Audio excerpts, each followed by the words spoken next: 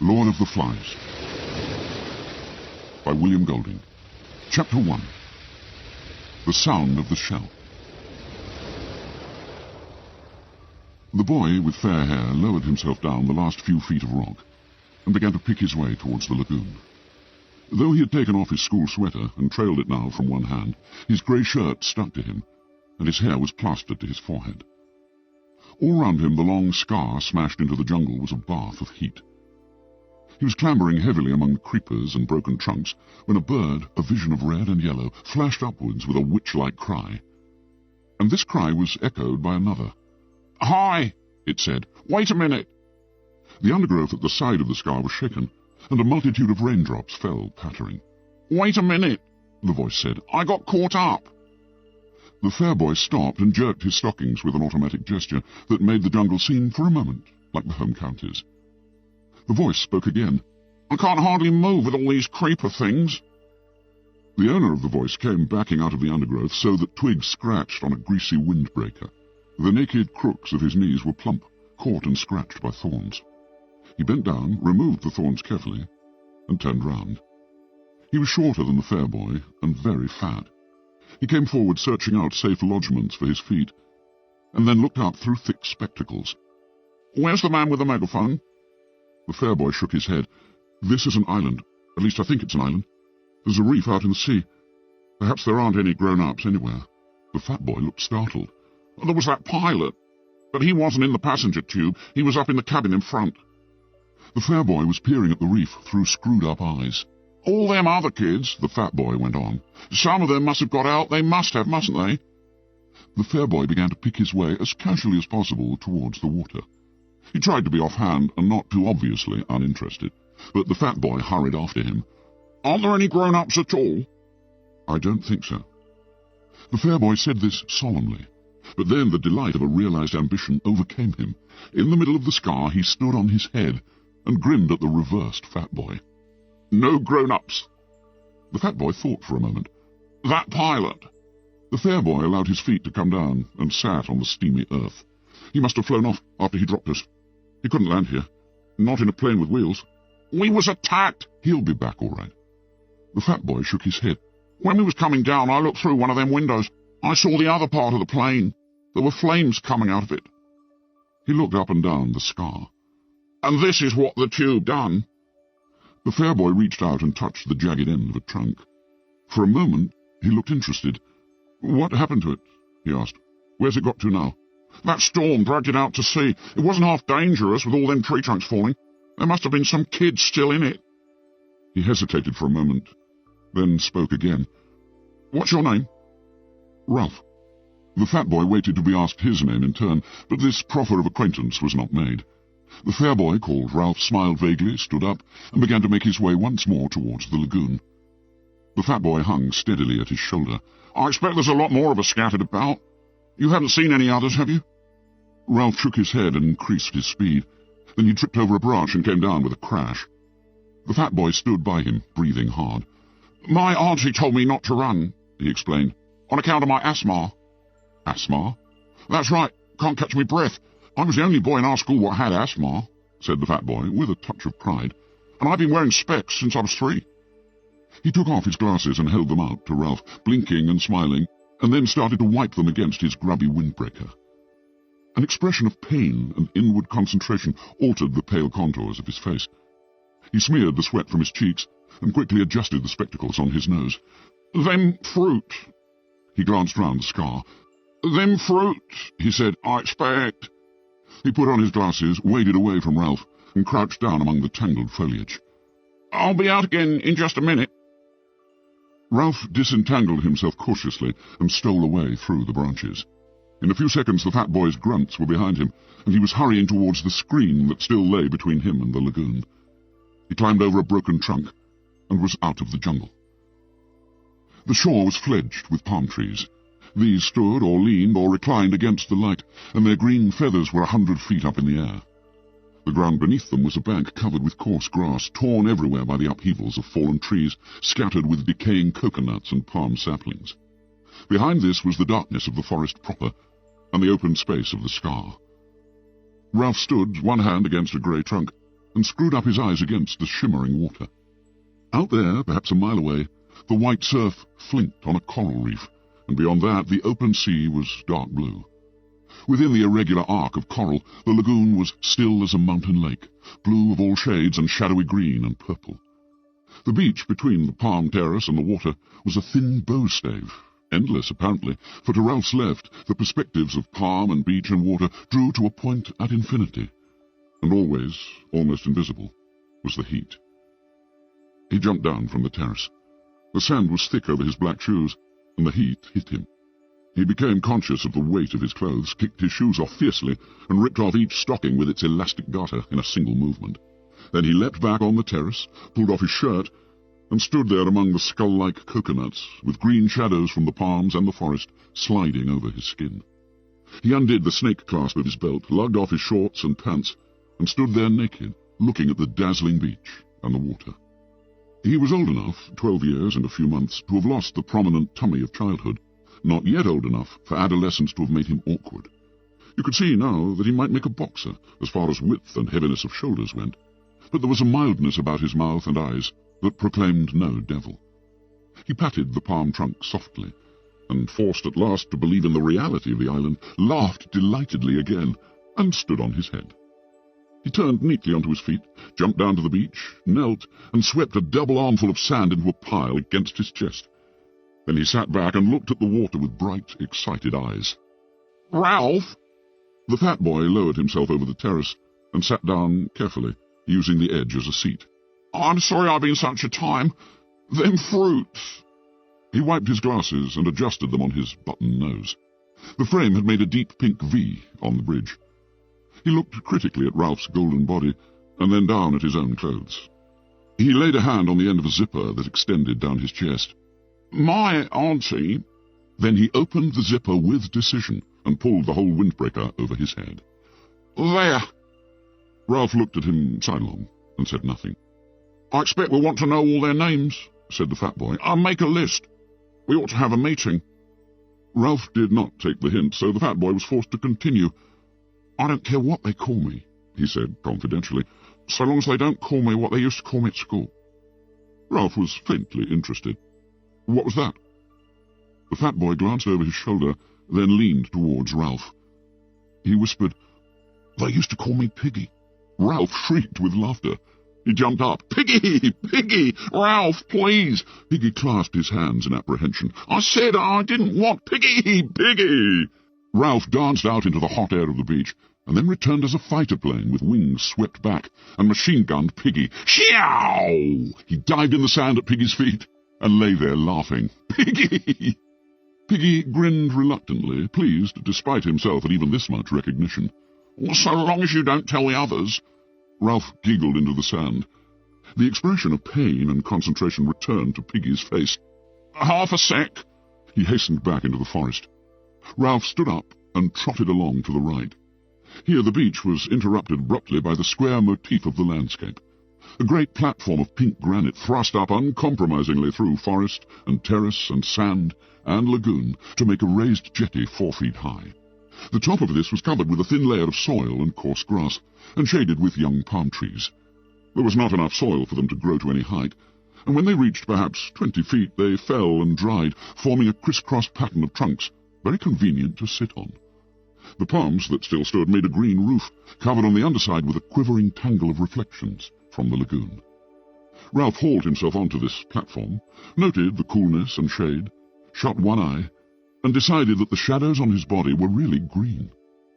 He picked his way to the seaward edge of the platform, and stood looking down into the water. It was clear to the bottom, and bright with the efflorescence of tropical weed and coral. A school of tiny glittering fish flicked hither and thither. Ralph spoke to himself, sounding the bass strings of delight. "Wizzo!" Beyond the platform there was more enchantment. Some act of God, a typhoon perhaps, or the storm that had accompanied his own arrival, had banked sand inside the lagoon, so that there was a long, deep pool in the beach, with a high ledge of pink granite at the further end. Ralph had been deceived before now by the specious appearance of depth in a beach pool, and he approached this one preparing to be disappointed. But the island ran true to form, and the incredible pool, which clearly was only invaded by the sea at high tide, was so deep at one end as to be dark green. Ralph inspected the whole 30 yards carefully, and then plunged in. The water was warmer than his blood, and he might have been swimming in a huge bath. Piggy appeared again, sat on the rocky ledge, and watched Ralph's green and white body enviously. "You can't half swim, Piggy!"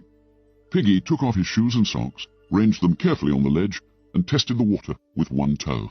"It's hot." "What did you expect?" "I didn't expect nothing. My auntie sucks to your auntie." Ralph did a surface dive and swam underwater with his eyes open. The sandy edge of the pool loomed up like a hillside. He turned over, holding his nose, and a golden light danced and shattered just over his face. Piggy was looking determined and began to take off his shorts. Presently he was palely and fatly naked. He tiptoed down the sandy side of the pool and sat there up to his neck in water, smiling proudly at Ralph. "Aren't you going to swim?" Piggy shook his head. "I can't swim. I wasn't allowed. My asthma. Sucks to your asthma." Piggy bore this with a sort of humble patience. "You can't half swim well." Ralph paddled backwards down the slope, immersed his mouth, and blew a jet of water into the air. Then he lifted his chin and spoke. "I could swim when I was 5. Daddy taught me. He's a commander in the Navy. When he gets leave, he'll come and rescue us. What's your father?" Piggy flushed suddenly. "My dad's dead," he said quickly. "And my mum." He took off his glasses and looked vainly for something with which to clean them. "I used to live with my auntie. She kept a sweet shop. I used to get ever so many sweets, as many as I liked. When'll your dad rescue us?" "Soon as he can." Piggy rose dripping from the water and stood naked, cleaning his glasses with a sock.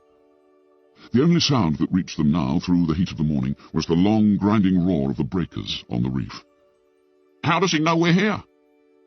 Ralph lolled in the water. Sleep enveloped him like the swathing mirages that were wrestling with the brilliance of the lagoon. "How does he know we're here?" "Because," thought Ralph, because. The roar from the reef became very distant. "They'd tell him at the airport." Piggy shook his head, put on his flashing glasses, and looked down at Ralph. "Not them. Didn't you hear what the pilot said about the atom bomb? They're all dead." Ralph pulled himself out of the water, stood facing Piggy, and considered this unusual problem. Piggy persisted. "This is an island, isn't it?" "I climbed a rock," said Ralph slowly, "and I think this is an island." "They're all dead," said Piggy, "and this is an island. Nobody don't know we're here. Your dad don't know? Nobody don't know." His lips quivered, and the spectacles were dimmed with mist. "We may stay here till we die." With that word the heat seemed to increase, till it became a threatening weight, and the lagoon attacked them with a blinding effulgence. "Get my clothes," muttered Ralph. "Along there." He trotted through the sand, enduring the sun's enmity, crossed the platform and found his scattered clothes. To put on a grey shirt once more was strangely pleasing. Then he climbed the edge of the platform and sat in the green shade on a convenient trunk. Piggy hauled himself up, carrying most of his clothes under his arms. Then he sat carefully on a fallen trunk near the little cliff that fronted the lagoon, and the tangled reflections quivered over him. Presently he spoke. "We've got to find the others. We've got to do something." Ralph said nothing. Here was a coral island. Protected from the sun, ignoring Piggy's ill-omened talk, he dreamed pleasantly. Piggy insisted. "How many of us are there?" Ralph came forward and stood by Piggy. "I don't know." Here and there little breezes crept over the polished waters beneath the haze of heat. When these breezes reached the platform, the palm fronds would whisper, so that spots of blurred sunlight slid over their bodies or moved like bright winged things in the shade. Piggy looked up at Ralph. All the shadows on Ralph's face were reversed, green above, bright below, from the lagoon. A blur of sunlight was crawling across his hair. "We've got to do something." Ralph looked through him. Here, at last, was the imagined but never fully realized place leaping into real life. Ralph's lips parted in a delighted smile, and Piggy, taking this smile to himself as a mark of recognition, laughed with pleasure. "If it really is an island." "What's that?" Ralph had stopped smiling, and was pointing into the lagoon. Something creamy lay among the ferny weeds. "A stone." "No, a shell." Suddenly Piggy was abubble with decorous excitement. "That's right, it's a shell. I've seen one like that before on someone's back wall. A conch, he called it. He used to blow it and then his mum would come. It's ever so valuable."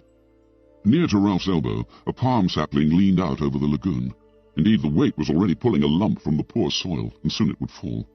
He tore out the stem and began to poke about in the water, while the brilliant fish flicked away on this side and that. Piggy leaned dangerously. "Careful, you'll break it." "Shut up." Ralph spoke absently.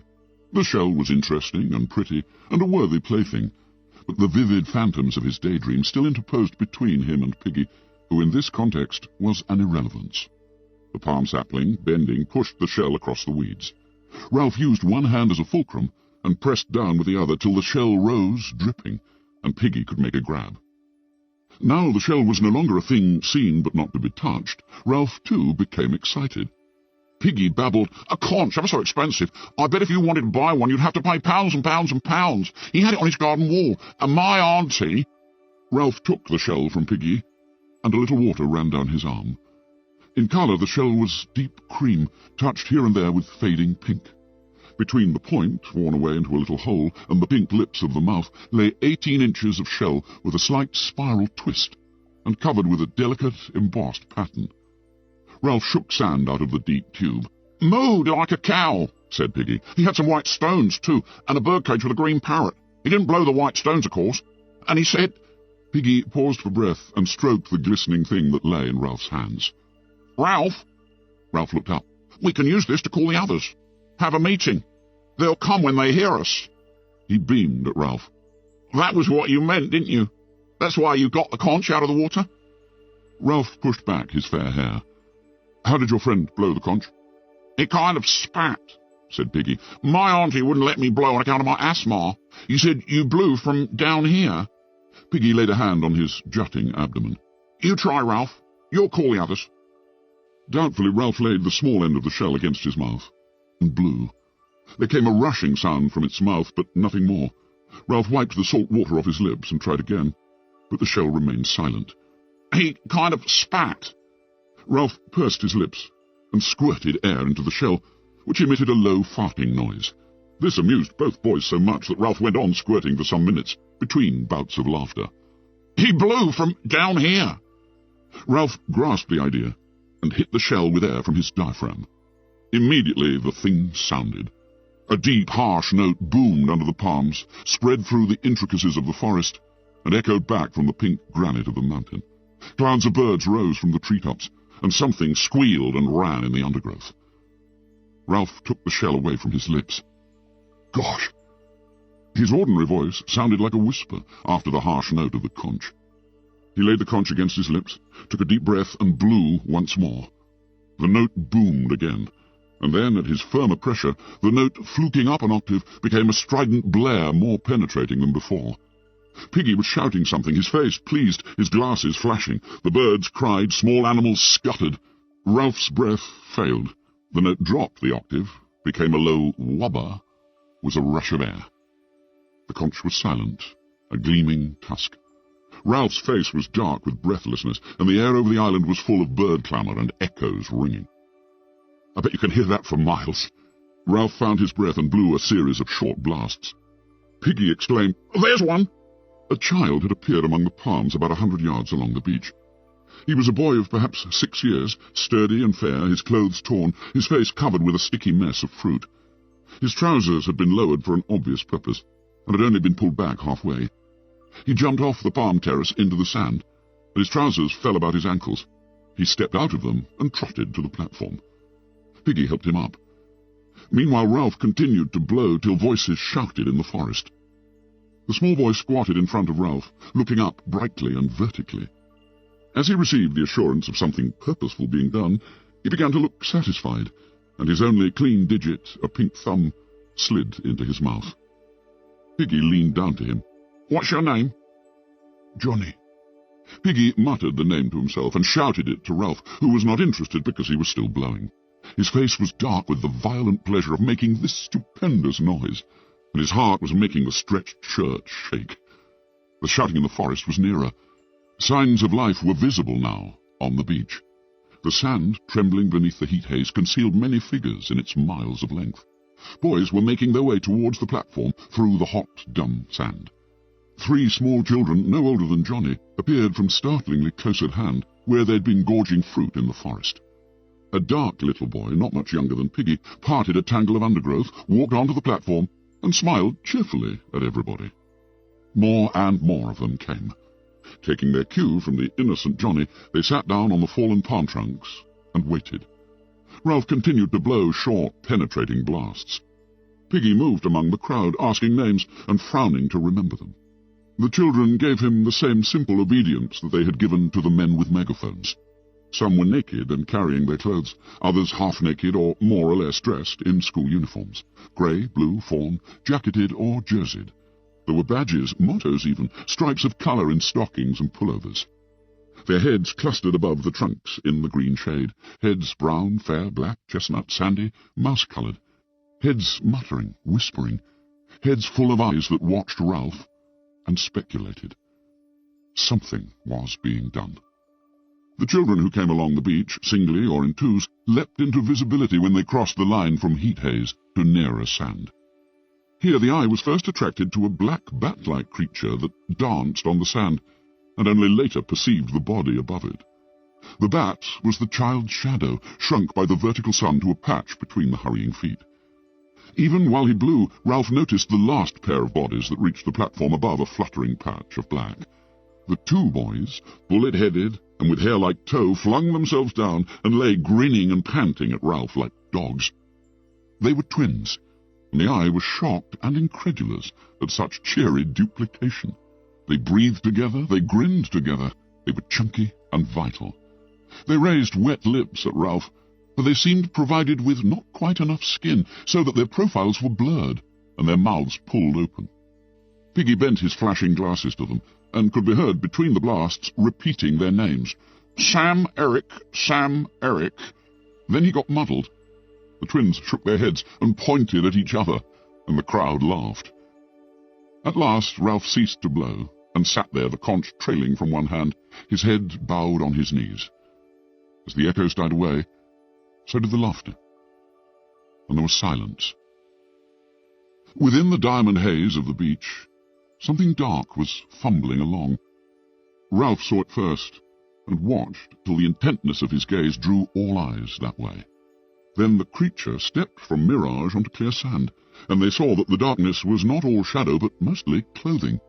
The creature was a party of boys marching approximately in step in 2 parallel lines, and dressed in strangely eccentric clothing. Shorts, shirts, and different garments they carried in their hands, but each boy wore a square black cap with a silver badge in it. Their bodies, from throat to ankle, were hidden by black cloaks which bore a long silver cross on the left breast, and each neck was finished off with a ham-bone frill. The heat of the tropics, the descent, the search for food, and now this sweaty march along the blazing beach had given them the complexions of newly washed plums. The boy who controlled them was dressed in the same way, though his cap badge was golden. When his party was about 10 yards from the platform, he shouted an order, and they halted, gasping, sweating, swaying in the fierce light. The boy himself came forward, vaulted onto the platform with his cloak flying, and peered into what to him was almost complete darkness. "Where's the man with the trumpet?" Ralph, sensing his sun-blindness, answered him. "There's no man with a trumpet, only me." The boy came close, and peered down at Ralph, screwing up his face as he did so. What he saw of the fair-haired boy with the creamy shell on his knees did not seem to satisfy him. He turned quickly, his black cloak circling. "Isn't there a ship, then?" Inside the floating cloak he was tall, thin, and bony, and his hair was red beneath the black cap. His face was crumpled and freckled, and ugly without silliness. Out of this face stared 2 light blue eyes, frustrated now, and turning, or ready to turn, to anger. "Isn't there a man here?" Ralph spoke to his back. "No, we're having a meeting. Come and join in." The group of cloaked boys began to scatter from close line. The tall boy shouted at them, "Choir, stand still!" Wearily obedient, the choir huddled into line and stood there swaying in the sun. Nonetheless, some began to protest faintly. "But Merridew, please, Merridew, can't we—" Then one of the boys flopped on his face in the sand, and the line broke up. They heaved the fallen boy to the platform and let him lie. Merridew, his eyes staring, made the best of a bad job. "All right, then. Sit down. Let him alone." "But Merridew—" "He's always throwing a feint," said Merridew. "He did in Jib and Addis and at Matins over the precentor." This last piece of shop brought sniggers from the choir, who perched like black birds on the criss-cross trunks, and examined Ralph with interest. Piggy asked no names. He was intimidated by this uniformed superiority and the offhand authority in Merridew's voice. He shrank to the other side of Ralph and busied himself with his glasses. Merridew turned to Ralph. "Aren't there any grown-ups?" "No." Merridew sat down on a trunk and looked round the circle. "Then we'll have to look after ourselves." Secure on the other side of Ralph, Piggy spoke timidly. "That's why Ralph made a meeting, so as we can decide what to do. We've heard names. That's Johnny. Those two, they're twins, Sam and Eric. Which is Eric? You? No, you're Sam. I'm Sam, and I'm Eric." "We better all have names," said Ralph. "So, I'm Ralph." "We got most names," said Piggy. "Got 'em just now." "Kids' names," said Merridew. "Why should I be Jack? I'm Merridew." Ralph turned to him quickly. This was the voice of one who knew his own mind. "Then," went on Piggy, "that boy— I forget— You're talking too much," said Jack Merridew. "Shut up, Fatty." Laughter arose. "He's not Fatty," cried Ralph. "His real name's Piggy." "Piggy, Piggy, oh, Piggy!" A storm of laughter arose, and even the tiniest child joined in. For the moment the boys were a closed circuit of sympathy, with Piggy outside. He went very pink, bowed his head, and cleaned his glasses again. Finally the laughter died away, and the naming continued. There was Morris, next in size among the choir boys to Jack, but broad and grinning all the time. There was a slight furtive boy whom no one knew, who kept to himself with an inner intensity of avoidance and secrecy. He muttered that his name was Roger, and was silent again. Bill, Robert, Harold, Henry. The choir boy who had fainted sat up against a palm trunk, smiled pallidly at Ralph, and said that his name was Simon. Jack spoke. "We've got to decide about being rescued." There was a buzz. One of the small boys, Henry, said that he wanted to go home. "Shut up," said Ralph absently. He lifted the conch. "Seems to me we ought to have a chief to decide things." "A chief! A chief! I ought to be chief," said Jack with simple arrogance, "because I'm chapter chorister and head boy. I can sing C-sharp. Another buzz. "Well then," said Jack, He hesitated. The dark boy, Roger, stirred at last and spoke up. "Let's have a vote." "Yes, vote for a chief! Let's vote!" This toy of voting was almost as pleasing as the conch. Jack started to protest, but the clamour changed from the general wish for a chief to an election by acclaim of Ralph himself. None of the boys could have found good reason for this. What intelligence had been shown was traceable to Piggy, while the most obvious leader was Jack. But there was a stillness about Ralph as he sat that marked him out. There was his size and attractive appearance, and most obscurely, yet most powerfully, there was the conch. The being that had blown that, had sat waiting for them on the platform with the delicate thing balanced on his knees, was set apart. "Him with the shell! Ralph! Ralph! Let him be chief with the trumpet thing!" Ralph raised a hand for silence. "All right. Who wants Jack for chief?" With dreary obedience the choir raised their hands. "Who wants me?" Every hand outside the choir, except Piggy's, was raised immediately. Then Piggy, too, raised his hand grudgingly into the air. Ralph counted. "I'm chief, then." The circle of boys broke into applause. Even the choir applauded, and the freckles on Jack's face disappeared under a blush of mortification. He started up, then changed his mind and sat down again while the air rang. Ralph looked at him, eager to offer something. "The choir belongs to you, of course." "They could be the army, or hunters. They could be—" The suffusion drained away from Jack's face. Ralph waved again for silence. "Jack's in charge of the choir. They can be— what do you want them to be?" "Hunters." Jack and Ralph smiled at each other with shy liking. The rest began to talk eagerly. Jack stood up. "All right, choir, take off your togs." As if released from class, the choir boys stood up, chattered, piled their black cloaks on the grass. Jack laid his on the trunk by Ralph. His grey shorts were sticking to him with sweat. Ralph glanced at them admiringly, and when Jack saw his glance, he explained, "I'd tried to get over that hill to see if there was water all round, but your shell called us." Ralph smiled and held up the conch for silence. "Listen, everybody, I've got to have time to think things out. I can't decide what to do straight off. If this isn't an island, we might be rescued straight away. So we've got to decide if this is an island. Everybody must stay round here and wait and not go away. 3 of us, if we take more, we'd get all mixed and lose each other. 3 of us will go on an expedition and find out. I'll go, and Jack, and... He looked round the circle of eager faces. There was no lack of boys to choose from. And Simon. The boys round Simon giggled, and he stood up laughing a little. Now that the pallor of his faint was over, he was a skinny, vivid little boy with a glance coming up from under a hut of straight hair that hung down black and coarse. He nodded at Ralph. I'll come. And I. Jack snatched from behind him a sizable sheath knife and clouted it into the trunk. The buzz rose and died away. Piggy stirred. I'll come. Ralph turned to him. You're no good on a job like this. All the same. We don't want you, said Jack flatly. 3's enough. Piggy's glasses flashed. I was with him when he found the conch. I was with him before anyone else was. Jack and the others paid no attention. There was a general dispersal. Ralph, Jack, and Simon jumped off the platform and walked along the sand past the bathing pool. Piggy hung bumbling behind them.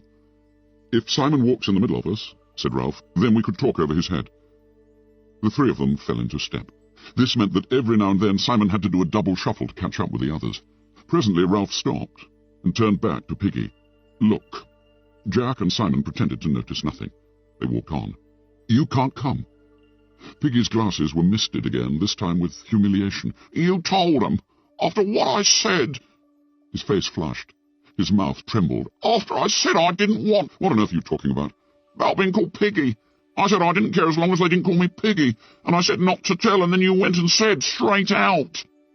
Stillness descended on them.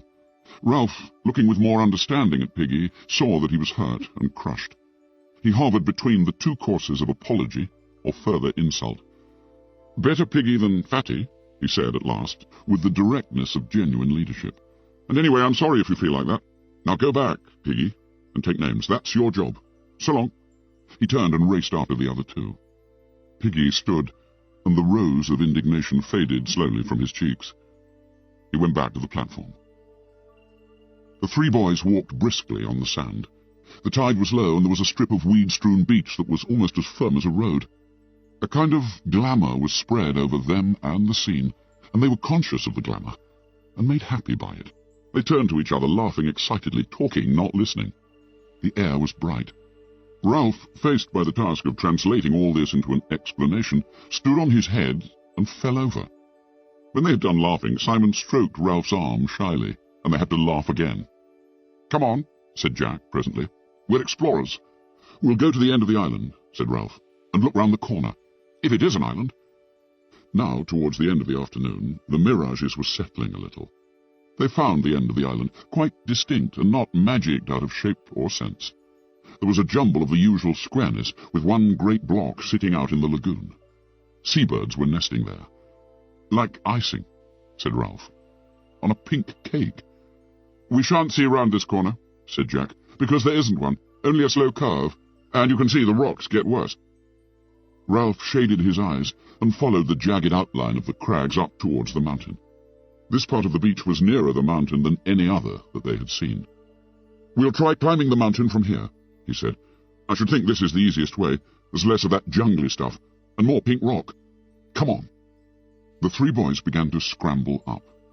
Some unknown force had wrenched and shattered these cubes so that they lay askew, often piled diminishingly on each other. The most usual feature of the rock was a pink cliff surmounted by a skewed block, and that again surmounted, and that again, till the pinkness became a stack of balanced rock projecting through the looped fantasy of the forest creepers. Where the pink cliffs rose out of the ground, there were often narrow tracks winding upwards. They could edge along them deep in the plant world, their faces to the rock. What made this track? Jack paused, wiping the sweat from his face. Ralph stood by him, breathless. Men? Jack shook his head. Animals. Ralph peered into the darkness under the trees. The forest minutely vibrated. Come on. The difficulty was not the steep ascent round the shoulders of rock, but the occasional plunges through the undergrowth to get to the next path. Here the roots and stems of creepers were in such tangles that the boys had to thread through them like pliant needles. Their only guide, apart from the brown ground and occasional flashes of light through the foliage, was the tendency of slope, whether this hole, laced as it was with cables of creeper, stood higher than that. Somehow they moved up. Immured in these tangles at perhaps their most difficult moment, Ralph turned with shining eyes to the others. "Wacko! Wizard!" Smashing. The cause of their pleasure was not obvious. All three were hot, dirty, and exhausted. Ralph was badly scratched. The creepers were as thick as their thighs and left little but tunnels for further penetration. Ralph shouted experimentally, and they listened to the muted echoes. "This is real exploring," said Jack. "I bet nobody's been here before." "We ought to draw a map," said Ralph. "Only we haven't any paper." "We could make scratches on bark," said Simon, "and rub black stuff in." Again the solemn communion of shining eyes in the gloom. "Wacko! Wizard!" There was no place for standing on one's head. This time Ralph expressed the intensity of his emotion by pretending to knock Simon down, and soon they were a happy, heaving pile in the underdusk. When they had fallen apart, Ralph spoke first. "Got to get on." The pink granite of the next cliff was further back from the creepers and trees, so that they could trot up the path. This again led into more open forest, so that they had a glimpse of the spread sea. With openness came the sun. It dried the sweat that had soaked their clothes in the dark, damp heat. At last, the way to the top looked like a scramble over pink rock, with no more plunging through darkness. The boys chose their way through defiles and over screes of sharp stone. "Look! Look!" High over this end of the island, the shattered rocks lifted up their stacks and chimneys. This one, against which Jack leaned, moved with a grating sound when they pushed. "Come on!" But not come on to the top. The assault on the summit must wait while the three boys accepted this challenge. The rock was as large as a small motor car. "Heave!" Sway back and forth, catch the rhythm. "Heave!" Increase the swing of the pendulum. Increase, come up and bear against that point of furthest balance. Increase, increase, heave! The great rock loitered, poised on one toe, decided not to return, moved through the air, fell, struck, turned over, leapt droning through the air, and smashed a deep hole in the canopy of the forest. Echoes and birds flew, white and pink dust floated. The forest further down shook as with the passage of an enraged monster. And then the island was still. Wacko! Like a bomb! Wee-yahoo! Not for 5 minutes could they drag themselves away from this triumph. But they left at last. The way to the top was easy after that. As they reached the last stretch, Ralph stopped. Golly! They were on the lip of a cirque, or a half-cirque, in the side of the mountain. This was filled with a blue flower, a rock plant of some sort, and the overflow hung down the vent and spilled lavishly among the canopy of the forest. The air was thick with butterflies, lifting, fluttering, settling. Beyond the cirque was the square top of the mountain, and soon they were standing on it. They had guessed before that this was an island. Clambering among the pink rocks with the sea on either side and the crystal heights of air, they had known by some instinct that the sea lay on every side. But there seemed something more fitting in leaving the last word till they stood on the top and could see a circular horizon of water. Ralph turned to the others. This belongs to us. It was roughly boat-shaped, humped near this end, with behind them the jumbled descent to the shore. On either side, rocks, cliffs, treetops, and a steep slope. Forward there, the length of the boat, a tamer descent, tree-clad, with hints of pink. And then the jungly flat of the island, dense green, but drawn at the end to a pink tail. There, where the island petered out in water, was another island, a rock almost detached, standing like a fort facing them across the green, with one bold pink bastion. The boys surveyed all this, then looked out to sea. They were high up, and the afternoon had advanced. The view was not robbed of sharpness by mirage. That's a reef, a coral reef. I've seen pictures like that. The reef enclosed more than one side of the island, lying perhaps a mile out, and parallel to what they now thought of as their beach. The coral was scribbled in the sea, as though a giant had bent down to reproduce the shape of the island in a flowing chalk line, but tired before he had finished. Inside was peacock water, rocks and weed showing as in an aquarium. Outside was the dark blue of the sea. The tide was running, so that long streaks of foam tailed away from the reef, and for a moment they felt that the boat was moving steadily astern. Jack pointed down. That's where we landed. Beyond falls and cliffs, there was a gash visible in the trees. There were the splintered trunks, and then the drag, leaving only a fringe of palm between the scar and the sea. There, too, jutting into the lagoon, was the platform, with insect-like figures moving near it. Ralph sketched a twining line from the bald spot on which they stood, down a slope, a gully, through flowers, round, and down to the rock where the scar started. That's the quickest way back. Eyes shining, mouths open, triumphant, they savoured the right of domination. They were lifted up, were friends. There's no village smoke, and no boats, said Ralph wisely. We'll make sure later, but I think it's uninhabited. We'll get food, cried Jack. Hunt, catch things, until they fetch us. Simon looked at them both, saying nothing, but nodding till his black hair flopped backwards and forwards. His face was glowing. Ralph looked down the other way, where there was no reef. Steeper, said Jack. Ralph made a cupping gesture. That bit of forest down there, the mountain holds it up. Every coign of the mountain held up trees, flowers and trees. Now the forest stirred, roared, flailed. The nearest acres of rock flowers fluttered, and for half a minute the breeze blew cool on their faces. Ralph spread his arms. All ours. They laughed and tumbled and shouted on the mountain. I'm hungry. When Simon mentioned his hunger, the others became aware of theirs. Come on, said Ralph. We've found out what we wanted to know. They scrambled down a rock slope, dropped among flowers, and made their way under the trees. Here they paused, and examined the bushes around them curiously. Simon spoke first. Like candles. Candle bushes. Candle buds. The bushes were dark evergreen and aromatic, and the many buds were waxen green and folded up against the light. Jack slashed at one with his knife, and the scent spilled over them. Candle buds? You couldn't light them, said Ralph. They just looked like candles. Green candles, said Jack contemptuously. We can't eat them. Come on. They were in the beginnings of the thick forest, plonking with weary feet on a track, when they heard the noises, squeakings, and the hard strike of hoofs on a path. As they pushed forward, the squeaking increased till it became a frenzy.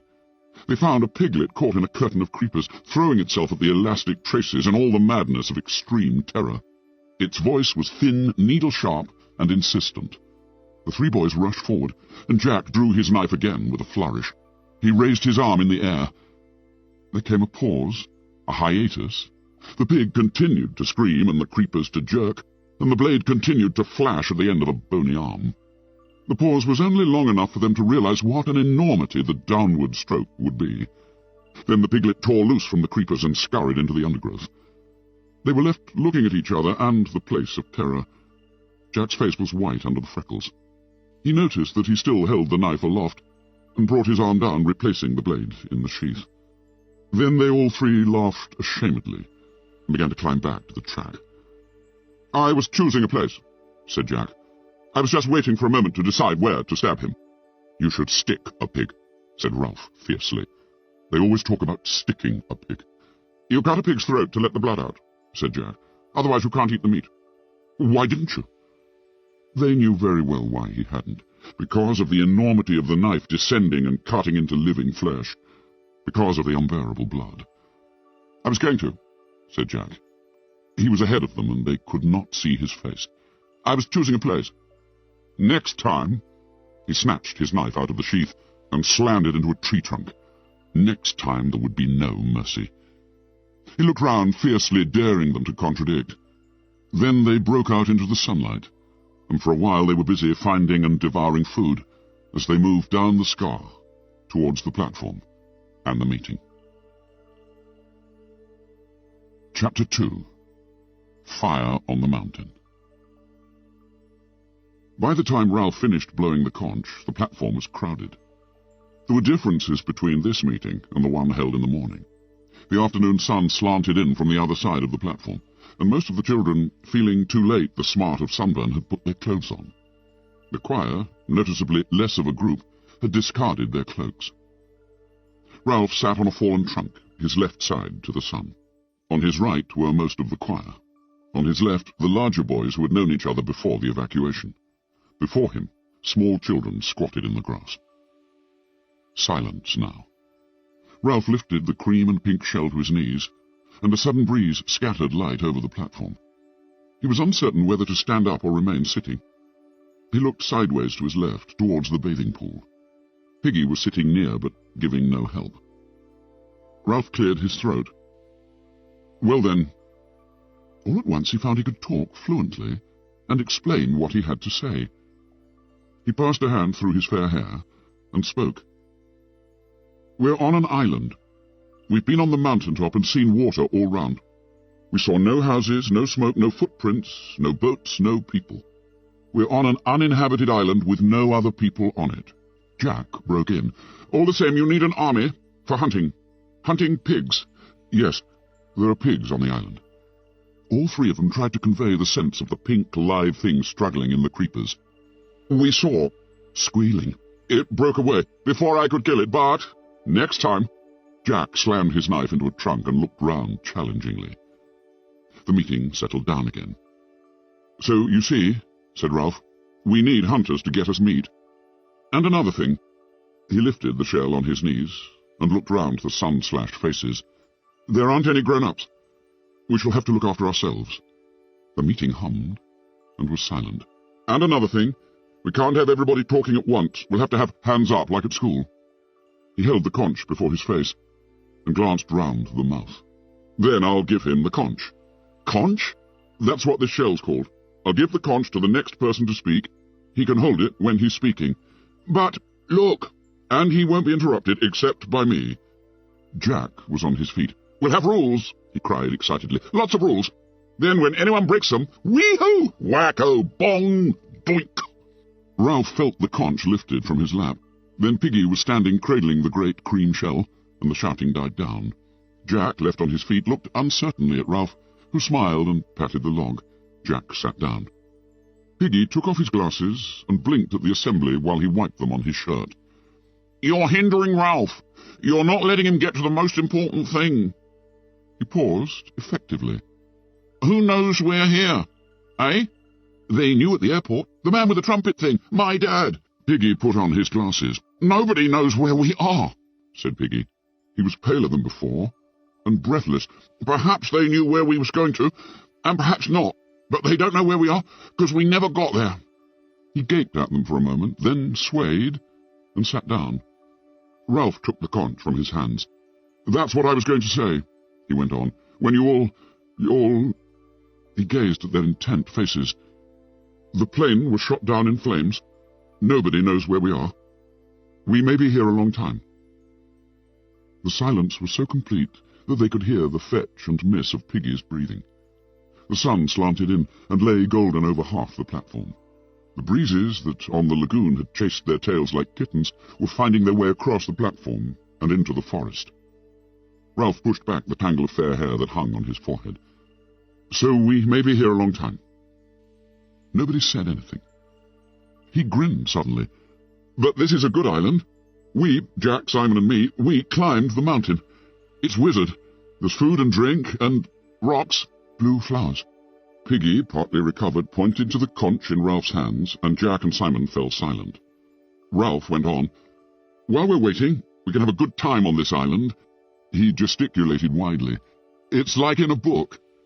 At once there was a clamour. Treasure Island! Swallows and Amazons! Coral Island! Ralph waved the conch. This is our island. It's a good island. Until the grown-ups come to fetch us, we'll have fun. Jack held out his hand for the conch. There's pigs, he said. There's food and bathing water in that little stream along there, and everything. Didn't anyone find anything else?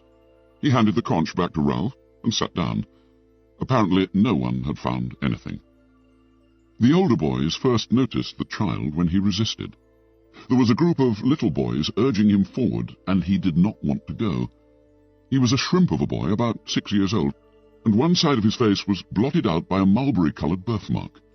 He stood now, warped out of the perpendicular by the fierce light of publicity, and he bored into the coarse grass with one toe. He was muttering and about to cry. The other little boys, whispering but serious, pushed him towards Ralph. "All right," said Ralph. "Come on, then." The small boy looked round in panic. "Speak up." The small boy held out his hands for the conch, and the assembly shouted with laughter. At once he snatched back his hands and started to cry. "Let him have the conch," shouted Piggy. "Let him have it." At last Ralph induced him to hold the shell, but by then the blow of laughter had taken away the child's voice. Piggy knelt by him, one hand on the great shell, listening and interpreting to the assembly. "He wants to know what you're going to do about the snake thing." Ralph laughed, and the other boys laughed with him. The small boy twisted further into himself. "Tell us about the snake thing." "Now he says it was a beastie." "Beastie?" "A snake thing, ever so big. He saw it." "Where?" "In the woods." Either the wandering breezes, or perhaps the decline of the sun, allowed a little coolness to lie under the trees. The boys felt it, and stirred restlessly.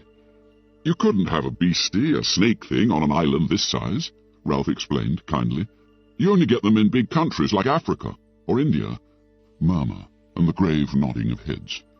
"He says the beastie came in the dark." "Then he couldn't see it." Laughter and cheers. "Did you hear that? Says he saw the thing in the dark." "He still says he saw the beastie. It came and went away again, and came back and wanted to eat him." He was dreaming. Laughing, Ralph looked for confirmation round the ring of faces. The older boys agreed, but here and there among the little ones was the dubiety that required more than rational assurance. "He must have had a nightmare, stumbling about among all those creepers." More grave nodding. They knew about nightmares. "He says he saw the beastie, the snake thing, and will it come back tonight?" "But there isn't a beastie." "He says in the morning it turned into them things like ropes in the trees and hung in the branches. He says, will it come back tonight?" "But there isn't a beastie." There was no laughter at all now, and more grave watching. Ralph pushed both hands through his hair and looked at the little boy in mixed amusement and exasperation. Jack seized the conch. "Ralph's right, of course. There isn't a snake thing. But if there was a snake, we'd hunt it and kill it. We're going to hunt pigs and get meat for everybody. And we'll look for the snake, too. But there isn't a snake. We'll make sure when we go hunting." Ralph was annoyed, and for the moment defeated. He felt himself facing something ungraspable. The eyes that looked so intently at him were without humour. But there isn't a beast. Something he had not known was there rose in him, and compelled him to make the point loudly and again. "But I tell you, there isn't a beast." The assembly was silent. Ralph lifted the conch again, and his good humour came back as he thought of what he had to say next. "Now we come to the most important thing. I've been thinking. I was thinking while we were climbing the mountain." He flashed a conspiratorial grin at the other two. "And on the beach just now. This is what I thought. We want to have fun, and we want to be rescued." The passionate noise of agreement from the assembly hit him like a wave, and he lost his thread. He thought again. "We want to be rescued, and of course we shall be rescued." Voices babbled. The simple statement, unbacked by any proof but the weight of Ralph's new authority, brought light and happiness. He had to wave the conch before he could make them hear him. "My father is in the Navy. He said there aren't any unknown islands left. He says the Queen has a big room full of maps, and all the islands in the world are drawn there. So the Queen's got a picture of this island." Again came the sounds of cheerfulness and better heart. "And sooner or later, a ship will put in here. It might even be Daddy's ship. So you see, sooner or later, we shall be rescued." He paused, with the point made. The assembly was lifted towards safety by his words. They liked and now respected him. Spontaneously they began to clap, and presently the platform was loud with applause. Ralph flushed, looking sideways at Piggy's open admiration, and then the other way at Jack, who was smirking and showing that he too knew how to clap. Ralph waved the conch. "Shut up! Wait! Listen!" He went on in the silence, borne on his triumph. "There's another thing. We can help them to find us. If a ship comes near the island, they may not notice us. So we must make smoke on top of the mountain. We must make a fire. A fire! Make a fire!" At once half the boys were on their feet. Jack clamoured among them, the conch forgotten. "Come on, follow me!" The space under the palm trees was full of noise and movement. Ralph was on his feet too, shouting for quiet, but no one heard him. All at once the crowd swayed towards the island and were gone, following Jack. Even the tiny children went and did their best among the leaves and broken branches. Ralph was left holding the conch, with no one but Piggy. Piggy's breathing was quite restored. "Like kids," he said scornfully, "acting like a crowd of kids." Ralph looked at him doubtfully, and laid the conch on the tree trunk. "I bet it's gone tea time," said Piggy. "What do you think they're going to do on that mountain?" He caressed the shell respectfully, then stopped and looked up. "Ralph! Hey, where are you going?" Ralph was already clambering over the first smashed swathes of the scar. A long way ahead of him was crashing and laughter. Piggy watched him in disgust. "Like a crowd of kids." He sighed, bent, and laced up his shoes. The noise of the errant assembly faded up the mountain. Then, with the martyred expression of a parent who has to keep up with the senseless ebullience of the children, he picked up the conch, turned towards the forest, and began to pick his way over the tumbled scar. End of Disc 1. Lord of the Flies, Disc 2. Below the other side of the mountain top was a platform of forest. Once more Ralph found himself making the cupping gesture. Down there we could get as much wood as we want. Jack nodded and pulled at his underlip. Starting perhaps 100 feet below them on the steeper side of the mountain, the patch might have been designed expressly for fuel. Trees, forced by the damp heat, found too little soil for full growth, fell early and decayed. Creepers cradled them, and new saplings searched a way up. Jack turned to the choir, who stood ready. Their black caps of maintenance were slid over one ear like berets. "We'll build a pile. Come on." They found the likeliest path down and began tugging at the dead wood.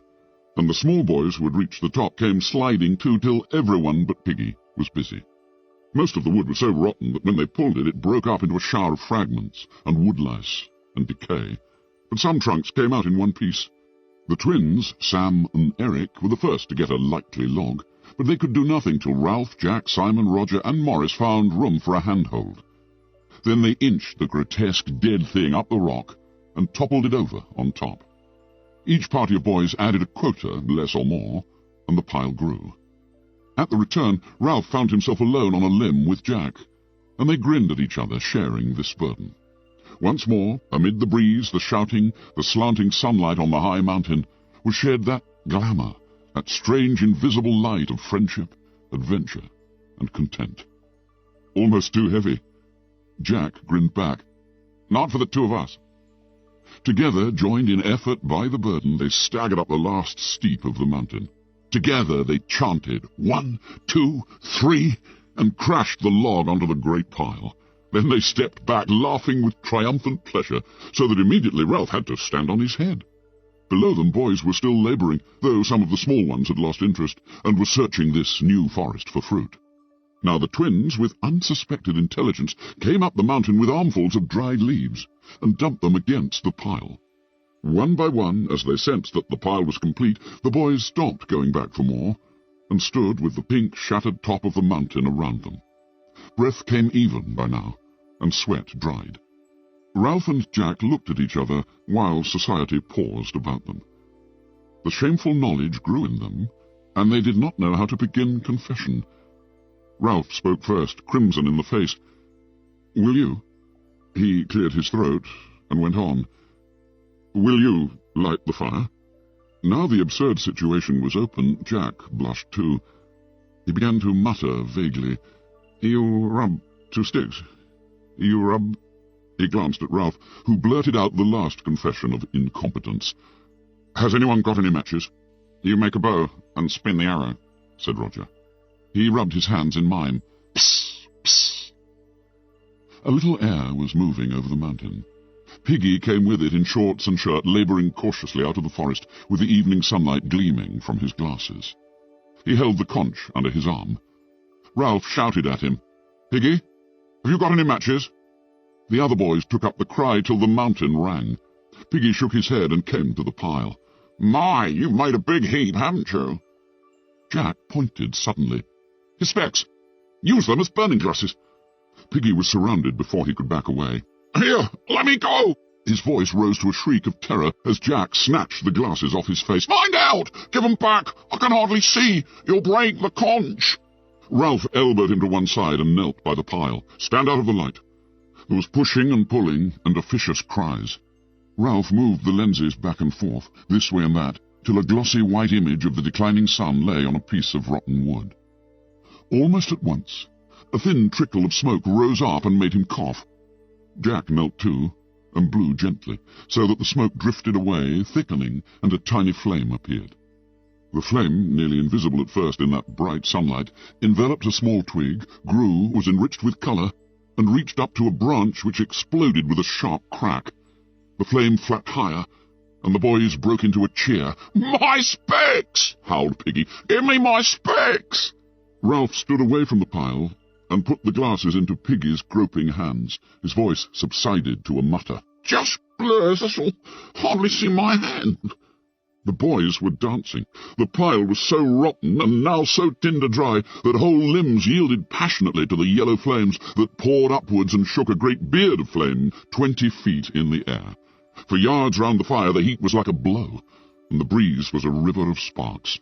Trunks crumbled to white dust. Ralph shouted, "More wood! All of you get more wood!" Life became a race with the fire, and the boys scattered through the upper forest. To keep a clean flag of flame flying on the mountain was the immediate end, and no one looked further. Even the smallest boys, unless fruit claimed them, brought little pieces of wood and threw them in. The air moved a little faster, and became a light wind, so that leeward and windward side were clearly differentiated. On one side the air was cool, but on the other the fire thrust out a savage arm of heat that crinkled hair on the instant. Boys who felt the evening wind on their damp faces paused to enjoy the freshness of it, and then found they were exhausted. They flung themselves down in the shadows that lay among the shattered rocks.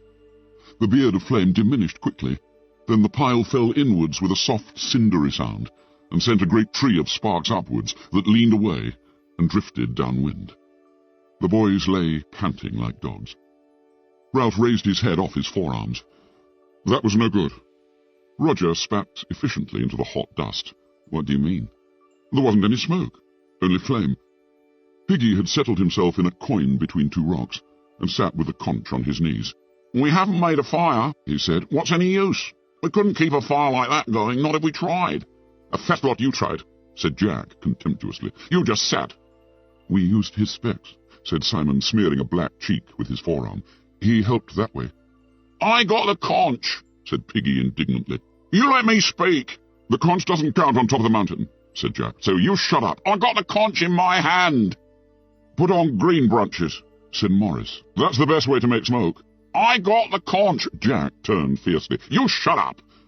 Piggy wilted. Ralph took the conch from him and looked round the circle of boys. "We've got to have special people for looking after the fire. Any day there may be a ship out there." He waved his arm at the taut wire of the horizon. "And if we have a signal going, they'll come and take us off. And another thing, we ought to have more rules. Where the conch is, that's a meeting. The same up here as down there." They assented. Piggy opened his mouth to speak, caught Jack's eye, and shut it again. Jack held out his hands for the conch, and stood up, holding the delicate thing carefully in his sooty hands. "I agree with Ralph. We've got to have rules and obey them. After all, we're not savages. We're English, and the English are best at everything. So we've got to do the right things." He turned to Ralph. "Ralph, I'll split up the choir, my hunters, that is, into groups, and we'll be responsible for keeping the fire going."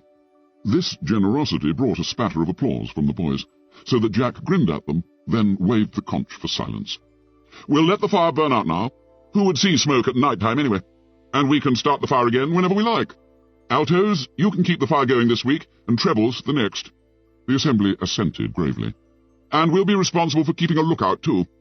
If we see a ship out there," they followed the direction of his bony arm with their eyes, "we'll put green branches on. Then there'll be more smoke." They gazed intently at the dense blue of the horizon, as if a little silhouette might appear there at any moment. The sun in the west was a drop of burning gold that slid nearer and nearer the sill of the world. All at once they were aware of the evening as the end of light and warmth. Roger took the conch, and looked round at them gloomily. "I've been watching the sea. There hasn't been the trace of a ship. Perhaps we'll never be rescued." A murmur rose and swept away. Ralph took back the conch. "I said before, we'll be rescued sometime. We've just got to wait, that's all." Daring, indignant Piggy took the conch. "That's what I said. I said about our meetings and things, and then you said, 'Shut up!'" His voice lifted into the whine of virtuous recrimination. They stirred and began to shout him down. "You said you wanted a small fire, and you've been and built a pile like a hayrick. If I say anything," cried Piggy with bitter realism, "you say, 'Shut up!' But if Jack or Morris or Simon—" He paused in the tumult, standing, looking beyond them and down the unfriendly side of the mountain to the great patch where they had found dead wood. Then he laughed so strangely that they were hushed, looking at the flash of his spectacles in astonishment. They followed his gaze to find the sour joke. "You got your small fire, all right." Smoke was rising here and there among the creepers that festooned the dead or dying trees. As they watched, a flash of fire appeared at the root of one wisp, and then the smoke thickened. Small flames stirred at the bole of a tree and crawled away through leaves and brushwood, dividing and increasing. One patch touched a tree trunk and scrambled out like a bright squirrel. The smoke increased, sifted, rolled outwards. The squirrel leapt on the wings of the wind and clung to another standing tree, eating downwards. Beneath the dark canopy of leaves and smoke, the fire laid hold on the forest and began to gnaw. Acres of black and yellow smoke rolled steadily towards the sea. At the sight of the flames and the irresistible course of the fire, the boys broke into shrill, excited cheering. The flames, as though they were a kind of wildlife, crept as a jaguar creeps on its belly towards a line of birch-like saplings that fledged an outcrop of the pink rock. They flapped at the first of the trees, and the branches grew a brief foliage of fire. The heart of flame leapt nimbly across the gap between the trees, and then went swinging and flaring along the whole row of them. Beneath the capering boys, a quarter of a mile square of forest was savage with smoke and flame. The separate noises of the fire merged into a drum roll that seemed to shake the mountain. "You caught your small fire, all right." Startled, Ralph realized that the boys were falling still and silent, feeling the beginnings of awe at the power set free below them. The knowledge and the awe made him savage. "Oh, shut up." "I got the conch," said Piggy in a hurt voice. "I got a right to speak." They looked at him with eyes that lacked interest in what they saw, and cocked ears at the drum roll of the fire. Piggy glanced nervously into hell, and cradled the conch. "We gotta let that burn out now, and that was our firewood." He licked his lips. "There ain't nothing we can do. We ought to be more careful. I'm scared." Jack dragged his eyes away from the fire. "You're always scared, yah, fatty." "I got the conch," said Piggy bleakly. He turned to Ralph. "I got the conch, ain't I, Ralph?" Unwillingly, Ralph turned away from the splendid, awful sight. "What's that?" "The conch. I got a right to speak." The twins giggled together. "We wanted smoke. Now look." A pall stretched for miles away from the island. All the boys except Piggy started to giggle. Presently, they were shrieking with laughter. Piggy lost his temper. "I got a conch. Just you listen. The first thing we ought to have made was shelters down there by the beach. Wasn't half cold down there in the night. But the first time Ralph says fire, you goes howling and screaming up this here mountain, like a pack of kids." By now they were listening to the tirade. "How can you expect to be rescued if you don't put first things first and act proper?" He took off his glasses and made as if to put down the conch, but the sudden motion towards it of most of the older boys changed his mind. He tucked the shell under his arm and crouched back on a rock. "Then, when you get here, you build a bonfire that isn't no use. Now you've been and set the whole island on fire. Won't we look funny if the whole island burns up? Cooked fruit, that's what we'll have to eat, and roast pork, and that's nothing to laugh at. You said Ralph was chief, and you don't give him time to think. And when he says something, you rush off like... He paused for breath, and the fire growled at them. "And that's not all. Them kids, the little uns, who took any notice of them? Who knows how many we got?" Ralph took a sudden step forward. "I told you to. I told you to get a list of names." "How could I?" cried Piggy indignantly. "All by myself. They waited for 2 minutes, then they fell in the sea. They went into the forest. They just scattered everywhere. How was I to know which was which?" Ralph licked his pale lips. "Then you don't know how many of us there ought to be?" "How could I, with them little uns running round like insects? Then when you three came back, as soon as you said make a fire, they all ran away, and I never had a chance." "That's enough," said Ralph sharply, and snatched back the conch. "If you didn't, you didn't." "Then you come up here and pinch my specs." Jack turned on him. "You shut up. And them little uns was wandering about down there where the fire is. How do you know they aren't still there?" Piggy stood up and pointed to the smoke and flames. A murmur rose among the boys and died away. Something strange was happening to Piggy. He was gasping for breath. "Little un," gasped Piggy. "Him, with the mark on his face. I don't see him. Where is he now?" The crowd was as silent as death. "Him that talked about snakes. He was down there." A tree exploded in the fire like a bomb. Tall swathes of creepers rose for a moment into view, agonized, and went down again. The little boys screamed at them, "Snakes! Snakes! Look at the snakes!" In the west, and unheeded, the sun lay only an inch or two above the sea. Their faces were lit redly from beneath. Piggy fell against a rock and clutched it with both hands. "There, little un had a mark on his face. Where is he now? I tell you, I don't see him." The boys looked at each other fearfully, unbelieving.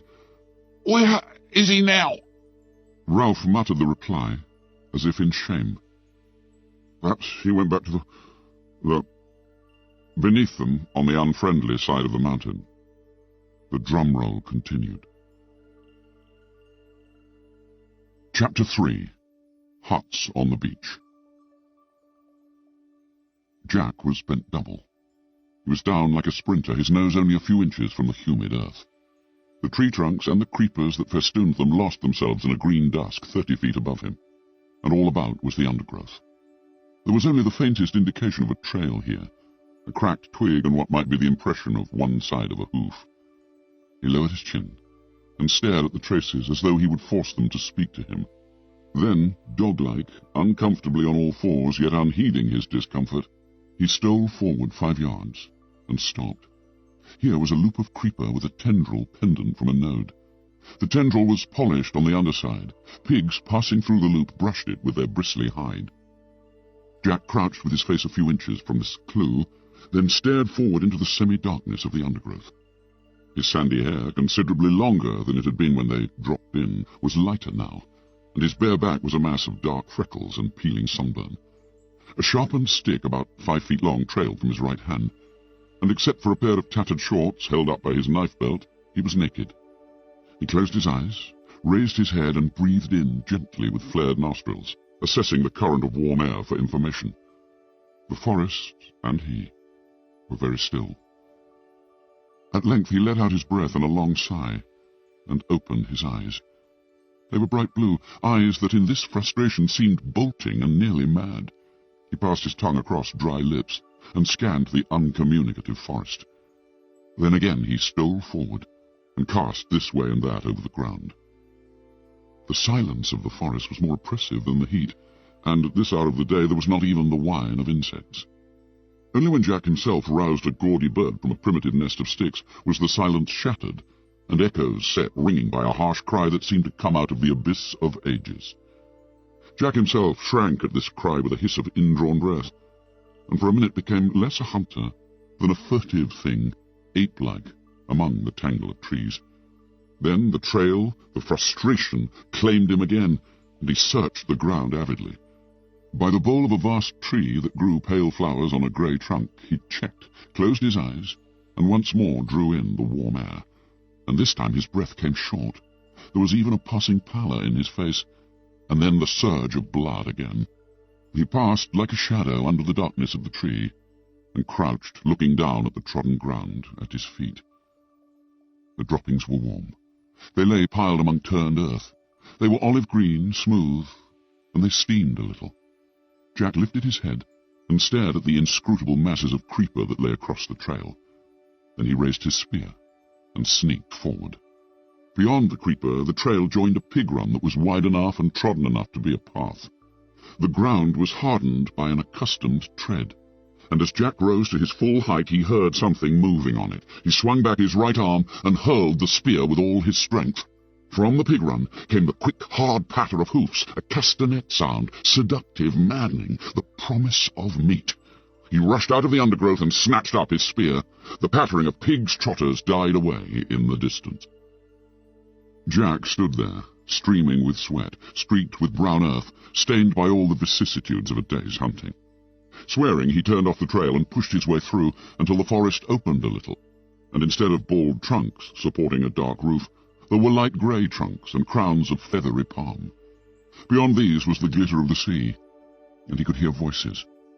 Ralph was standing by a contraption of palm trunks and leaves, a rude shelter that faced the lagoon and seemed very near to falling down. He did not notice when Jack spoke.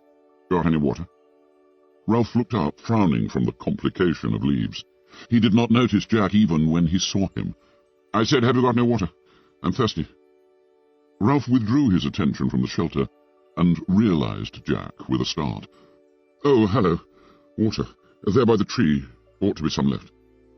Jack took up a coconut shell that brimmed with fresh water from among a group that were arranged in the shade and drank. The water splashed over his chin and neck and chest. He breathed noisily when he had finished. "Needed that." Simon spoke from inside the shelter. "Up a bit." Ralph turned to the shelter and lifted a branch with a whole tiling of leaves. The leaves came apart and fluttered down. Simon's contrite face appeared in the hole. "Sorry." Ralph surveyed the wreck with distaste. Never get it done. He flung himself down at Jack's feet. Simon remained looking out of the hole in the shelter. Once down, Ralph explained, "Been working for days now. And look." 2 shelters were in position, but shaky. This one was a ruin. And they keep running off.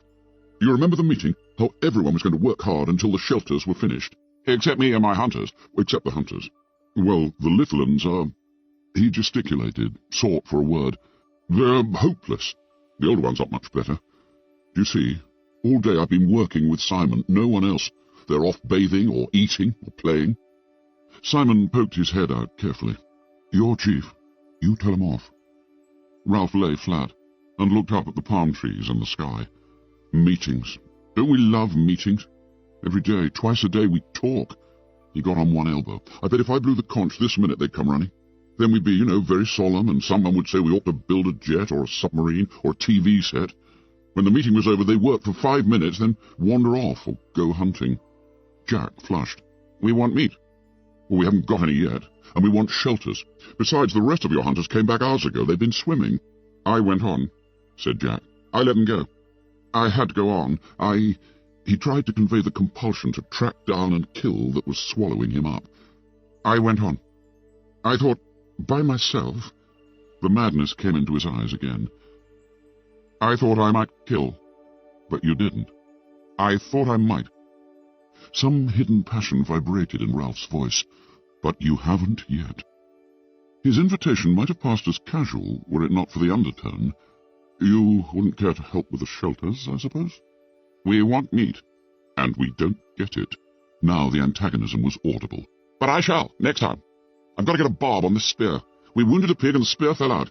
If we could only make barbs. We need shelters." Suddenly Jack shouted in rage, "Are you accusing—" "All I'm saying is we've worked dashed hard. That's all."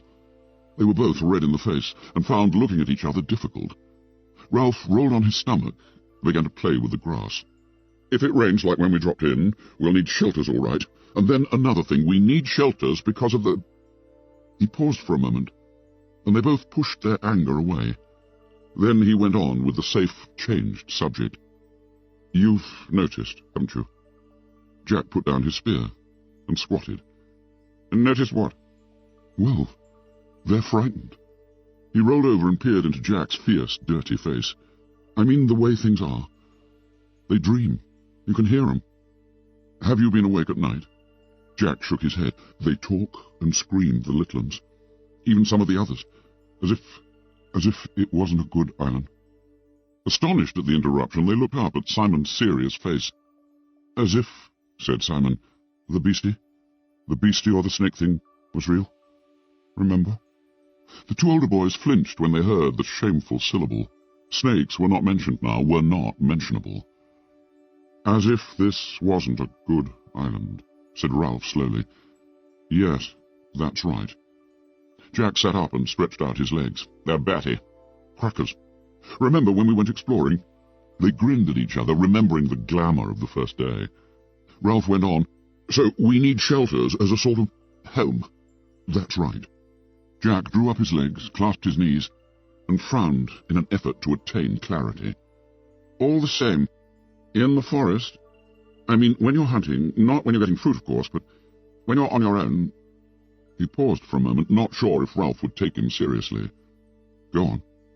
"If you're hunting, sometimes you catch yourself feeling as if..." He flushed suddenly. "There's nothing in it, of course, just a feeling. But you can feel as if you're not hunting, but being hunted. As if something's behind you all the time, in the jungle. It was silent again. Simon intent, Ralph incredulous and faintly indignant.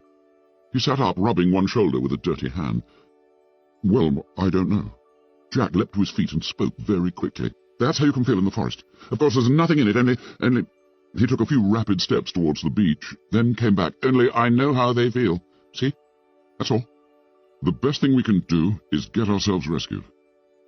Jack had to think for a moment before he could remember what rescue was. "Rescue? Yes, of course. All the same, I'd like to catch a pig first." He snatched up his spear and dashed it into the ground. The opaque, mad look came into his eyes again. Ralph looked at him critically through his tangle of fair hair. "So long as your hunters remember the fire." "You and your fire!" The two boys trotted down the beach and, turning at the water's edge, looked back at the pink mountain. The trickle of smoke sketched a chalky line up the solid blue of the sky, wavered high up, and faded. Ralph frowned. "I wonder how far off you could see that." "Miles. We don't make enough smoke." The bottom part of the trickle, as though conscious of their gaze, thickened to a creamy blur which crept up the feeble column. "They put on green branches," muttered Ralph. "I wonder." He screwed up his eyes and swung round to search the horizon. "Got it!" Jack shouted so loudly that Ralph jumped. "What? Where? Is it a ship?" But Jack was pointing to the high declivities that led down from the mountain to the flatter part of the island. "Of course! They'll lie up there, they must do, when the sun's too hot." Ralph gazed, bewildered at his rapt face. "They get up high up and in the shade, resting during the heat, like cows at home. I thought you saw a ship.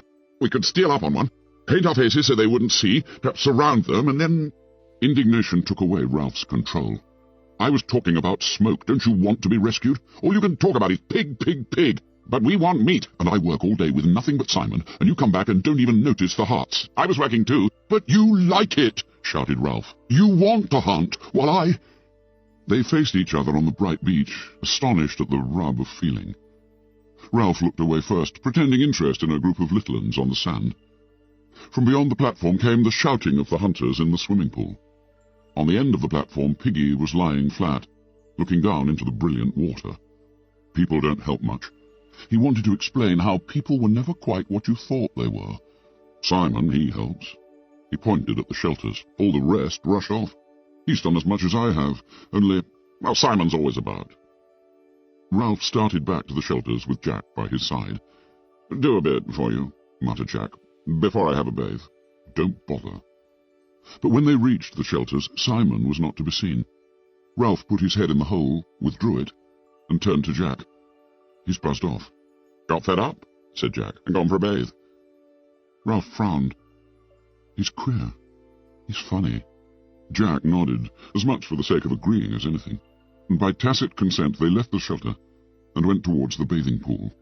"And then," said Jack, "when I've had a bathe and something to eat, I'll just trek over to the other side of the mountain and see if I can see any traces.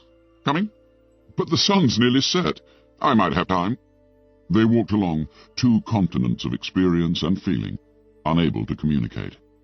"If I could only get a pig. I'll come back and go on with the shelter." They looked at each other, baffled, in love and hate. All the warm salt water of the bathing pool and the shouting and splashing and laughing were only just sufficient to bring them together again. Simon, whom they expected to find there, was not in the bathing pool. When the other two had trotted down the beach to look back at the mountain, he had followed them for a few yards, and then stopped. He had stood frowning down at a pile of sand on the beach where somebody had been trying to build a little house or hut. Then he turned his back on this, and walked into the forest with an air of purpose. He was a small, skinny boy, his chin pointed, and his eyes so bright they had deceived Ralph into thinking him delightfully gay and wicked. The coarse mop of black hair was long and swung down, almost concealing a low, broad forehead. He wore the remains of shorts, and his feet were bare like Jack's. Always darkish in colour, Simon was burned by the sun to a deep tan that glistened with sweat. He picked his way up the scar, past the great rock where Ralph had climbed on the first morning, then turned off to his right among the trees. He walked with an accustomed tread through the acres of fruit trees, where the least energetic could find an easy, if unsatisfying, meal. Flower and fruit grew together on the same tree, and everywhere was the scent of ripeness, and the booming of a million bees at pasture. Here the little uns who had run after him caught up with him. They talked, cried out unintelligibly, lugged him towards the trees. Then, amid the roar of bees in the afternoon sunlight, Simon found for them the fruit they could not reach, pulled off the choicest from up in the foliage, passed them back down to the endless, outstretched hands. When he had satisfied them, he paused and looked round. The little ones watched him inscrutably over double handfuls of ripe fruit. Simon turned away from them and went where the just perceptible path led him. Soon high jungle closed in. Tall trunks bore unexpected pale flowers all the way up the dark canopy, where life went on clamorously. The air here was dark, too, and the creepers dropped their ropes like the rigging of foundered ships. His feet left prints in the soft soil, and the creepers shivered throughout their lengths when he bumped them. He came at last to a place where more sunshine fell. Since they had not so far to go for light, the creepers had woven a great mat that hung at the side of an open space in the jungle.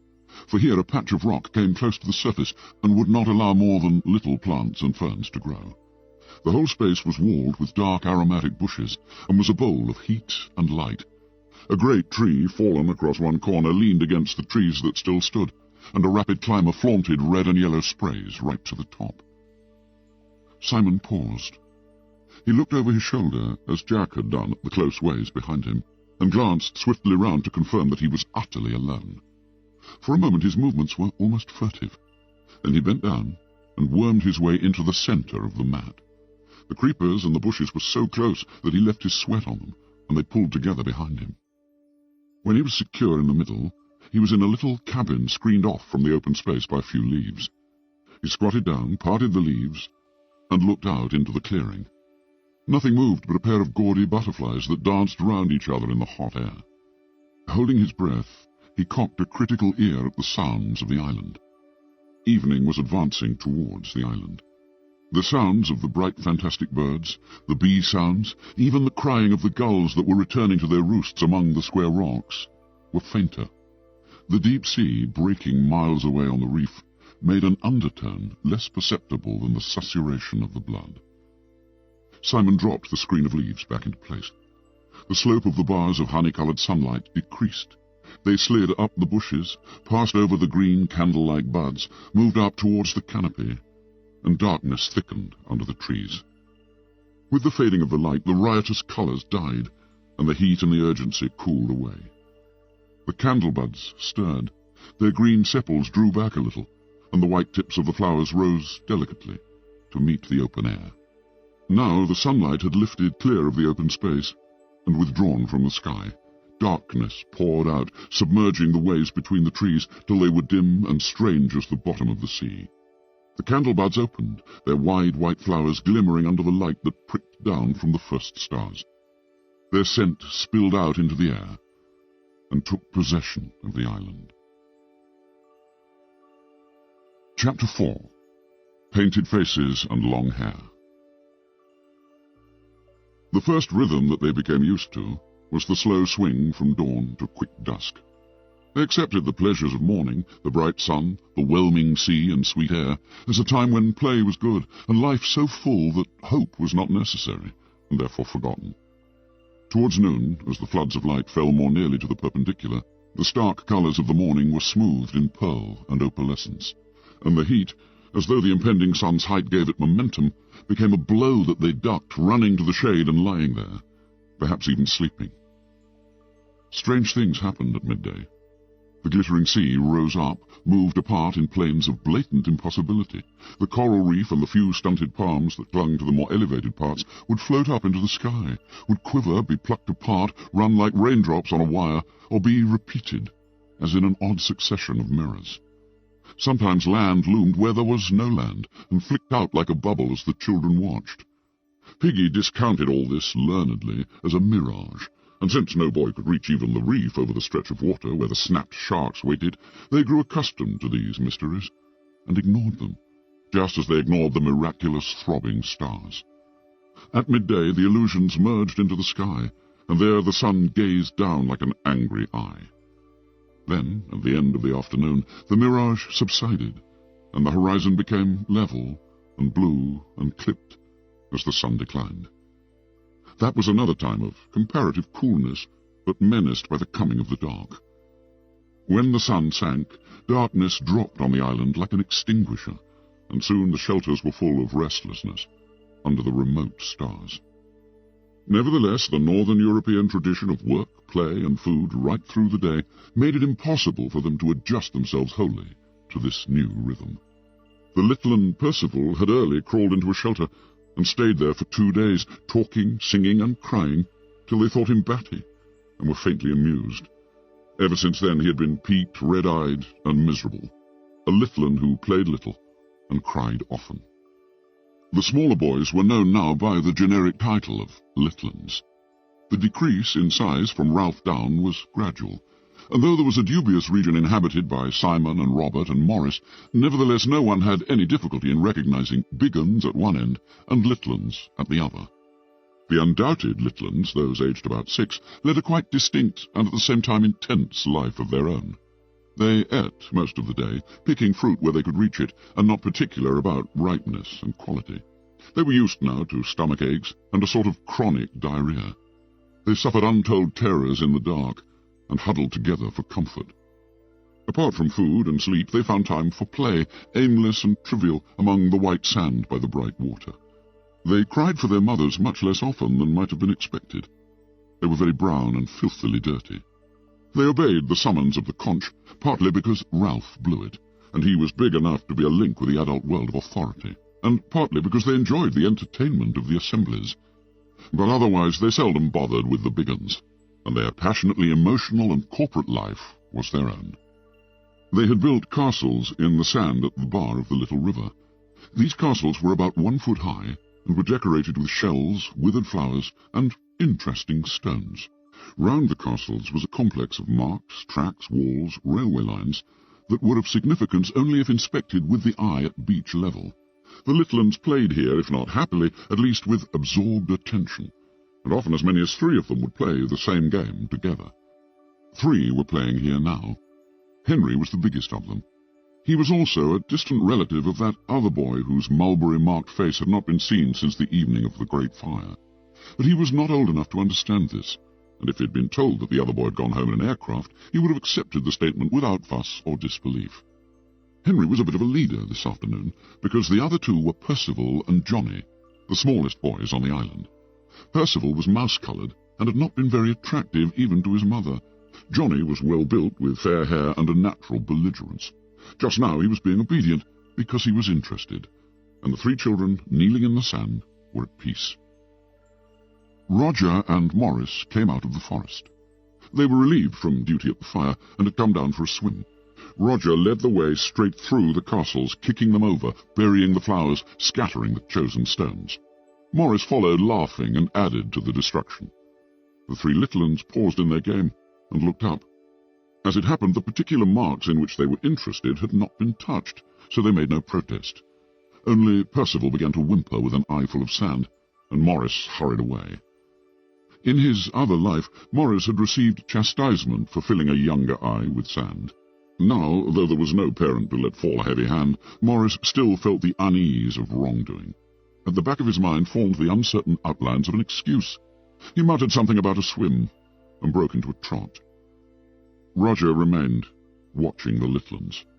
He was not noticeably darker than when he had dropped in, but the shock of black hair down his nape and low on his forehead seemed to suit his gloomy face, and made what had seemed at first an unsociable remoteness into something forbidding.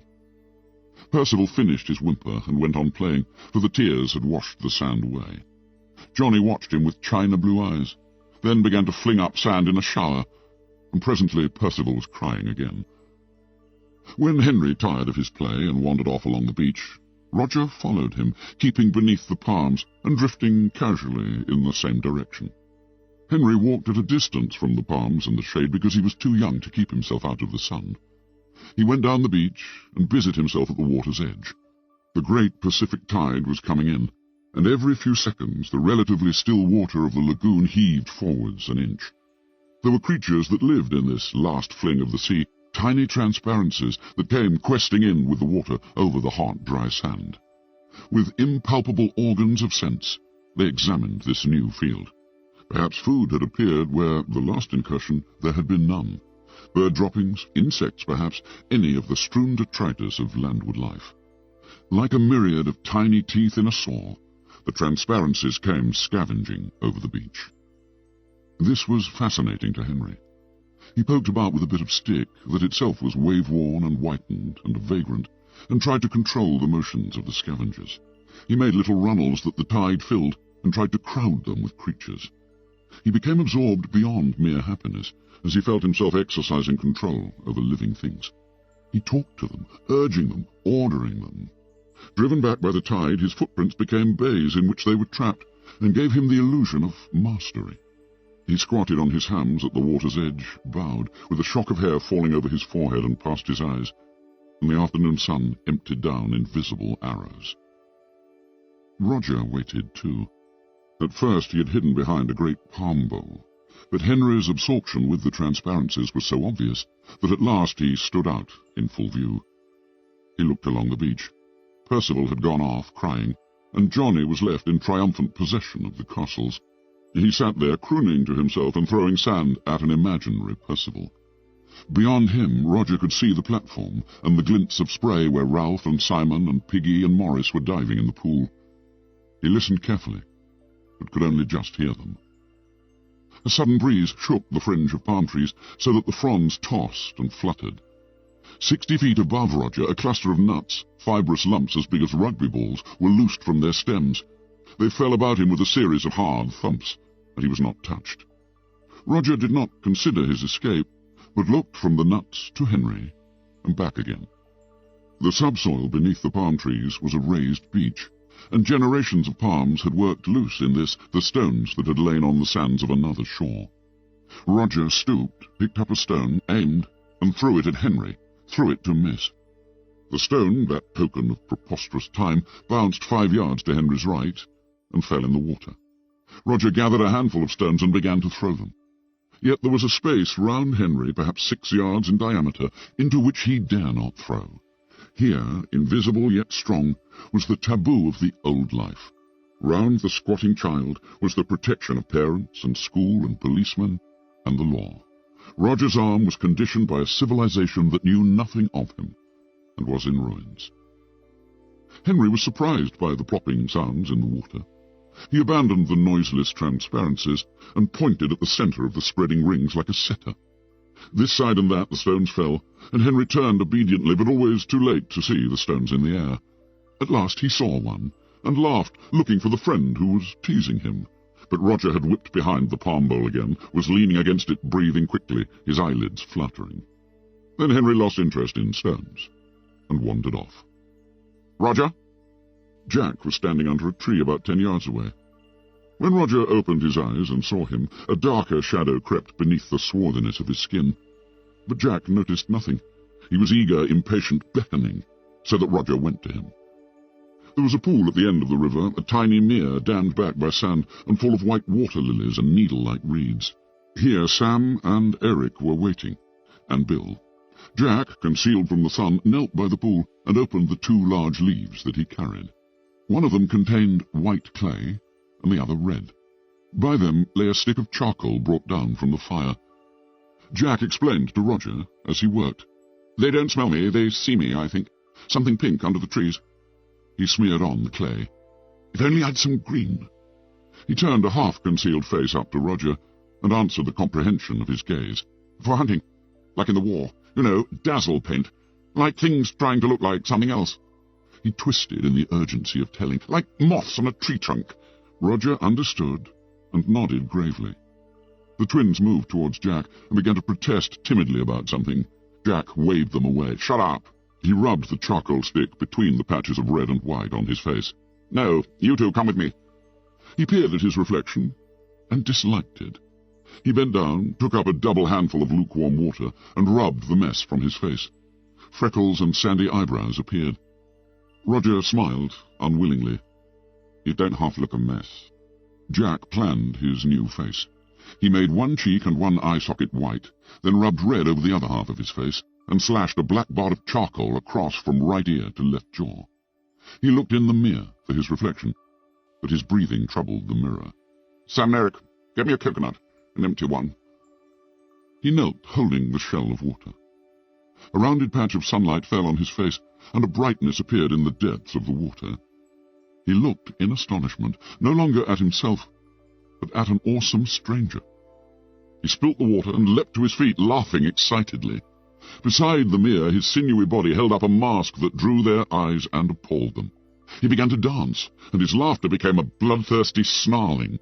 He capered towards Bill, and the mask was the thing on its own behind which Jack hid, liberated from shame and self-consciousness. The face of red and white and black swung through the air and jigged towards Bill. Bill started up, laughing. Then suddenly he fell silent and blundered away through the bushes.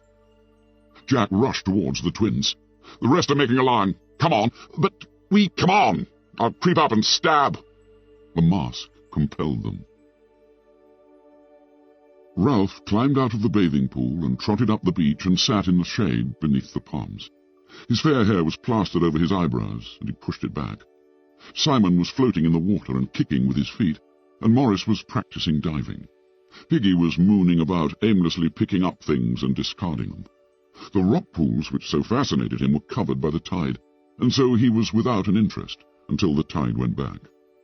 Presently, seeing Ralph under the palms, he came and sat by him.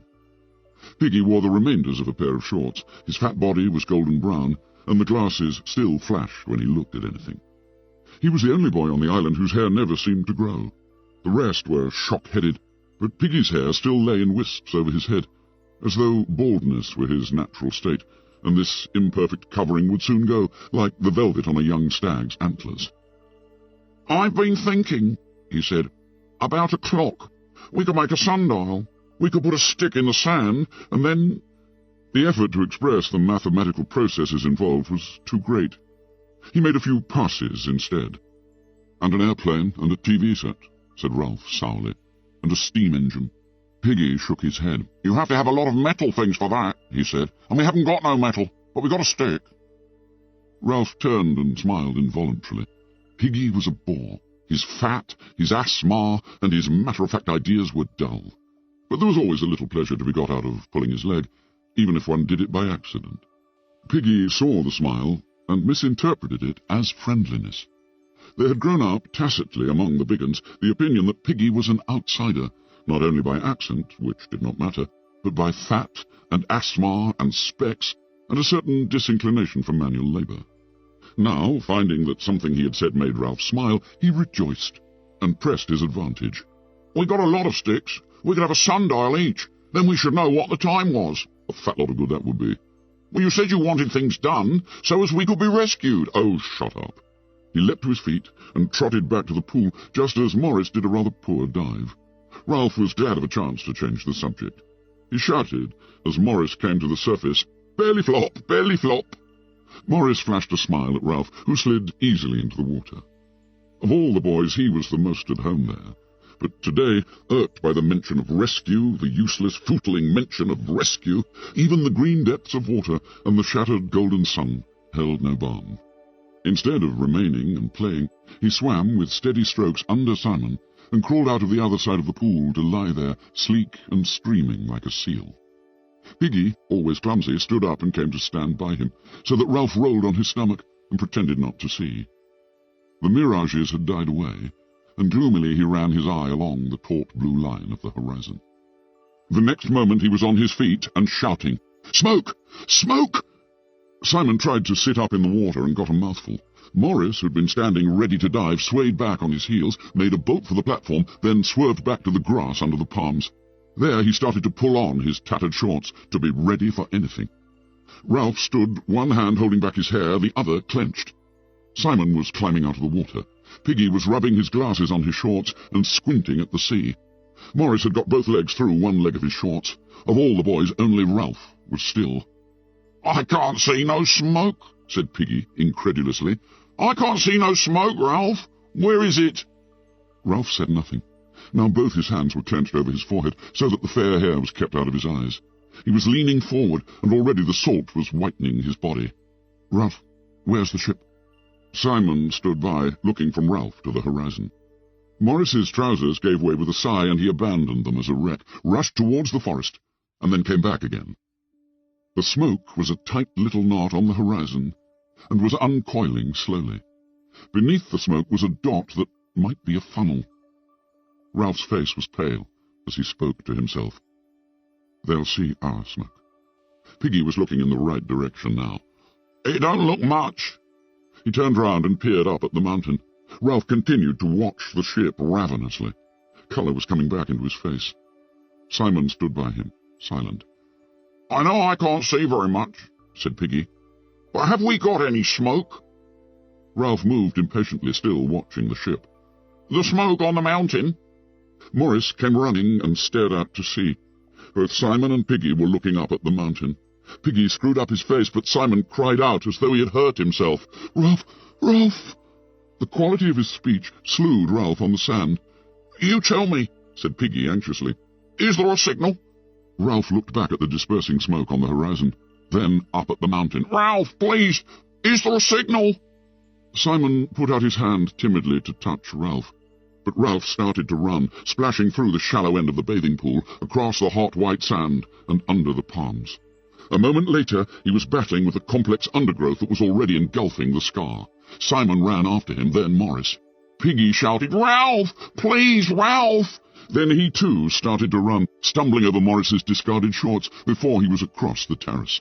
Behind the four boys, the smoke moved gently along the horizon. And on the beach, Henry and Johnny were throwing sand at Percival, who was crying quietly again, and all three were in complete ignorance of the excitement.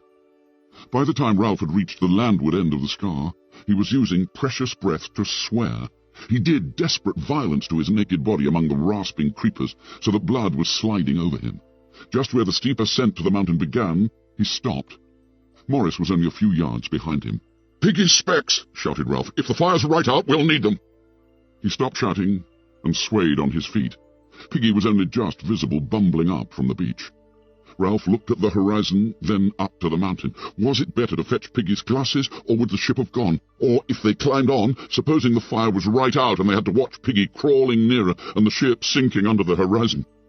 Balanced on a high peak of need, agonized by indecision, Ralph cried out, Oh, God! Oh, God! Simon, struggling with bushes, caught his breath. His face was twisted. Ralph blundered on, savaging himself as the wisp of smoke moved on. The fire was dead. They saw that straight away, saw what they had really known down on the beach when the smoke of home had beckoned. The fire was right out, smokeless, and dead. The watchers were gone. A pile of unused fuel lay ready. Ralph turned to the sea. The horizon stretched impersonal once more, barren of all but the faintest trace of smoke. Ralph ran stumbling along the rocks, saved himself on the edge of the pink cliff, and screamed at the ship, Come back! Come back! He ran backwards and forwards along the cliff, his face always to the sea, and his voice rose insanely, Come back! Come back! Simon and Morris arrived. Ralph looked at them with unwinking eyes. Simon turned away, smearing the water from his cheeks. Ralph reached inside himself for the worst word he knew. They let the bloody fire out. He looked down the unfriendly side of the mountain. Piggy arrived out of breath and whimpering like a little one. Ralph clenched his fists and went very red. The intentness of his gaze, the bitterness of his voice pointed for him. There they are. A procession had appeared, far down among the pink screes that lay near the water's edge. Some of the boys wore black caps, but otherwise they were almost naked. They lifted sticks in the air together whenever they came to an easy patch. They were chanting, something to do with the bundle that the errant twins carried so carefully. Ralph picked out Jack easily, even at that distance, tall, red-haired, and inevitably leading the procession. Simon looked now from Ralph to Jack, as he had looked from Ralph to the horizon, and what he saw seemed to make him afraid. Ralph said nothing more, but waited while the procession came nearer. The chant was audible, but at that distance still wordless. Behind Jack walked the twins, carrying a great stake on their shoulders. The gutted carcass of a pig swung from the stake, swinging heavily as the twins toiled over the uneven ground. The pig's head hung down with gaping neck, and seemed to search for something on the ground. At last the words of the chant floated up to them, across the bowl of blackened wood and ashes. "Kill the pig! Cut her throat! Spill her blood!"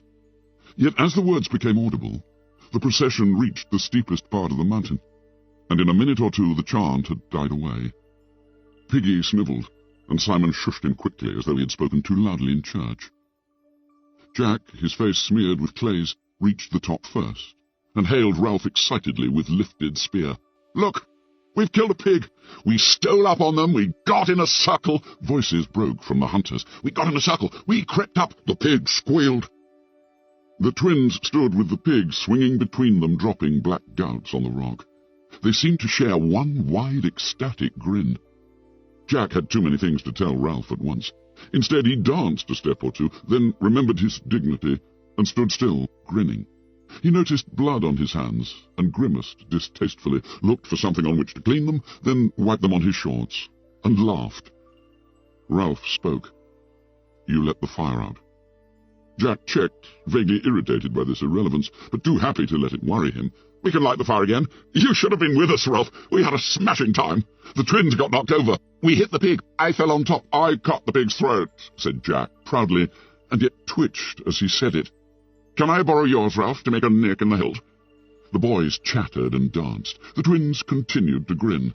"There was lashings of blood," said Jack, laughing and shuddering. "You should have seen it. We'll go hunting every day."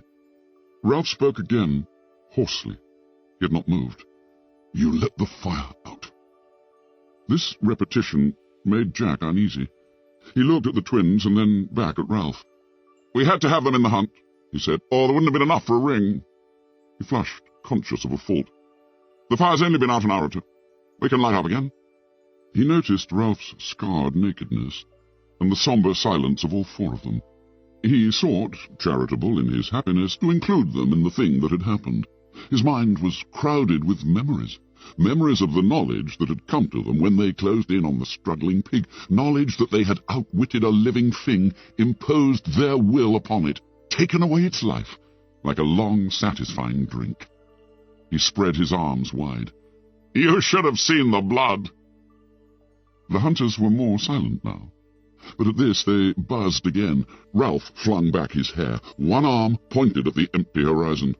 His voice was loud and savage, and struck them into silence. "There was a ship!" End of Disc 2. Lord of the Flies, Disc 3.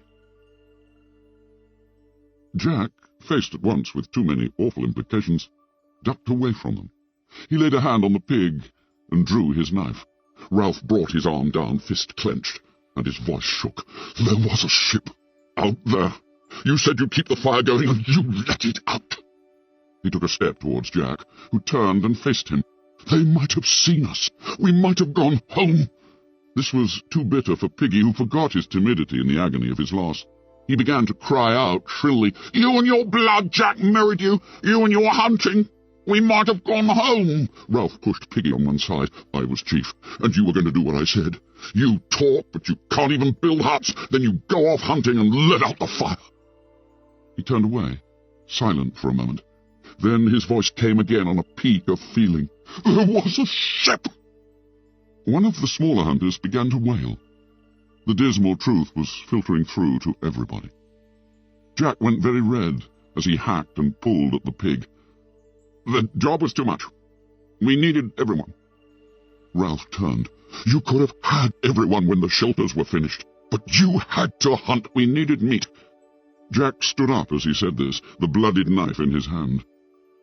The two boys faced each other. There was the brilliant world of hunting, tactics, fierce exhilaration, skill, and there was the world of longing and baffled common sense. Jack transferred the knife to his left hand and smudged blood over his forehead as he pushed down the plastered hair. Piggy began again. "You didn't ought to let that fire out. You said you'd keep the smoke going." This from Piggy, and the wails of agreement from some of the hunters drove Jack to violence. The bolting look came into his blue eyes. He took a step, and, able at last to hit someone, stuck his fist into Piggy's stomach. Piggy sat down with a grunt. Jack stood over him. His voice was vicious with humiliation. "You would you, fatty?" Ralph made a step forward, and Jack smacked Piggy's head. Piggy's glasses flew off and tinkled on the rocks. Piggy cried out in terror, "My specs!" He went crouching and feeling over the rocks, but Simon, who got there first, found them for him. Passions beat about Simon on the mountain top with awful wings. One side's broken. Piggy grabbed and put on the glasses. He looked malevolently at Jack. "I've got to have them specs. Now I only got one eye. Just you wait." Jack made a move towards Piggy, who scrambled away till a great rock lay between them. He thrust his head over the top and glared at Jack through his one flashing glass. "Now I only got one eye. Just you wait." Jack mimicked the whine and scramble. "Just you wait, yaw." Piggy and the parody were so funny that the hunters began to laugh. Jack felt encouraged. He went on scrambling, and the laughter rose to a gale of hysteria. Unwillingly, Ralph felt his lips twitch. He was angry with himself for giving way. He muttered, "That was a dirty trick." Jack broke out of his gyration and stood facing Ralph. His words came in a shout. All right, all right." He looked at Piggy, at the hunters, at Ralph. "I'm sorry. About the fire, I mean. There. He drew himself up. "I apologize." The buzz from the hunters was one of admiration at this handsome behavior. Clearly they were of the opinion that Jack had done the right thing, had put himself in the right by his generous apology, and Ralph, obscurely, in the wrong. They waited for an appropriately decent answer. Yet Ralph's throat refused to pass one. He resented, as an addition to Jack's misbehavior, this verbal trick. The fire was dead. The ship was gone. Could they not see? Anger instead of decency passed his throat. That was a dirty trick. They were silent on the mountain top, while the opaque look appeared in Jack's eyes, and passed away. Ralph's final word was an ungracious mutter. All right, light the fire. With some positive action before them, a little of the tension died. Ralph said no more, did nothing, stood looking down at the ashes round his feet. Jack was loud and active. He gave orders, sang, whistled, threw remarks at the silent Ralph, remarks that did not need an answer, and therefore could not invite a snub. And still Ralph was silent.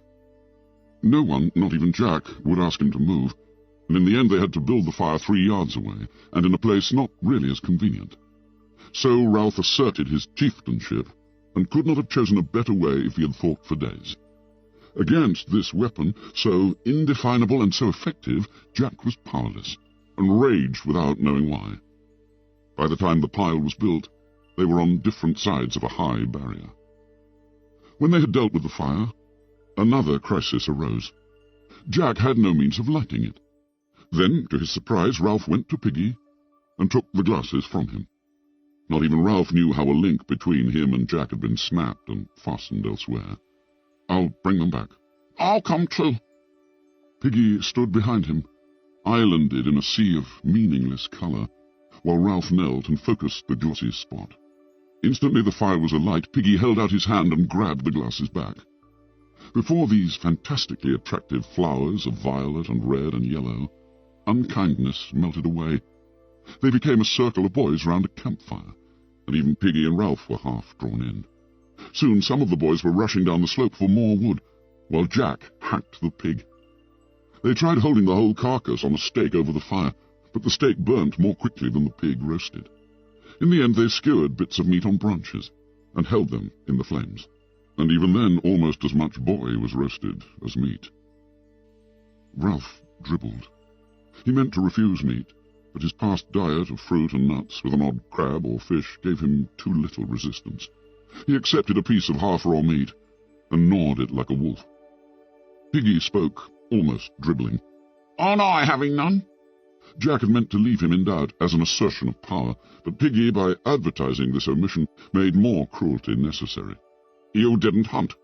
"No more did Ralph," said Piggy wetly. "Nor Simon." He amplified. "There isn't more than a ha'porth of meat in a crab." Ralph stirred uneasily. Simon, sitting between the twins and Piggy, wiped his mouth and shoved his piece of meat over the rocks to Piggy, who grabbed it. The twins giggled, and Simon lowered his face in shame. Then Jack leapt to his feet, slashed off a great hunk of meat, and flung it down at Simon's feet. "Eat, damn you!" He glared at Simon. "Take it!" He spun on his heel, centre of a bewildered circle of boys. "I got you, meat!" Numberless and inexpressible frustrations combined to make his rage elemental and awe-inspiring. "I painted my face. I stole up. Now you eat, all of you, and I—" Slowly the silence on the mountaintop deepened, till the click of the fire and the soft hiss of roasting meat could be heard clearly. Jack looked round for understanding, but found only respect. Ralph stood among the ashes of the signal fire, his hands full of meat, saying nothing. Then, at last, Morris broke the silence. He changed the subject to the only one that could bring the majority of them together. "Where did you find the pig?" Roger pointed down the unfriendly side. "They were there, by the sea." Jack, recovering, could not bear to have his story told. He broke in quickly. "We spread round. I crept on hands and knees. The spears fell out because they hadn't barbs on. The pig ran away and made an awful noise. He turned back and ran into the circle, bleeding." All the boys were talking at once, relieved and excited. "We closed in." The first blow had paralyzed its hindquarters, so then the circle could close in and beat and beat. "I cut the pig's throat." The twins, still sharing their identical grin, jumped up and ran round each other. Then the rest joined in, making pig-dying noises and shouting, "One for his knob! Give him a 41!" Then Morris pretended to be the pig and ran squealing into the centre, and the hunters, circling still, pretended to beat him. As they danced, they sang, "Kill the pig, cut her throat, bash her in." Ralph watched them, envious and resentful. Not till they flagged and the chant died away did he speak. "I'm calling an assembly." One by one they halted and stood watching him. "With the conch. I'm calling a meeting, even if we have to go on into the dark, down on the platform, when I blow it. Now." He turned away and walked off, down the mountain. Chapter 5. Beast from Water. The tide was coming in, and there was only a narrow strip of firm beach between the water and the white stumbling stuff near the palm terrace. Ralph chose the firm strip as a path because he needed to think, and only here could he allow his feet to move without having to watch them. Suddenly, pacing by the water, he was overcome with astonishment. He found himself understanding the wearisomeness of this life, where every path was an improvisation, and a considerable part of one's waking life was spent watching one's feet. He stopped, facing the strip, and remembering that first enthusiastic exploration as though it were part of a brighter childhood, he smiled jeeringly. He turned then and walked back towards the platform with the sun in his face. The time had come for the assembly, and as he walked into the concealing splendors of the sunlight, he went carefully over the points of his speech. There must be no mistake about this assembly, no chasing imaginary. He lost himself in a maze of thoughts that were rendered vague by his lack of words to express them. Frowning, he tried again. This meeting must not be fun, but business. At that he walked faster, aware all at once of urgency and the declining sun, and a little wind created by his speed that breathed about his face. This wind pressed his grey shirt against his chest, so that he noticed, in this new mood of comprehension, how the folds were stiff like cardboard, and unpleasant. Noticed, too, how the frayed edges of his shorts were making an uncomfortable pink area on the front of his thighs. With a convulsion of the mind, Ralph discovered dirt and decay, understood how much he disliked perpetually flicking the tangled hair out of his eyes, and, at last, when the sun was gone, rolling noisily to rest among dry leaves. At that he began to trot. The beach near the bathing pool was dotted with groups of boys waiting for the assembly. They made way for him silently, conscious of his grim mood and the fault at the fire. The place of assembly in which he stood was roughly a triangle, but irregular and sketchy, like everything they made. First there was the log on which he himself sat, a dead tree that must have been quite exceptionally big for the platform. Perhaps one of those legendary storms of the Pacific had shifted it here. This palm trunk lay parallel to the beach, so that when Ralph sat he faced the island, but to the boys was a darkish figure against the shimmer of the lagoon. The two sides of the triangle, of which the log was base, were less evenly defined. On the right was a log polished by restless seats along the top, but not so large as the chief's, and not so comfortable. On the left were 4 small logs, one of them, the furthest, lamentably springy. Assembly after assembly had broken up in laughter when someone had leaned too far back, and the log had whipped and thrown half a dozen boys backwards into the grass. Yet now, he saw, no one had the wit, not himself, nor Jack, nor Piggy, to bring a stone and wedge the thing. So they would continue enduring the ill-balanced twister because... Again he lost himself in deep waters. Grass was worn away in front of each trunk, but grew tall and untrodden in the centre of the triangle. Then at the apex, the grass was thick again because no one sat there. All round the place of assembly the grey trunks rose, straight or leaning, and supported the low roof of leaves. On two sides was the beach, behind the lagoon, in front the darkness of the island. Ralph turned to the chief's seat. They had never had an assembly as late before. That was why the place looked so different. Normally the underside of the green roof was lit by a tangle of golden reflections, and their faces were lit upside down, like, thought Ralph, when you hold an electric torch in your hands. But now the sun was slanting in at one side, so that the shadows were where they ought to be. Again he fell into that strange mood of speculation that was so foreign to him. If faces were different and lit from above or below, what was a face? What was anything? Ralph moved impatiently. The trouble was, if you were a chief, you had to think, you had to be wise. And then the occasion slipped by so that you had to grab at a decision. This made you think, because thought was a valuable thing that got results.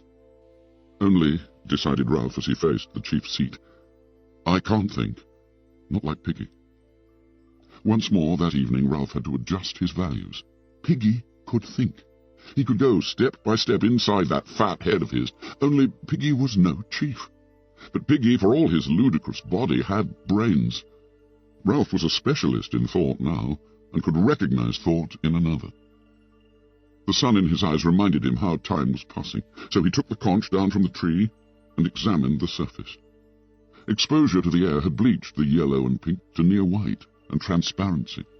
Ralph felt a kind of affectionate reverence for the conch, even though he had fished the thing out of the lagoon himself.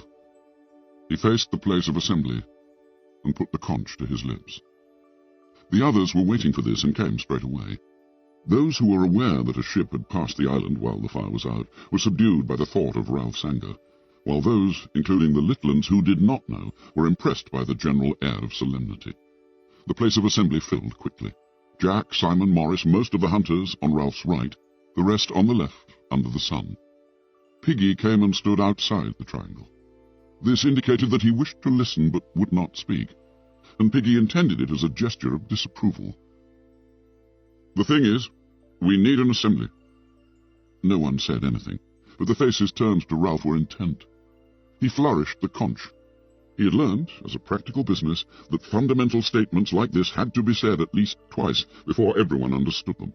One had to sit, attracting all eyes to the conch, and drop words like heavy round stones among the little groups that crouched or squatted. He was searching his mind for simple words, so that even the little ones would understand what the assembly was about. Later, perhaps, practiced debaters, Jack, Morris, Piggy, would use their whole art to twist the meeting. But now, at the beginning, the subject of the debate must be laid out clearly. We need an assembly. Not for fun, not for laughing and falling off the log. The group of little ones on the twister giggled and looked at each other. Not for making jokes or for... He lifted the conch in an effort to find the compelling word. For cleverness. Not for these things, but to put things straight. He paused for a moment. I've been along. By myself I went thinking what's what. I know what we need. An assembly to put things straight. And first of all, I'm speaking. He paused for a moment and automatically pushed back his hair. Piggy tiptoed to the triangle, his ineffectual protest made, and joined the others. Ralph went on. We have lots of assemblies. Everybody enjoys speaking and being together. We decide things, but they don't get done. We were going to have water brought from the stream and left in those coconut shells under fresh leaves.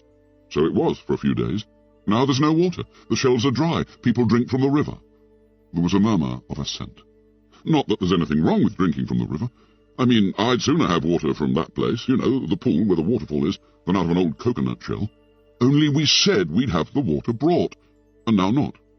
There were only 2 full shells there this afternoon. He licked his lips. Then there's huts, shelters. The murmur swelled again and died away.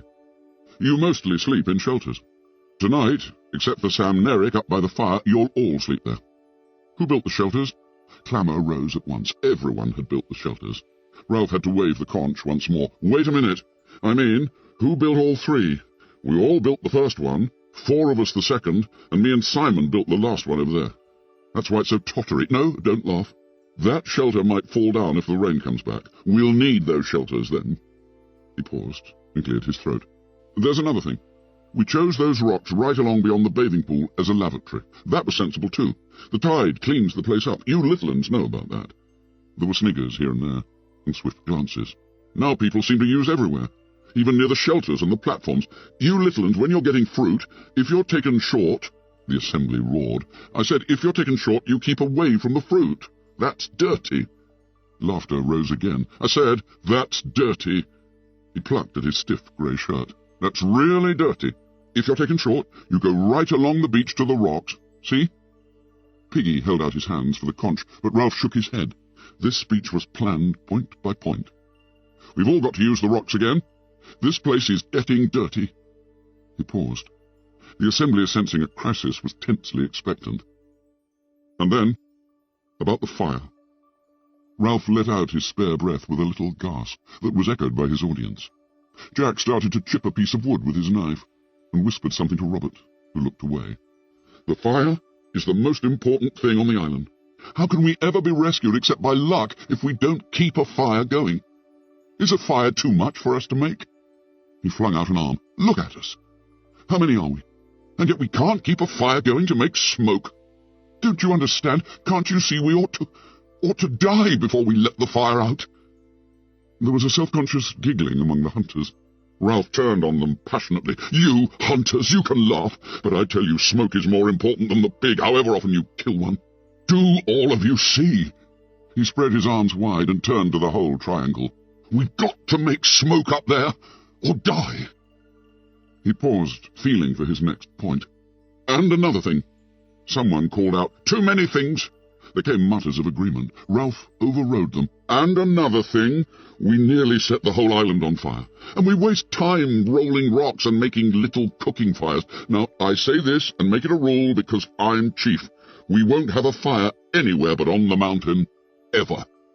There was a row immediately. Boys stood up and shouted, and Ralph shouted back, because if you want a fire to cook fish or crab, you can jolly well go up the mountain. That way, we'll be certain. Hands were reaching for the conch in the light of the setting sun. He held on and leapt on the trunk. All this I meant to say. Now I've said it. You voted me for chief. Now you do what I say. They quietened slowly, and at last were seated again. Ralph dropped down and spoke in his ordinary voice. So remember, the rocks for a lavatory. Keep the fire going and smoke showing a signal. Don't take fire from the mountain. Take your food up there. Jack stood up, scowling in the gloom, and held out his hands. I haven't finished yet. But you've talked and talked. I've got the conch. Jack sat down, grumbling. Then the last thing. This is what people can talk about. He waited till the platform was very still. Things are breaking up. I don't understand why. We began well. We were happy. And then he moved the conch gently, looking beyond them at nothing, remembering the beastie, the snake, the fire, the talk of fear. Then people started getting frightened. A murmur, almost a moan, rose and passed away. Jack had stopped whittling. Ralph went on abruptly. But that's Littleham's talk. We'll get that straight. So the last part, the bit we can all talk about, is kind of deciding on the fear. The hair was creeping into his eyes again. We've got to talk about this fear and decide there's nothing in it. I'm frightened myself sometimes, only that's nonsense, like bogies. Then, when we've decided, we can start again and be careful about things like fire. A picture of 3 boys walking along the bright beach flitted through his mind. And be happy. Ceremonially, Ralph laid the conch on the trunk beside him, as a sign that the speech was over. What sunlight reached them was level. Jack stood up and took the conch. So this is a meeting to find out what's what. I'll tell you what's what. You Littleham's started all this with the fear talk. Beasts. Where from? Of course we're frightened sometimes, but we put up with being frightened. Only Ralph says you scream in the night. What does that mean but nightmares? Anyway, you don't hunt or build or help. You're a lot of crybabies and sissies, that's what. And as for the fear, you'll have to put up with that like the rest of us. Ralph looked at Jack open-mouthed, but Jack took no notice. The thing is, fear can't hurt you any more than a dream. There aren't any beasts to be afraid of on this island. He looked along the row of whispering little uns. Serve you right if something did get you, you useless lot of crybabies. But there is no animal. Ralph interrupted him testily. What is all this? Who said anything about an animal? You did the other day. You said they dream and cry out. Now they talk, not only the little uns, but my hunters sometimes. Talk of a thing, a dark thing, a beast, some sort of animal, I've heard. You thought not, didn't you? Now listen, you don't get big animals on small islands, only pigs. You only get lions and tigers in big countries like Africa and India, and the zoo. I've got the conch. I'm not talking about the fear, I'm talking about the beast. Be frightened if you like, but as for the beast... Jack paused, cradling the conch, and turned to his hunters with their dirty black caps. Am I a hunter, or am I not? They nodded, simply. He was a hunter, all right, no one doubted that. Well then, I've been all over this island, by myself. If there were a beast, I'd have seen it. Be frightened, because you're like that, but there is no beast in the forest. Jack handed back the conch and sat down. The whole assembly applauded him with relief. Then Piggy held out his hand. I don't agree with all Jack said, but with some. Of course there isn't a beast in the forest. How could there be? What would a beast eat? Pig. We eat pig. Piggy! Piggy! I got the conch, said Piggy indignantly. Ralph, they ought to shut up, oughtn't they? You shut up, you little uns. What I mean is that I don't agree about this here fear. Of course there isn't nothing to be afraid of in the forest. Why, I've been there myself. You'll be talking about ghosts and such things next. We know what goes on, and if there's something wrong, there's someone to put it right. He took off his glasses and blinked at them. The sun had gone as if the light had been turned off. He proceeded to explain. If you get a pain in your stomach, whether it's a little one or a big one, yours is a big one. When you've done laughing, perhaps we can get on with the meeting. And if them little uns climb back on the twister again, they'll only fall off in a sec. So they might as well sit on the ground and listen. No, you have doctors for everything, even the inside of your mind. You don't really mean that we got to be frightened all the time of nothing? Life, said Piggy expansively, is scientific. That's what it is. In a year or two, when the war's over, they'll be travelling to Mars and back. I know there isn't no beast, not with claws and all that, I mean. But I know there isn't no fear, either. Piggy paused. Unless... Ralph moved restlessly. Unless what? Unless we get frightened of people. A sound, half laugh, half jeer, rose among the seated boys. Piggy ducked his head and went on hastily. So let's hear from the little un who talked about a beast, and perhaps we can show him how silly he is. The little uns began to jabber among themselves. Then one stood forward. What's your name? Phil. For a little un he was self-confident, holding out his hands, cradling the conch as Ralph did, looking round at them to collect their attention before he spoke. Last night I had a dream. A horrid dream, fighting with things. I was outside the shelter by myself, fighting with things, those twisty things in the trees. He paused, and the little uns laughed in horrified sympathy. Then I was frightened, and I woke up, and I was outside the shelter by myself in the dark, and the twisty things had gone away. The vivid horror of this, so possible and so nakedly terrifying, held them all silent. The child's voice went piping on from behind the white conch. And I was frightened, and started to call out for Ralph. And then I saw something moving among the trees, something big and horrid. He paused, half frightened by the recollection, yet proud of the sensation he was creating. That was a nightmare, said Ralph. He was walking in his sleep. The assembly murmured in subdued agreement. The little un shook his head stubbornly. I was asleep when the twisty things were fighting, and when they went away I was awake, and I saw something big and horrid moving in the trees. Ralph held out his hands for the conch, and the little un sat down. You were asleep. There wasn't anyone there. How could anyone be wandering about in the forest at night? Was anyone? Did anyone go out? There was a long pause while the assembly grinned at the thought of anyone going out in the darkness. Then Simon stood up, and Ralph looked at him in astonishment. You? What were you mucking about in the dark for? Simon grabbed the conch convulsively. I wanted to go to a place I know. What place? Just a place I know. A place in the jungle. He hesitated. Jack settled the question for them with that contempt in his voice that could sound so funny and so final. He was taken short. With a feeling of humiliation on Simon's behalf, Ralph took back the conch, looking Simon sternly in the face as he did so. "Well, don't do it again. Understand? Not at night. There's enough silly talk about beasts without the little ones seeing you gliding about like a—" The derisive laughter that rose had fear in it and condemnation. Simon opened his mouth to speak, but Ralph had the conch, so he backed to his seat. When the assembly was silent, Ralph turned to Piggy. "Well, Piggy?" "There was another one. Him." The little ones pushed Percival forward, then left him by himself. He stood knee-deep in the central grass, looking at his hidden feet, trying to pretend he was in a tent. Ralph remembered another small boy who had stood like this, and he flinched away from the memory. He had pushed the thought down and out of sight, where only some positive reminder like this could bring it to the surface. There had been no further numberings of the little ones, partly because there was no means of ensuring that all of them were accounted for, and partly because Ralph knew the answer to at least one question Piggy had asked on the mountain-top. There were little boys, fair, dark, freckled, and all dirty, but their faces were all dreadfully free of major blemishes. No one had seen the mulberry-coloured birthmark again. But that time Piggy had coaxed and bullied. Tacitly admitting that he remembered the unmentionable, Ralph nodded to Piggy. "Go on. Ask him." Piggy knelt, holding the conch. "Now then, what's your name?" The small boy twisted away into his tent. Piggy turned helplessly to Ralph, who spoke sharply. "What's your name?" Tormented by the silence and the refusal, the assembly broke into a chant. "What's your name? What's your name? Quiet!" Ralph peered at the child in the twilight. "Now tell us, what's your name?" "Percival Weems Madison. The vicarage, Harcourt St. Anthony, Hants. Telephone. As if this information was rooted far down in the springs of sorrow, the little un wept. His face puckered, the tears leapt from his eyes, his mouth opened till they could see a square black hole. At first he was a silent effigy of sorrow, but then the lamentation rose out of him, loud and sustained as the conch. "Shut up, you! Shut up!" Percival Weems Madison would not shut up. A spring had been tapped, far beyond the reach of authority, or even physical intimidation.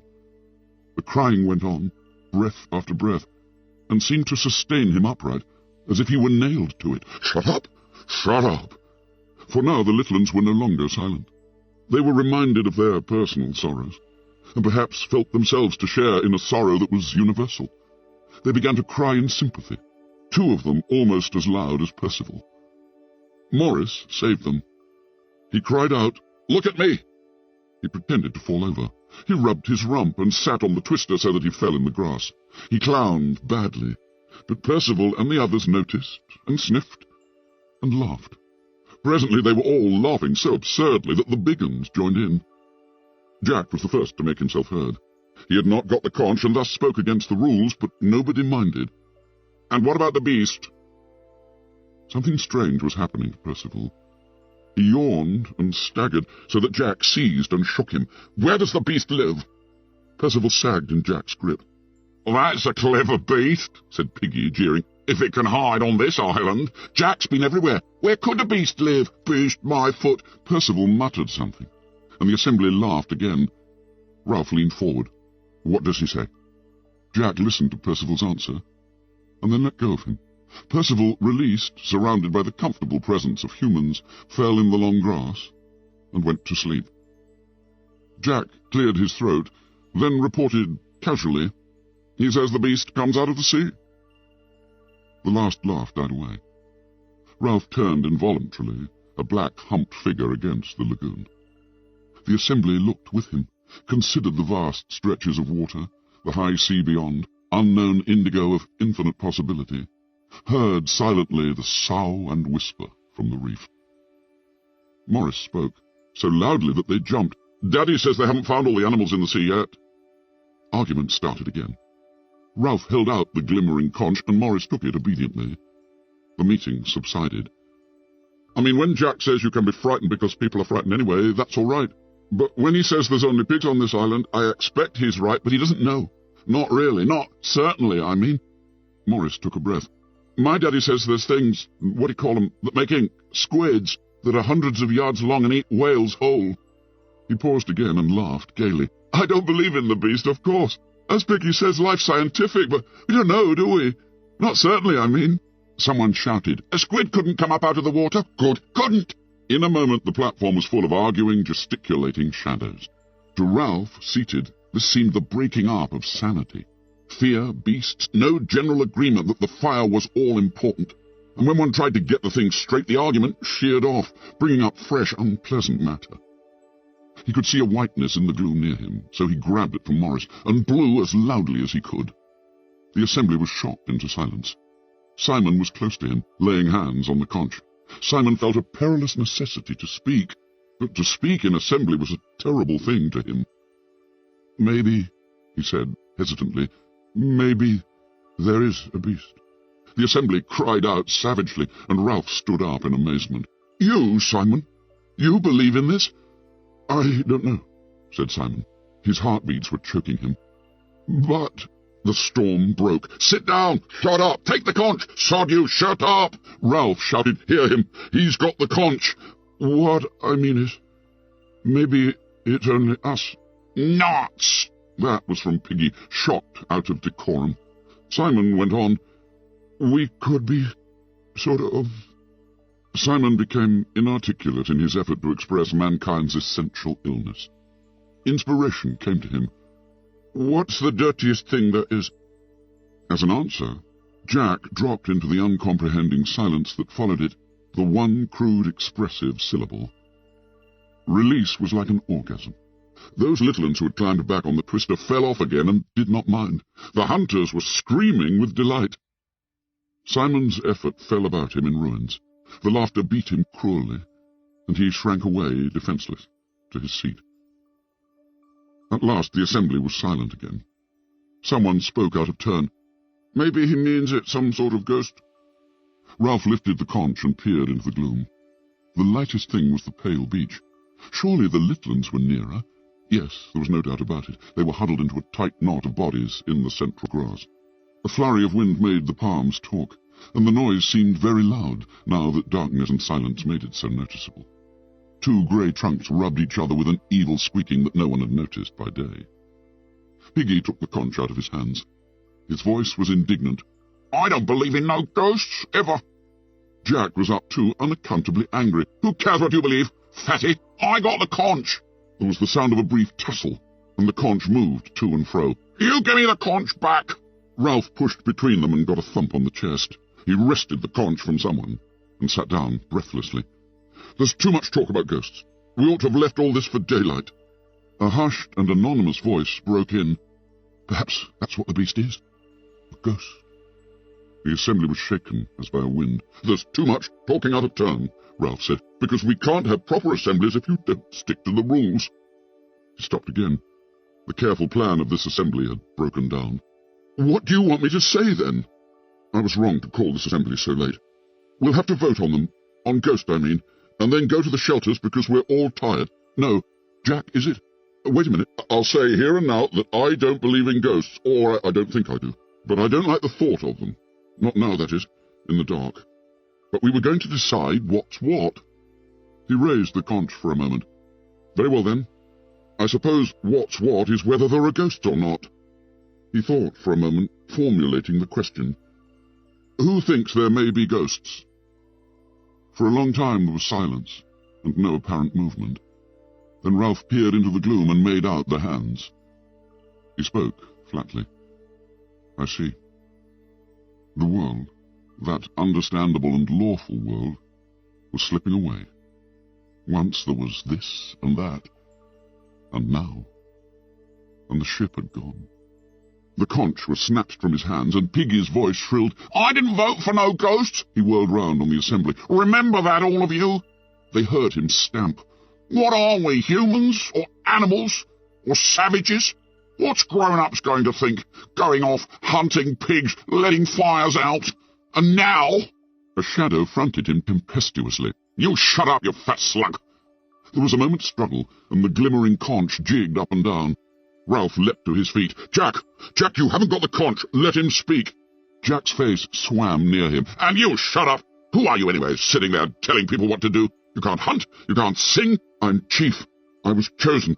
Why should choosing make any difference? Just giving orders that don't make any sense. Piggy's got the conch. Oh, that's right. Favour Piggy, as you always do. Jack!" Jack's voice sounded in bitter mimicry. Jack! The rules!" shouted Ralph. "You're breaking the rules. Who cares?" Ralph summoned his wits. "Because the rules are the only thing we've got." But Jack was shouting against him. "Bollocks to the rules! We're strong, we hunt. If there's a beast, we'll hunt it down. We'll close in and beat and beat and beat." He gave a wild whoop and leapt down to the pale sand. At once the platform was full of noise and excitement, scramblings, screams, and laughter. The assembly shredded away and became a discursive and random scatter from the palms to the water and away along the beach beyond night sight. Ralph found his cheek touching the conch and took it from Piggy. "What's grown-ups going to say?" cried Piggy again. "Look at 'em!" The sound of mock hunting, hysterical laughter, and real terror came from the beach. "Blow the conch, Ralph." Piggy was so close that Ralph could see the glint of his one glass.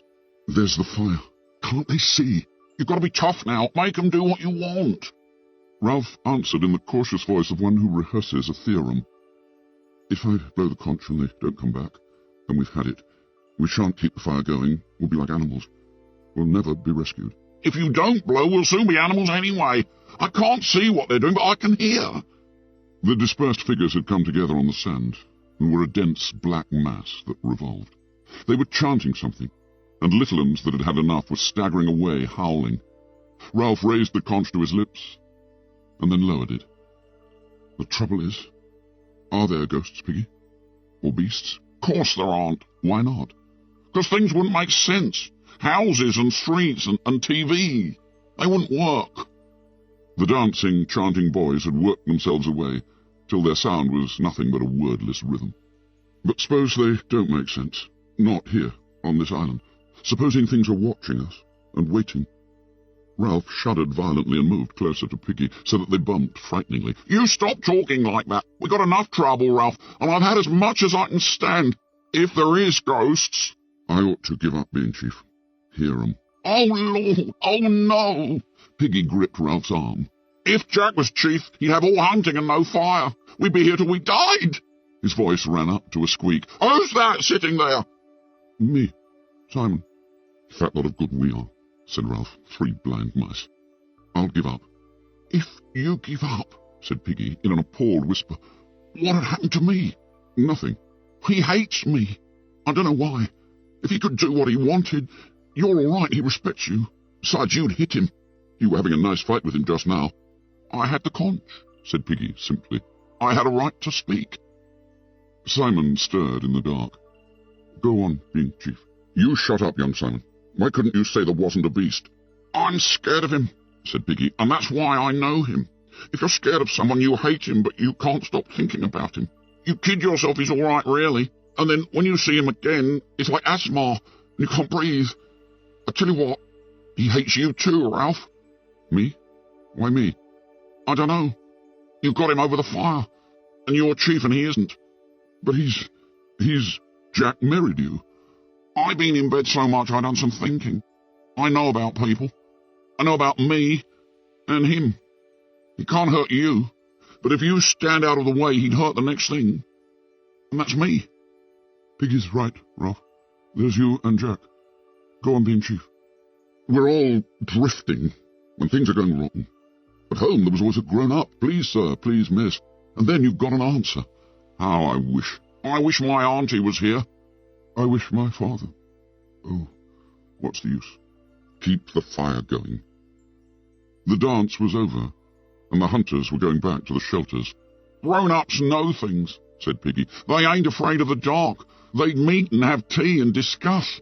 Then things would be all right." They wouldn't set fire to the island, or lose.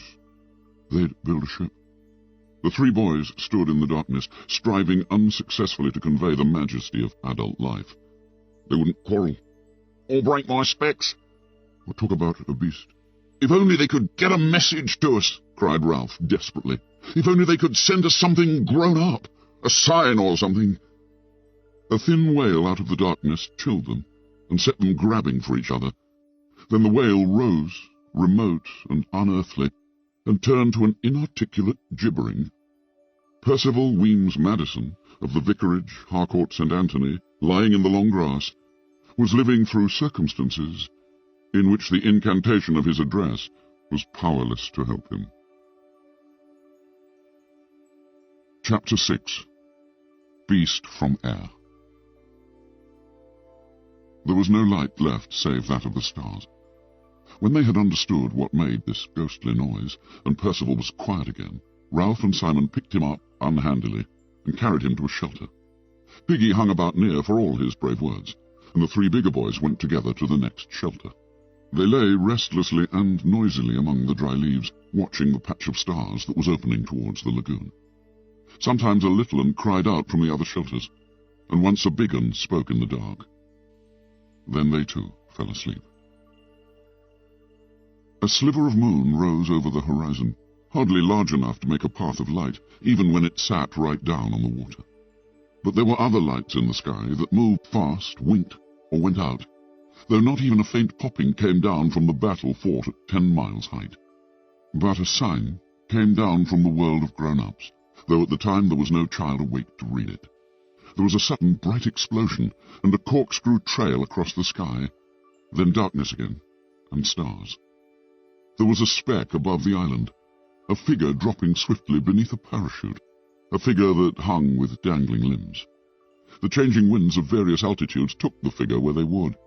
Then, 3 miles up, the wind steadied and bore it in a descending curve round the sky, and swept it in a great slant across the reef and the lagoon towards the mountain. The figure fell and crumpled among the blue flowers of the mountainside. But now there was a gentle breeze at this height too, and the parachute flopped and banged and pulled. So the figure, with feet that dragged behind it, slid up the mountain. Yard by yard, puff by puff, the breeze hauled the figure through the blue flowers, over the boulders and red stones, till it lay huddled among the shattered rocks of the mountain top. Here the breeze was fitful, and allowed the strings of the parachute to tangle and festoon, and the figure sat, its helmeted head between its knees, held by a complication of lines. When the breeze blew, the lines would strain taut, and some accident of this pull lifted their head and chest upright, so that the figure seemed to peer across the brow of the mountain. Then, each time the wind dropped, the lines would slacken, and the figure bow forward again, sinking its head between its knees. So as the stars moved across the sky, the figure sat on the mountain top, and bowed, and sank, and bowed again. In the darkness of early morning there were noises by a rock a little way down the side of the mountain. 2 boys rolled out of a pile of brushwood and dead leaves, 2 dim shadows talking sleepily to each other. They were the twins, on duty at the fire. In theory, one should have been asleep and one on watch, but they could never manage to do things sensibly if that meant acting independently, and since staying awake all night was impossible, they had both gone to sleep. Now they approached the darker smudge that had been the signal fire, yawning, rubbing their eyes, treading with practised feet. When they reached it, they stopped yawning, and one ran quickly back for brushwood and leaves. The other knelt down. "I believe it's out." He fiddled with the sticks that were pushed into his hands. "No." He lay down and put his lips close to the smudge and blew softly. His face appeared lit redly. He stopped blowing for a moment. "Sam, give us tinderwood." Eric bent down and blew softly again till the patch was bright. Sam poked the piece of tinderwood into the hot spot, then a branch. The glow increased, and the branch took fire. Sam piled on more branches. "Don't burn the lot," said Eric. "You're putting on too much. Let's warm up. We'll only have to fetch more wood. I'm cold. So am I. Besides, it's dark. All right, then." Eric squatted back and watched Sam make up the fire. He built a little tent of dead wood, and the fire was safely alight.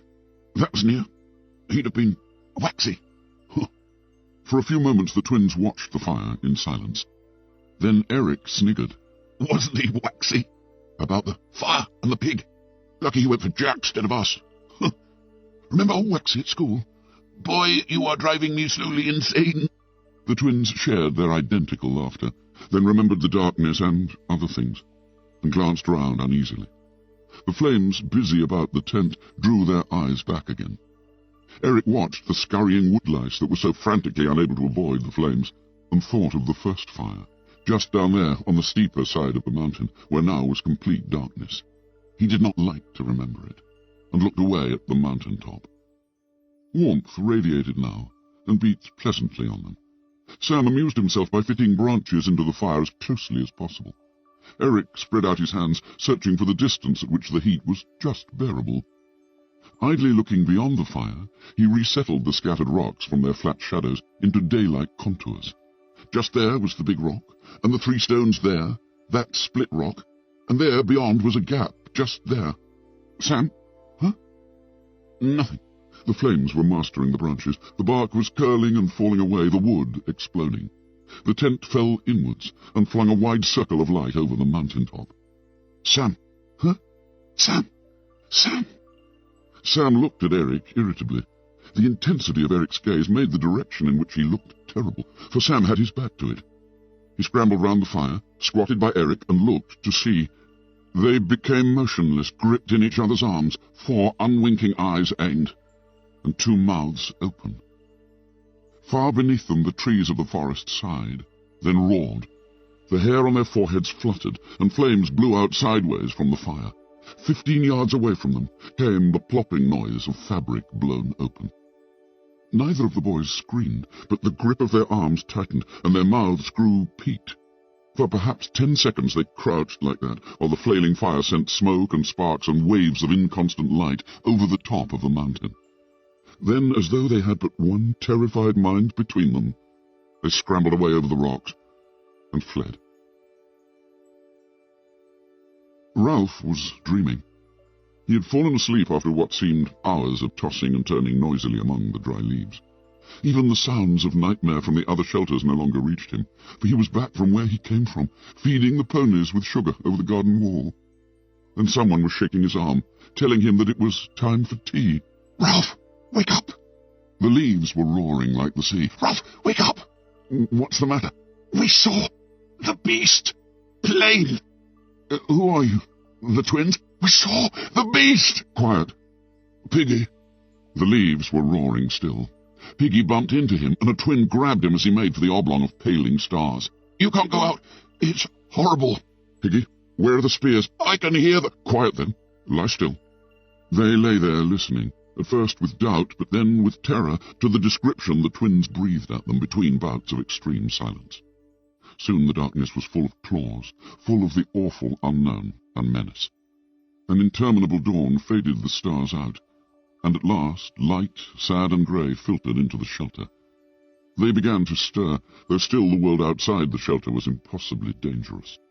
The maze of the darkness sorted into near and far, and at the high point of the sky the cloudlets were warmed with colour. A single seabird flapped upwards with a hoarse cry that was echoed presently, and something squawked in the forest. Now streaks of cloud near the horizon began to glow rosily, and the feathery tops of the palm were green. Ralph knelt in the entrance to the shelter, and peered cautiously round him. "Sam and Eric, call them to an assembly. Quietly. Go on." The twins, holding tremulously to each other, dared the few yards to the next shelter, and spread the dreadful news. Ralph stood up, and walked, for the sake of dignity, though with his back pricking, to the platform. Piggy and Simon followed him, and the other boys came sneaking after. Ralph took the conch from where it lay on the polished seat, and held it to his lips. But then he hesitated, and did not blow. He held the shell up instead, and showed it to them, and they understood. The rays of the sun that were fanning upwards from below the horizon swung downwards to eye level. Ralph looked for a moment at the growing slice of gold that lit them from the right hand, and seemed to make speech possible. The circle of boys before him bristled with hunting spears. He handed the conch to Eric, the nearest of the twins. "We've seen the beast with our own eyes." "No, we weren't asleep." Sam took up the story. By custom now, one conch did for both twins, for their substantial unity was recognized. "It was furry. There was something moving behind its head. Wings. The beast moved, too. That was awful. It kind of sat up. The fire was bright. We'd just made it up. More sticks on. There were eyes, teeth, claws. We ran as fast as we could, bashed into things. The beast followed us. I saw it slinking behind the trees. Nearly touched me." Ralph pointed fearfully at Eric's face, which was striped with scars where the bushes had torn him. "How did you do that?" Eric felt his face. "I'm all rough. Am I bleeding?" The circle of boys shrank away in horror. Johnny, yawning still, burst into noisy tears and was slapped by Bill till he choked on them. The bright morning was full of threats, and the circle began to change. It faced out rather than in, and the spears of sharpened wood were like a fence. Jack called them back to the centre. "This'll be a real hunt. Who'll come?" Ralph moved impatiently. "These spears are made of wood, don't be silly." Jack sneered at him. "Frightened? Of course I'm frightened. Who wouldn't be?" He turned to the twins, yearning but hopeless. "I suppose you aren't pulling our legs?" The reply was too emphatic for anyone to doubt them. Piggy took the conch. "Couldn't we, stay here? Maybe the beast won't come near us." But for the sense of something watching them, Ralph would have shouted at him. "Stay here? And be cramped into this bit of the island, always on the lookout? How should we get our food? And what about the fire?" "Let's be moving," said Jack restlessly. "We're wasting time."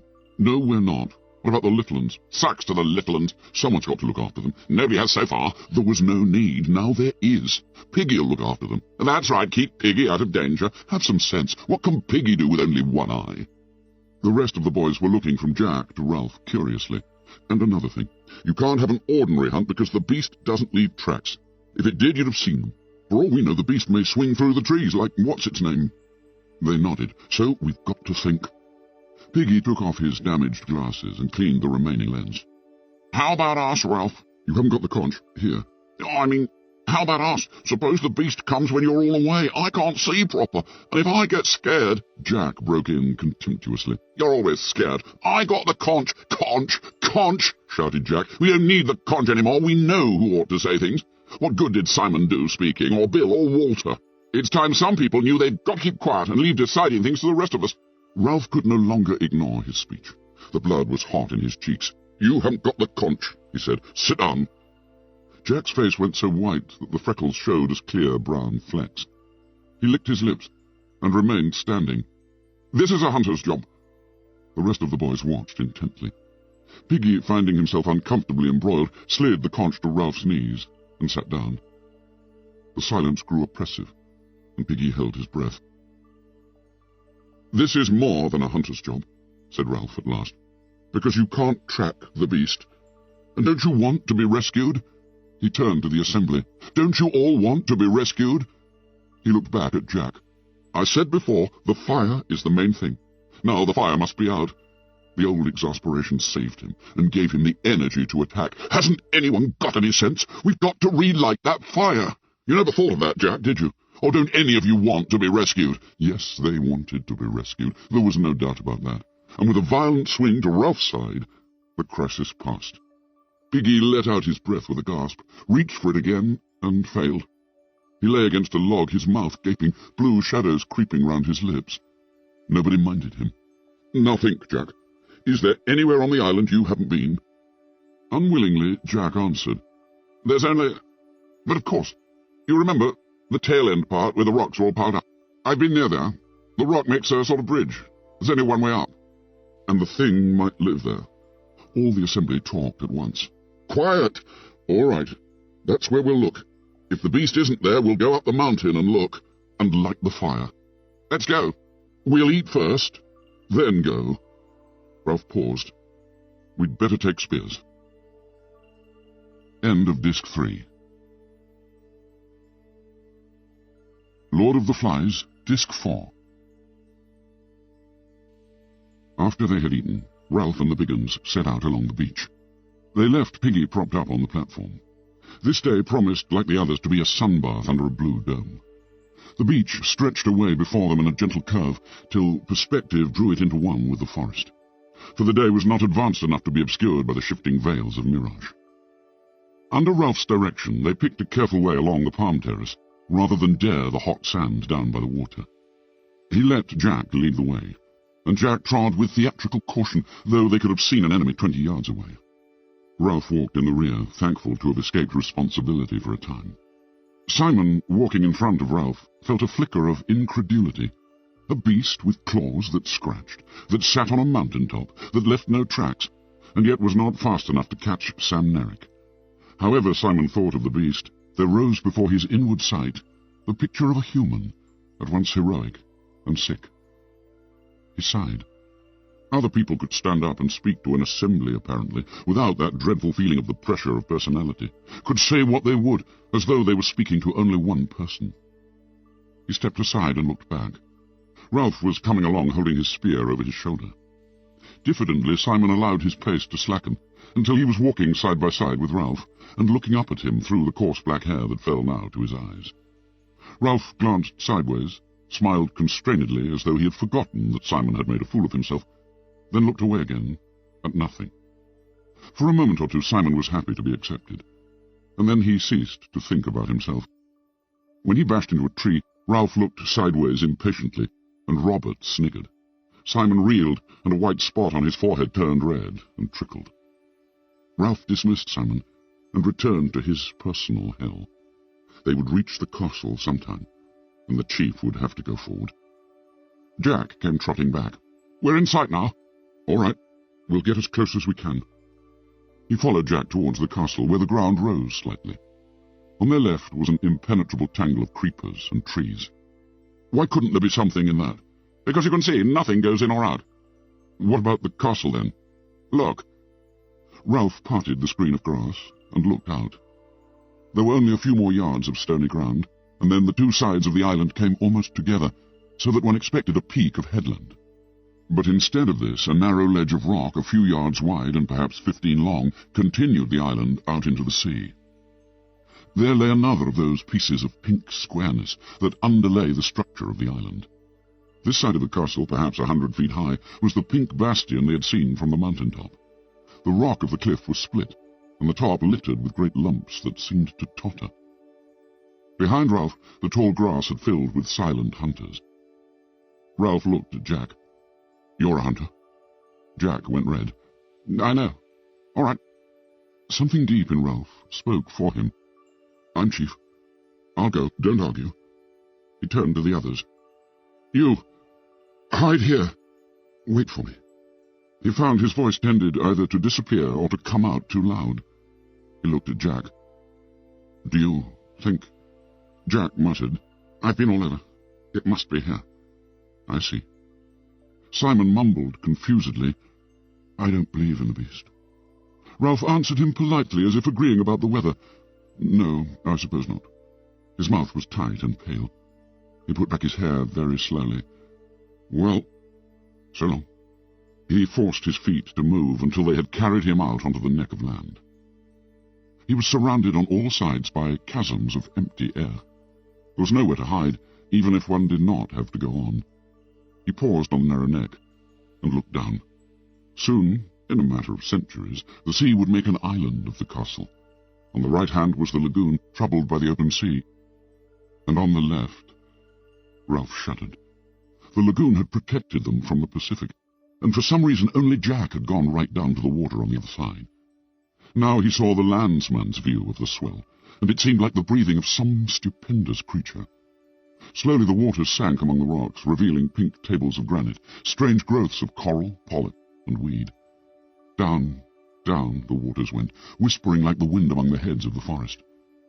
There was one flat rock there, spread like a table, and the waters, sucking down on the four weedy sides, made them seem like cliffs. Then the sleeping Leviathan breathed out. The waters rose, the weed streamed, and the water boiled over the table rock with a roar. There was no sense of the passage of waves, only this minute-long fall and rise and fall. Ralph turned away to the red cliff. They were waiting behind him in the long grass, waiting to see what he would do. He noticed that the sweat in his palm was cool now, realized with surprise that he did not really expect to meet any beast, and didn't know what he would do about it if he did. He saw that he could climb the cliff, but this was not necessary. The squareness of the rock allowed a sort of plinth round it, so that to the right, over the lagoon, one could inch along a ledge and turn round the corner out of sight. It was easy going, and soon he was peering round the rock. Nothing but what you might expect. Pink, tumbled boulders with guano layered on them like icing, and a steep slope up to the shattered rocks that crowned the bastion. A sound behind him made him turn. Jack was edging along the ledge. "Couldn't let you do it on your own." Ralph said nothing. He led the way over the rocks, inspected a sort of half-cave that held nothing more terrible than a clutch of rotten eggs, and at last sat down, looking round him and tapping the rock with the butt of his spear. Jack was excited. What a place for a fort! A column of spray wetted them. No fresh water. Oh, what's that, then? There was indeed a long green smudge halfway up the rock. They climbed up and tasted the trickle of water. You could keep a coconut shell there, filling all the time. Not me. This is a rotten place. Side by side they scaled the last height to where the diminishing pile was crowned by the last broken rock. Jack struck the near one with his fist, and it grated slightly. Do you remember? Consciousness of the bad times in between came to them both. Jack talked quickly. Shove a palm tree under that, and if an enemy came, look! 100 feet below them was the narrow causeway, then the stony ground, then the grass dotted with heads, and behind that the forest. One heave, cried Jack, exulting, and whee! He made a swooping movement with his hand. Ralph looked towards the mountain. What's the matter? Ralph turned. Why? You were looking... I don't know how. There's no signal now. Nothing to show. You're nuts on the signal. The taut blue horizon encircled them, broken only by the mountain top. That's all we've got. He leaned his spear against the rocking stone and pushed back 2 handfuls of hair. We'll have to go back and climb the mountain. That's where they saw the beast. The beast won't be there. What else can we do? The others, waiting in the grass, saw Jack and Ralph unharmed and broke cover into the sunlight. They forgot the beast in the excitement of exploration. They swarmed across the bridge and soon were climbing and shouting. Ralph stood now, one hand against an enormous red block, a block large as a mill wheel that had been split off and hung tottering. Somberly, he watched the mountain. He clenched his fist and beat hammer-wise on the red wall at his right. His lips were tightly compressed, and his eyes yearned beneath the fringe of hair. Smoke! He sucked his bruised fist. Jack, come on! But Jack was not there. A knot of boys making a great noise that he had not noticed were heaving and pushing at a rock. As he turned, the base cracked, and the whole mass toppled into the sea, so that a thunderous plume of spray leapt halfway up the cliff. Stop it! Stop it! His voice struck a silence among them. Smoke. A strange thing happened in his head. Something flitted there in front of his mind like a bat's wing, obscuring his idea. Smoke! At once the ideas were back, and the anger. We want smoke, and you go wasting your time. You roll rocks. Roger shouted, We've got plenty of time. Ralph shook his head. We'll go to the mountain. The clamour broke out. Some of the boys wanted to go back to the beach. Some wanted to roll more rocks. The sun was bright, and danger had faded with the darkness. Jack, the beast might be on the other side. You can lead again. You've been. We could go by the shore. There's fruit. Bill came up to Ralph. Why can't we stay here for a bit? That's right. Let's have a fort. There's no food here, said Ralph, and no shelter. Not much fresh water. This would make a wizard fort. We could roll rocks right onto the bridge. I say we'll go on, shouted Ralph furiously. We've got to make certain. We'll go now. Let's stay here. Back to the shelter. I'm tired. No. Ralph struck the skin off his knuckles. They did not seem to hurt. I'm chief.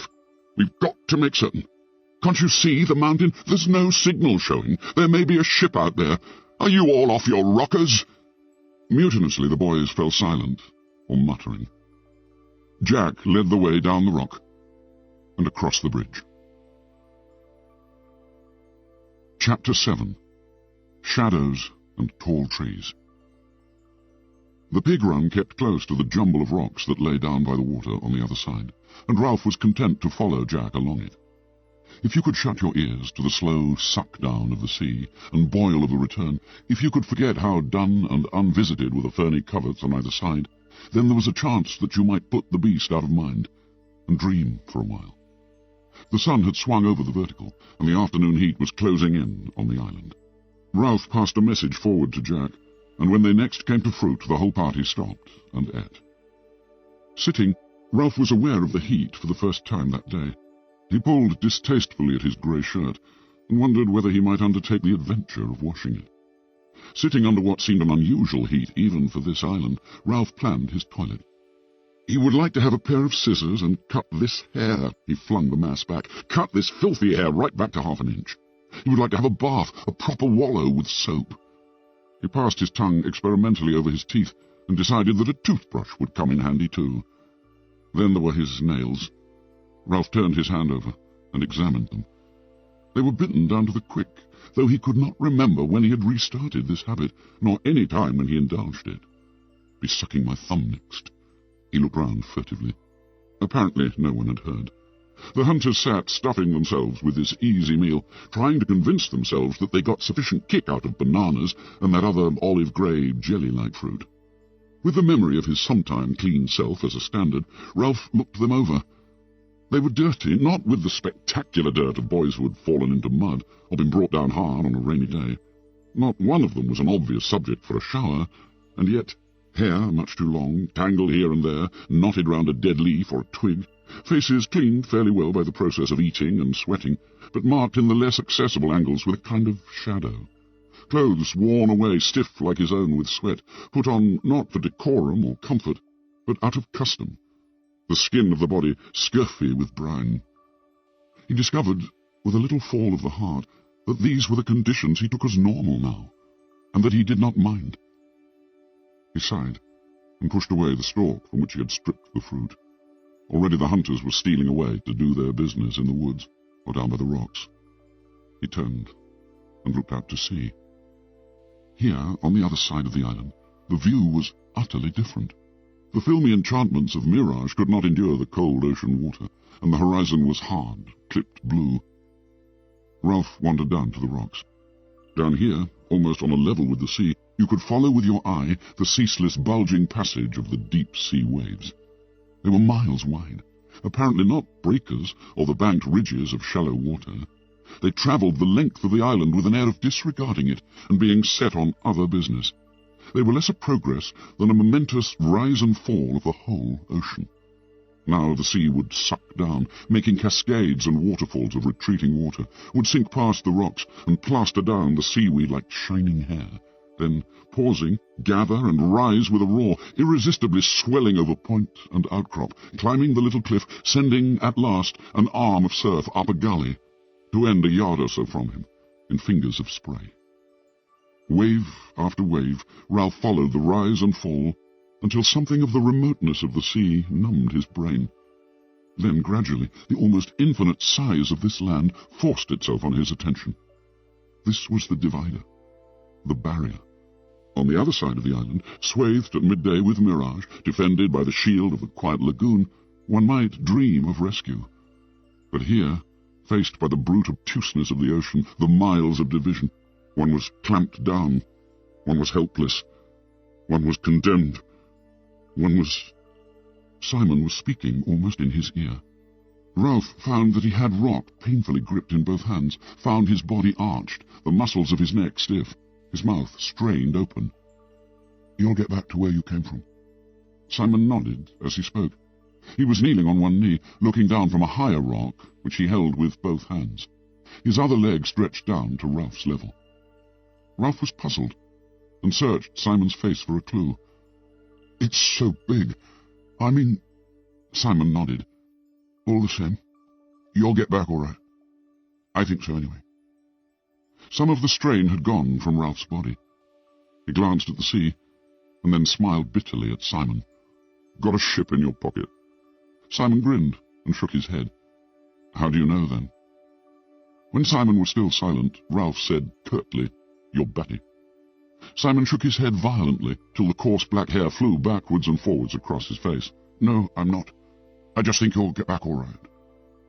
For a moment nothing more was said, and then they suddenly smiled at each other. Roger called from the coverts, "Come and see!" The ground was turned over near the pig run, and there were droppings that steamed. Jack bent down to them, as though he loved them. "Ralph, we need meat, even if we are hunting the other thing." "If you mean going the right way, we'll hunt." They set off again, the hunters bunched a little by fear of the mentioned beast, while Jack quested ahead. They went more slowly than Ralph had bargained for. Yet in a way he was glad to loiter, cradling his spear. Jack came up against some emergency of his craft, and soon the procession stopped. Ralph leaned against a tree, and at once the daydreams came swarming up. Jack was in charge of the hunt, and there would be time to get to the mountain. Once, following his father from Chatham to Devonport, they had lived in a cottage on the edge of the moors. In the succession of houses that Ralph had known, this one stood out with particular clarity, because after that house he had been sent away to school. Mummy had still been with them, and Daddy had come home every day. Wild ponies came to the stone wall at the bottom of the garden, and it had snowed. Just behind the cottage there was a sort of shed, and you could lie up there watching the flakes swirl past. You could see the damp spot where each flake died. Then you could mark the first flake that lay down without melting, and watch the whole ground turn white. You could go indoors when you were cold, and look out of the window, past that bright copper kettle, and the plate with the little blue men. When you went to bed, there was a bowl of cornflakes with sugar and cream. And the books. They stood on the shelf by the bed, leaning together, with always 2 or 3 laid flat on top because he had not bothered to put them back properly. They were dog-eared and scratched. There was the bright, shining one about Topsy and Mopsy that he never read because it was about 2 girls. There was the one about the magician, which you read with a kind of tied-down terror, skipping page 27 with the awful picture of the spider. There was a book about people who had done things up, Egyptian things. There was the boy's book of trains, the boy's book of ships. Vividly they came before him. He could have reached up and touched them, could feel the weight and slow slide with which the mammoth book for boys would come out and slither down. Everything was all right. Everything was good-humoured and friendly. The bushes crashed ahead of them. Boys flung themselves wildly from the pig track and scrabbled in the creepers, screaming. Ralph saw Jack nudged aside and fall. Then there was a creature bounding along the pig track towards him, with tusks gleaming and an intimidating grunt. Ralph found he was able to measure the distance coldly and take aim. With the boar only 5 yards away, he flung the foolish wooden stick that he carried, saw it hit the great snout, and hang there for a moment. The boar's note changed to a squeal, and it swerved aside into the covert. The pig run filled with shouting boys again. Jack came running back and poked about in the undergrowth. "Through here!" "But he'd do us!" "Through here, I said!" The boar was floundering away from them. They found another pig run parallel to the first, and Jack raced away. Ralph was full of fright and apprehension and pride. "I hit him. The spear stuck in." Now they came unexpectedly to an open space by the sea. Jack cast about on the bare rock and looked anxious. "He's gone." "I hit him," said Ralph again, "and the spear stuck in a bit." He felt the need of witnesses. "Didn't you see me?" Morris nodded. "I saw you, right bang on his snout. Whee!" Ralph talked on excitedly. "I hit him all right. The spear stuck in. I wounded him." He sunned himself in their new respect, and felt that hunting was good, after all. "I walloped him properly. That was the beast, I think." Jack came back. "That wasn't the beast. That was a boar. I hit him. Why didn't you grab him? I tried." Ralph's voice ran up. "But a boar!" Jack flushed suddenly. "You said he'd do us. What did you want to throw for? Why didn't you wait?" He held out his arm. "Look." He turned his left forearm for them all to see. On the outside was a rip. Not much, but bloody. "He did that with his tusks. I couldn't get my spear down in time." Attention focused on Jack. "That's a wound," said Simon, "and you ought to suck it, like Berengaria." Jack sucked. "I hit him," said Ralph indignantly. "I hit him with my spear. I wounded him." He tried for their attention. He was coming along the path. "I threw like this." Robert snarled at him. Ralph entered into the play, and everybody laughed. Presently they were all jabbing at Robert, who made mock rushes. Jack shouted, "Make a ring!" The circle moved in and round. Robert squealed in mock terror, then in real pain. "Ow! Stop it! You're hurting!" The butt end of a spear fell on his back, and he blundered among them. "Hold him!" They got his arms and legs. Ralph, carried away by a sudden thick excitement, grabbed Eric's spear and jabbed at Robert with it. "Kill him! Kill him!" All at once, Robert was screaming and struggling with the strength of frenzy. Jack had him by the hair and was brandishing his knife. Behind him was Roger, fighting to get close. The chant rose ritually, as the last moment of a dance or a hunt. "Kill the pig! Cut his throat! Kill the pig! Bash him in!" Ralph, too, was fighting to get near, to get a handful of that brown, vulnerable flesh. The desire to squeeze and hurt was overmastering.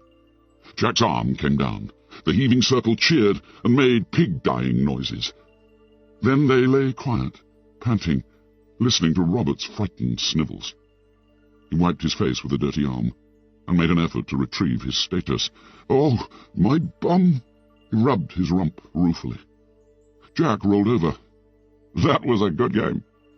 "Just a game," said Ralph uneasily. "I got jolly badly hurt at rugger once." "We ought to have a drum," said Morris. "Then we could do it properly." Ralph looked at him. "How properly?" "I don't know. You want a fire, I think, and a drum, and you keep time to the drum." "You want a pig," said Roger, "like a real hunt." "Or someone to pretend," said Jack. "You could get someone to dress up as a pig, and then he could act, pretend to knock me over and all that." "You want a real pig," said Robert, still caressing his rump, "because you've got to kill him." "Use a little 'un," said Jack, and everybody laughed.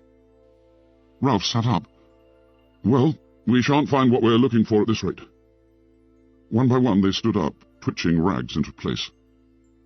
Ralph looked at Jack. "Now for the mountain." "Shouldn't we go back to Piggy?" said Morris, "before dark?" The twins nodded like one boy. "Yes, that's right. Let's go up there in the morning." Ralph looked out and saw the sea. "We've got to start the fire again." "You haven't got Piggy's specs," said Jack, "so you can't." "Then we'll find out if the mountain's clear." Morris spoke, hesitating, not wanting to seem a funk. "Supposing the beast's up there?" Jack brandished his spear. "We'll kill it." The sun seemed a little cooler. He slashed with the spear. "What are we waiting for?"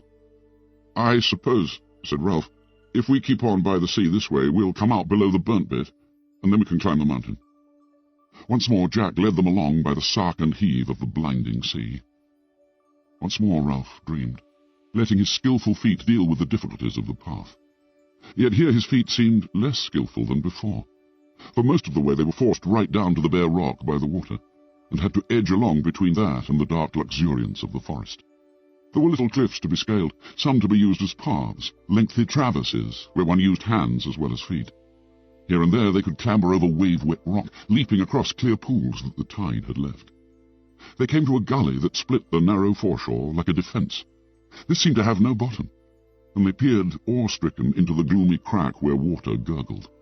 Then the wave came back, the gully boiled before them, and spray dashed up to the very creeper, so that the boys were wet and shrieking. They tried the forest, but it was thick and woven like a bird's nest. In the end they had to jump one by one, waiting till the water sank, and even so some of them got a second drenching. After that the rocks seemed to be growing impossible, so they sat for a time, letting their rags dry, and watching the clipped outlines of the rollers that moved so slowly past the island. They found fruit in a haunt of bright little birds that hovered like insects. Then Ralph said they were going too slowly. He himself climbed a tree and parted the canopy, and saw the square head of the mountain seeming still a great way off. Then they tried to hurry along the rocks, and Robert cut his knee quite badly, and they had to recognize that this path must be taken slowly if they were to be safe. So they proceeded after that as if they were climbing a dangerous mountain, until the rocks became an uncompromising cliff, overhung with impossible jungle, and falling sheer into the sea. Ralph looked at the sun critically. Early evening, after tea time at any rate. "I don't remember this cliff," said Jack, crestfallen. "So this must be the bit of the coast I missed." Ralph nodded. "Let me think." By now, Ralph had no self-consciousness in public thinking, but would treat the day's decisions as though he were playing chess. The only trouble was that he would never be a very good chess player. He thought of the little ones and Piggy. Vividly he imagined Piggy by himself, huddled in a shelter that was silent, except for the sounds of nightmare. "We can't leave the little ones alone with Piggy. Not all night." The other boys said nothing but stood round, watching him. "If we went back, we should take ours." Jack cleared his throat and spoke in a queer, tight voice. "We mustn't let anything happen to Piggy, must we?" Ralph tapped his teeth with the dirty point of Eric's spear. "If we go across—" He glanced round him. "Someone's got to cross the island and tell Piggy we'll be back after dark." Bill spoke, unbelieving. "Through the forest by himself? Now? We can't spare more than one." Simon pushed his way to Ralph's elbow. "I'll go, if you like. I don't mind, honestly." Before Ralph had time to reply, he smiled quickly, turned, and climbed into the forest. Ralph looked back at Jack, seeing him, infuriatingly, for the first time. "Jack, that time you went the whole way to the Castle Rock?" Jack glowered. "Yes." You came along part of this shore, below the mountain, beyond there? Yes. And then? I found a pig run. It went for miles. Ralph nodded. He pointed at the forest. So the pig run must be somewhere in there. Everybody agreed, sagely. All right, then. We'll smash our way through till we find the pig run. He took a step and halted. Wait a minute, though.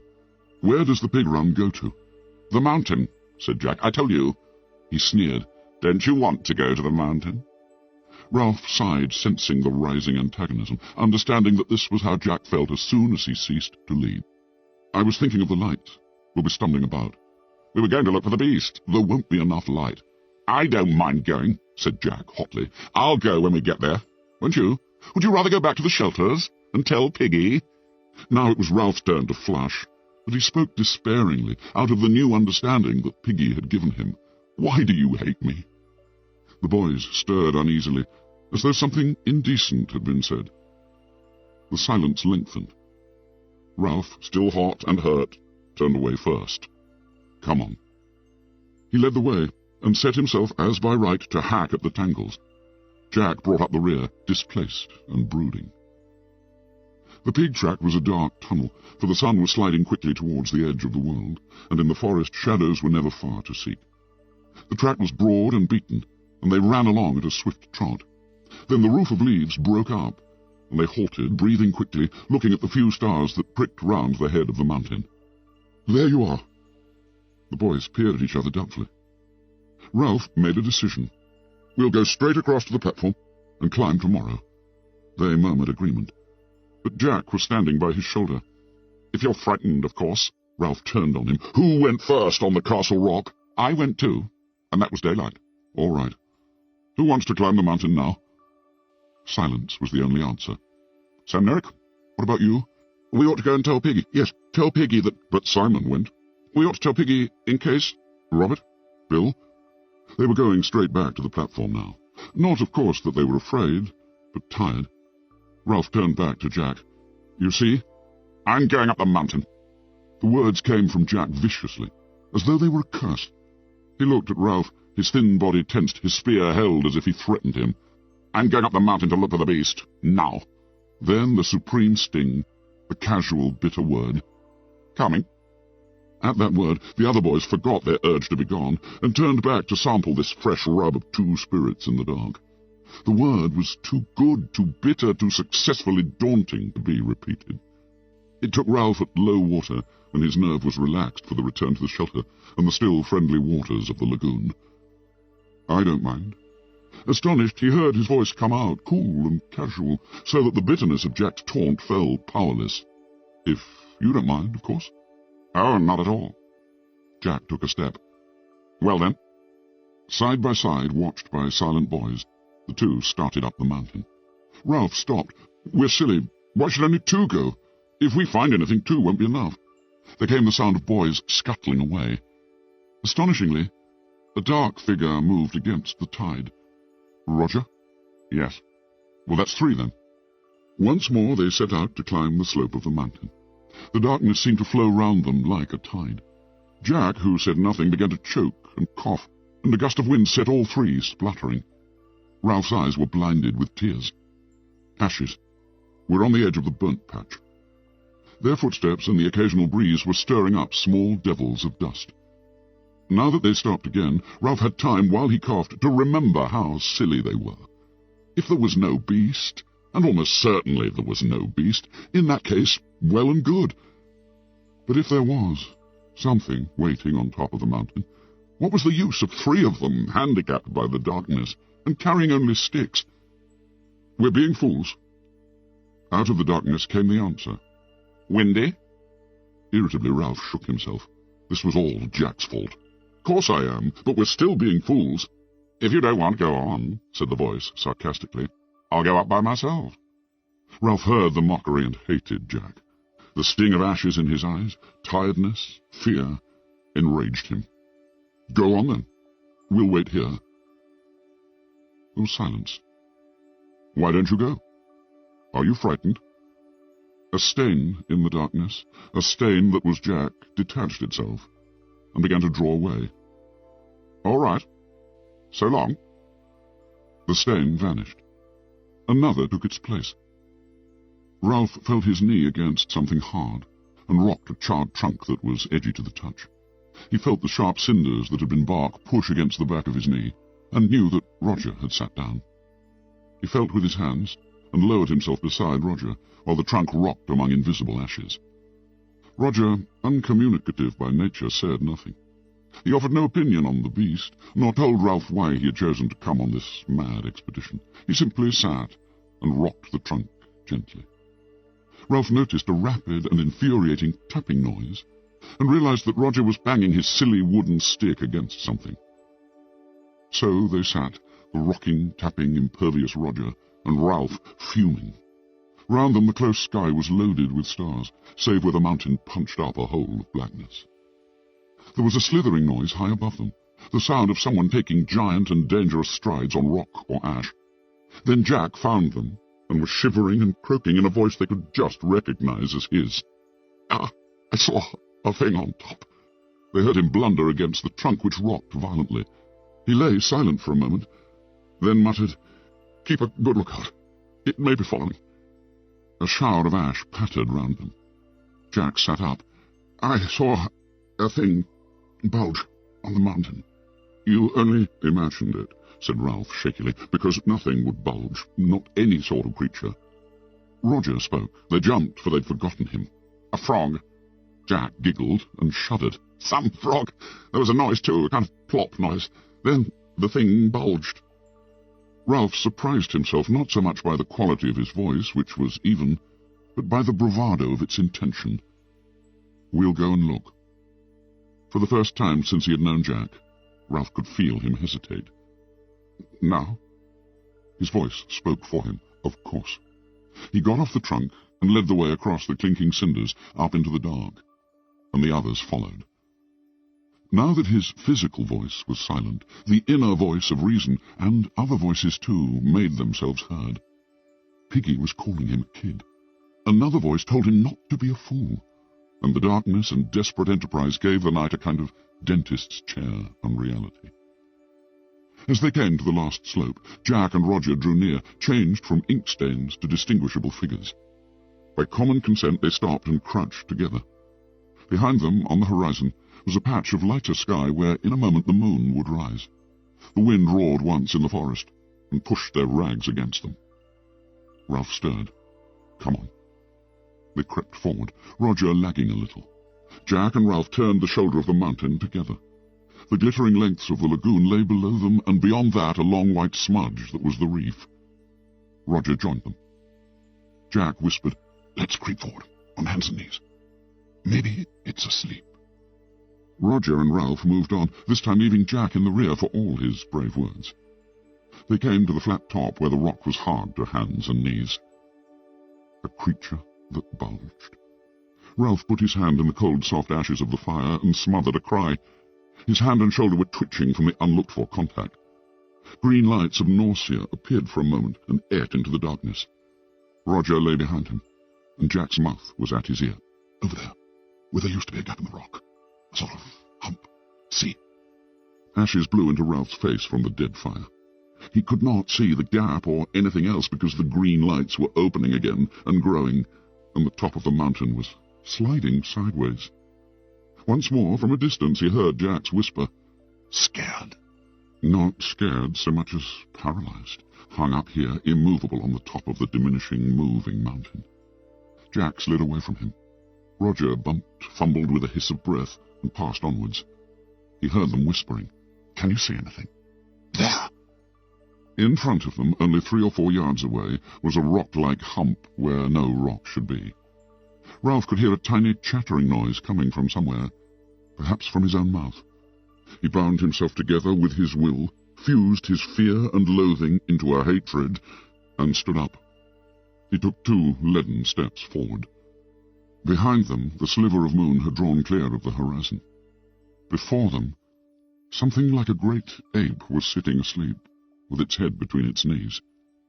Then the wind roared in the forest. There was confusion in the darkness, and the creature lifted its head, holding towards them the ruin of a face. Ralph found himself taking giant strides among the ashes, heard other creatures crying out and leaping, and dared the impossible on the dark slope. Presently the mountain was deserted, save for the 3 abandoned sticks, and the thing that bowed. Chapter 8. Gift for the Darkness. Piggy looked up miserably from the dawn-pale beach to the dark mountain. "Are you sure? Really sure, I mean?" "I told you a dozen times now," said Ralph. "We saw it." "Do you think we're safe down here?" "How the hell should I know?" Ralph jerked away from him and walked a few paces along the beach. Jack was kneeling and drawing a circular pattern in the sand with his forefinger. Piggy's voice came to them, hushed. "Are you sure? Really?" "Go up and see," said Jack contemptuously, "and good riddance. No fear." "The beast had teeth," said Ralph, "and big black eyes." He shuddered violently. Piggy took off his one round of glass and polished the surface. "What are we going to do?" Ralph turned towards the platform. The conch glimmered among the trees, a white blob against the place where the sun would rise. He pushed back his mop. "I don't know." He remembered the panic flight down the mountainside. "I don't think we'd ever fight a thing that size, honestly. You know, we'd talk, but we wouldn't fight a tiger. We'd hide. Even Jack would hide." Jack still looked at the sand. "What about my hunters?" Simon came stealing out of the shadows by the shelters. Ralph ignored Jack's question. He pointed to the touch of yellow above the sea. "As long as there's light, we're brave enough. But then, and now that thing squats by the fire as though it didn't want us to be rescued." He was twisting his hands now, unconsciously. His voice rose. "So we can't have a signal fire. We're beaten."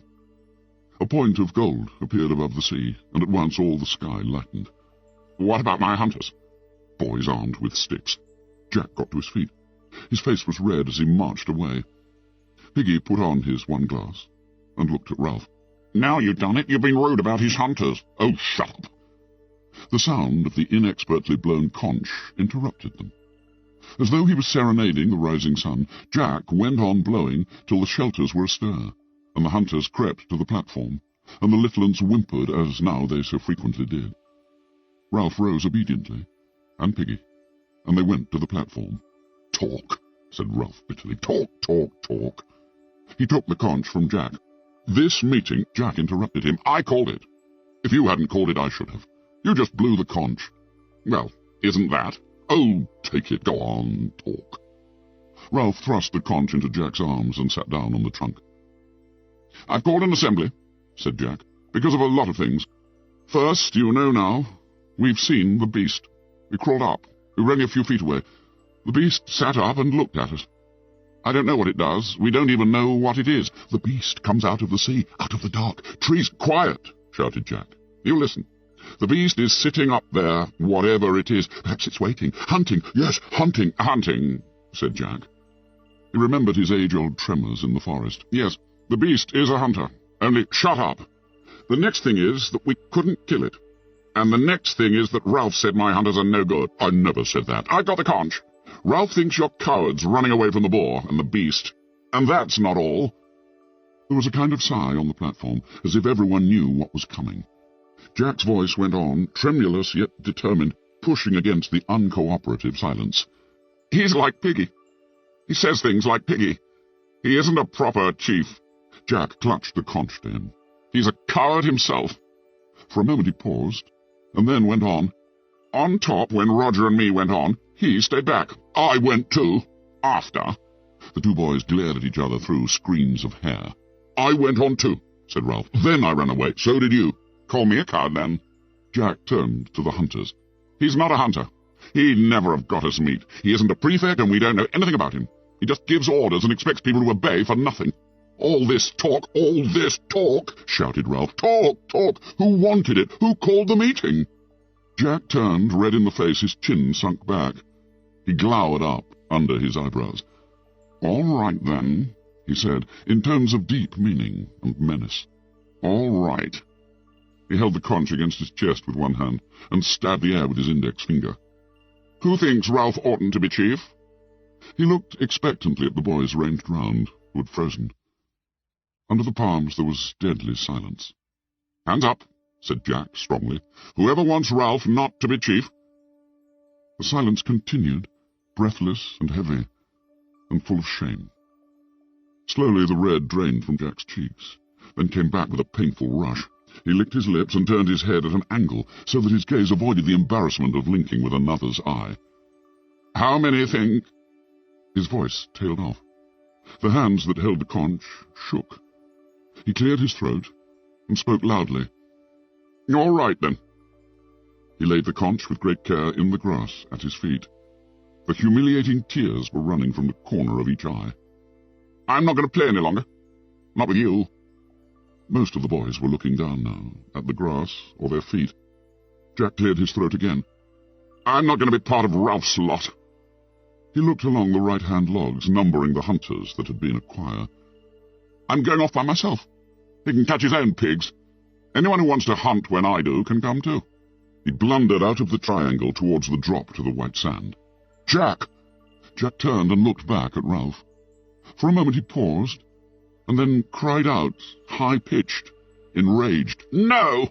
He leapt down from the platform and ran along the beach, paying no heed to the steady fall of his tears, and until he dived into the forest, Ralph watched him. Piggy was indignant. "I've been talking, Ralph, and you just stood there like—" Softly, looking at Piggy and not seeing him, Ralph spoke to himself. "He'll come back. When the sun goes down, he'll come." He looked at the conch in Piggy's hand. "What?" "Well, there."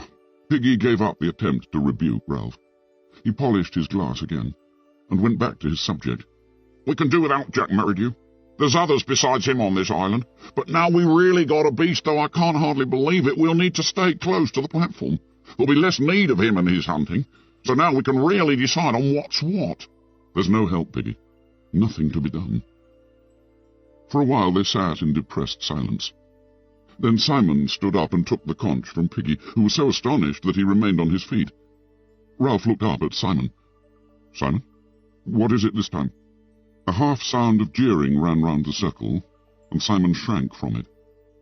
"I thought there might be something to do. Something we—" Again the pressure of the assembly took his voice away. He sought for help and sympathy and chose Piggy. He turned half towards him, clutching the conch to his brown chest. "I think we ought to climb the mountain." The circle shivered with dread. Simon broke off and turned to Piggy, who was looking at him with an expression of derisive incomprehension. "What's the good of climbing up to this here beast when Ralph and the other two couldn't do nothing?" Simon whispered his answer. "What else is there to do?" His speech made, he allowed Piggy to lift the conch out of his hands. Then he retired and sat as far away from the others as possible.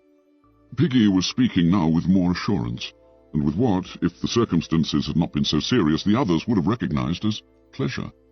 "I said we could all do without a certain person. Now I say we got to decide on what can be done, and I think I could tell you what Ralph's going to say next. The most important thing on the island is the smoke, and you can't have no smoke without a fire." Ralph made a restless movement. "No go, Piggy, we've got no fire. That thing sits up there. We'll have to stay here." Piggy lifted the conch as though to add power to his next words. "We got no fire on the mountain. But what's wrong with a fire down here? A fire could be built on them rocks, on the sand even. We'd make smoke just the same." "That's right, smoke by the bathing pool." The boys began to babble. Only Piggy could have the intellectual daring to suggest moving the fire from the mountain. "So we'll have the fire down here," said Ralph. He looked about him. "We can build it just here between the bathing pool and the platform. Of course—" He broke off, frowning, thinking the thing out, unconsciously tugging at the stub of a nail with his teeth. "Of course the smoke won't show so much, not be seen so far away. But we needn't go near the—" The others nodded in perfect comprehension. There would be no need to go near. "We'll build the fire now." The greatest ideas are the simplest. Now there was something to be done, they worked with passion. Piggy was so full of delight and expanding liberty in Jack's departure, so full of pride in his contribution to the good of society, that he helped to fetch wood. The wood he fetched was close at hand, a fallen tree on the platform that they did not need for the assembly. Yet to the others, the sanctity of the platform had protected even what was useless there. Then the twins realized they would have a fire near them as a comfort in the night. and this set a few little uns dancing and clapping hands. The wood was not so dry as the fuel they had used on the mountain. Much of it was damply rotten and full of insects that scurried. Logs had to be lifted from the soil with care, or they crumbled into sodden powder. More than this, in order to avoid going deep into the forest, the boys worked near at hand on any fallen wood, no matter how tangled with new growth. The skirts of the forest and the scar were familiar, near the conch and the shelters, and sufficiently friendly in daylight. What they might become in darkness, nobody cared to think. They worked, therefore, with great energy and cheerfulness, though as time crept by, there was a suggestion of panic in the energy and hysteria in the cheerfulness. They built a pyramid of leaves and twigs, branches and logs on the bare sand by the platform. For the first time on the island, Piggy himself removed his one glass, knelt down, and focused the sun on tinder. Soon there was a ceiling of smoke and a bush of yellow flame. The little uns, who had seen few fires since the first catastrophe, became wildly excited. They danced and sang, and there was a partyish air about the gathering. At last Ralph stopped work and stood up, smudging the sweat from his face with a dirty forearm. "We'll have to have a small fire. This one's too big to keep up." Piggy sat down carefully on the sand and began to polish his glass. "We could experiment. We could find out how to make a small hot fire and then put green branches on to make smoke. Some of them leaves must be better for that than the others." As the fire died down, so did the excitement. The little uns stopped singing and dancing and drifted away towards the sea or the fruit trees or the shelters. Ralph flopped down in the sand. "We'll have to make a new list of who's to look after the fire. If you can find 'em." He looked round. Then, for the first time, he saw how few big uns there were, and understood why the work had been so hard. "Where's Morris?" Piggy wiped his glass again. "I expect... No, he wouldn't go into the forest by himself, would he?" Ralph jumped up, ran swiftly round the fire, and stood by Piggy, holding up his hair. "But we've got to have a list. That's you and me and Sam Nerrick and—" He would not look at Piggy, but spoke casually. "Where's Bill and Roger?" Piggy leaned forward and put a fragment of wood on the fire. "I expect they've gone. I expect they won't play either." Ralph sat down and began to poke little holes in the sand. He was surprised to see that one had a drop of blood on it. He examined his bitten nail closely, and watched the little globe of blood that gathered where the quick was gnawed away. Piggy went on, speaking. "I seen 'em stealing off when we was gathering wood. They went that way, the same way as he went himself." Ralph finished his inspection and looked up into the air. The sky, as if in sympathy with the great changes among them, was different today, and so misty that in some places the hot air seemed white. The disk of the sun was dull silver, as though it was nearer and not so hot, yet the air stifled. "They always been making trouble, haven't they?" The voice came near his shoulder and sounded anxious. "We can do without 'em. We'll be happier now, won't we?" Ralph sat. The twins came, dragging a great log and grinning in their triumph. They dumped the log among the embers, so that sparks flew. "We can do all right on our own, can't we?" For a long time, while the log dried, caught fire, and turned red-hot, Ralph sat in the sand and said nothing. He did not see Piggy go to the twins and whisper with them, nor how the three boys went into the forest. "Here you are." He came to himself with a jolt. Piggy and the other two were by him. They were laden with fruit. "I thought perhaps," said Piggy, "we ought to have a feast, kind of." The three boys sat down. They had a great mass of fruit with them, and all of it properly ripe.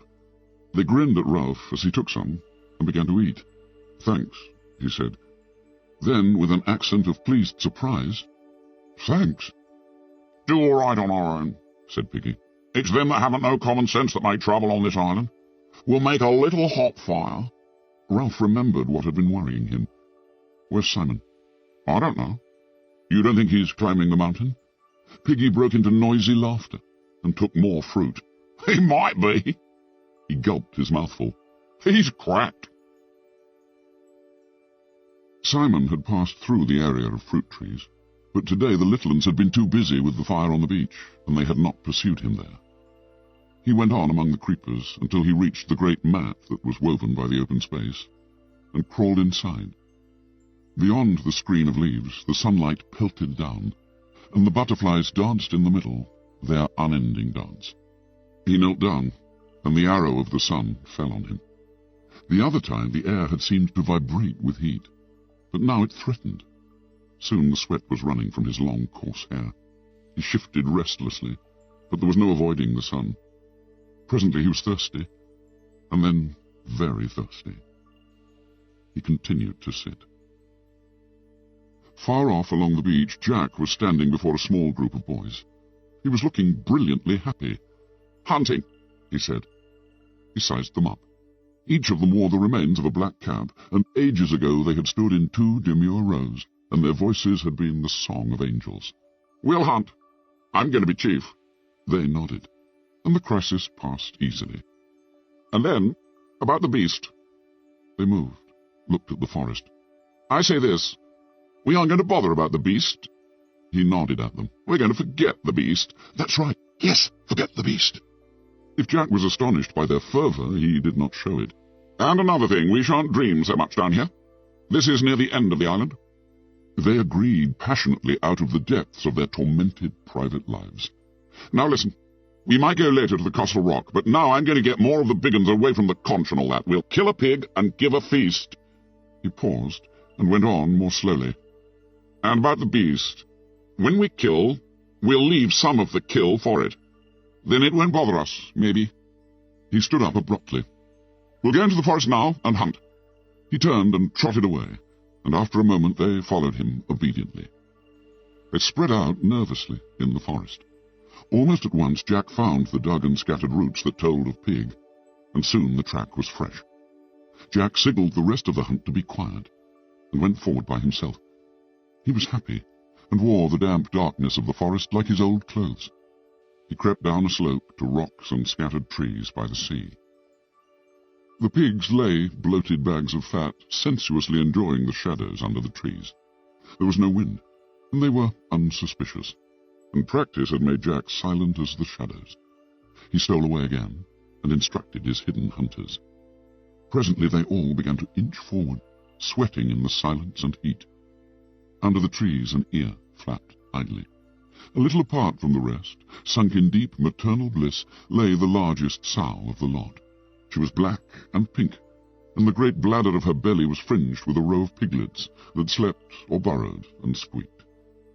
15 yards from the drove, Jack stopped, and his arm, straightening, pointed at the sow. He looked round in inquiry to make sure that everyone understood, and the other boys nodded at him. The row of right arms slid back. Now the drove of pigs started up, and at a range of only 10 yards the wooden spears with fire-hardened points flew towards the chosen pig.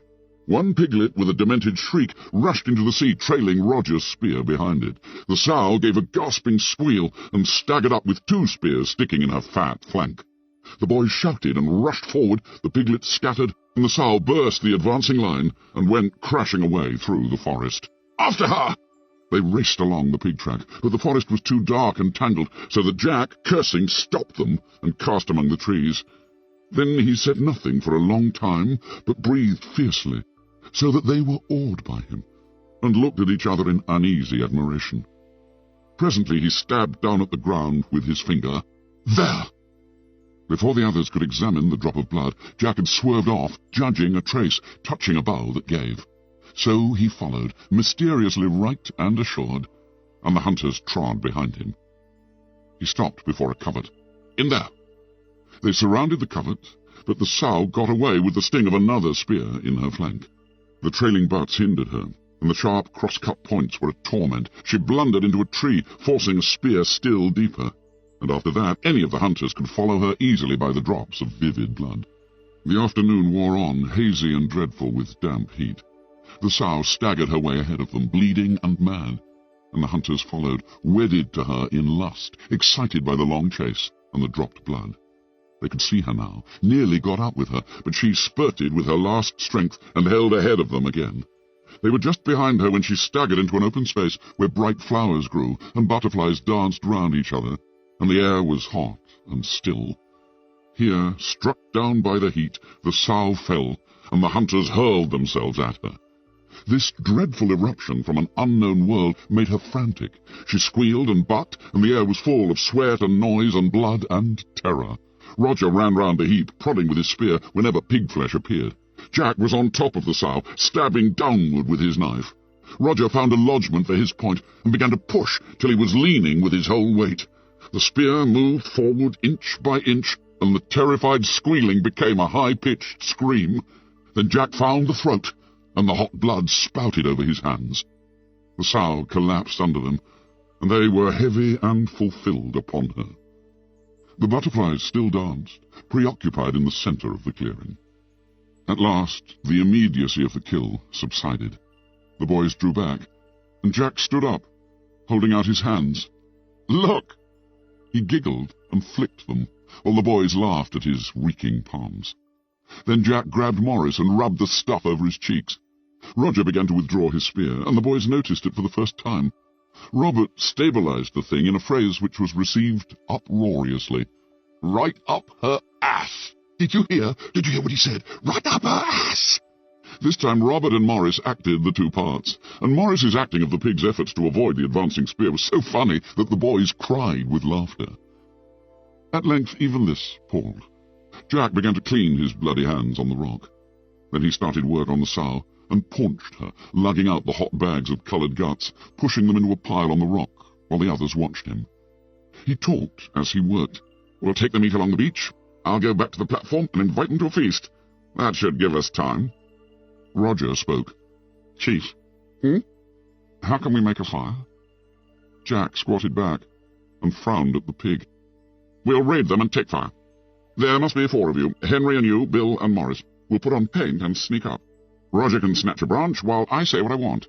The rest of you can get this back to where we were. We'll build the fire there. And after that—" He paused and stood up, looking at the shadows under the trees. His voice was lower when he spoke again. "But we'll leave part of the kill for—" He knelt down again and was busy with his knife. The boys crowded round him. He spoke over his shoulder to Roger. "Sharpen a stick at both ends." Presently he stood up, holding the dripping sow's head in his hands. "Where's that stick?" "Here. Ram one end in the earth. Oh, it's rock. Jam it in that crack. There." Jack held up the head and jammed the soft throat down on the pointed end of the stick, which pierced through into the mouth. He stood back, and the head hung there, a little blood dribbling down the stick. Instinctively the boys drew back too, and the forest was very still. They listened, and the loudest noise was the buzzing of flies over the spilled guts. Jack spoke in a whisper. "Pick up the pig." Morris and Robert skewered the carcass, lifted the dead weight, and stood ready. In the silence, and standing over the dry blood, they looked suddenly furtive. Jack spoke loudly. "This head is for the beast. It's a gift." The silence accepted the gift and awed them.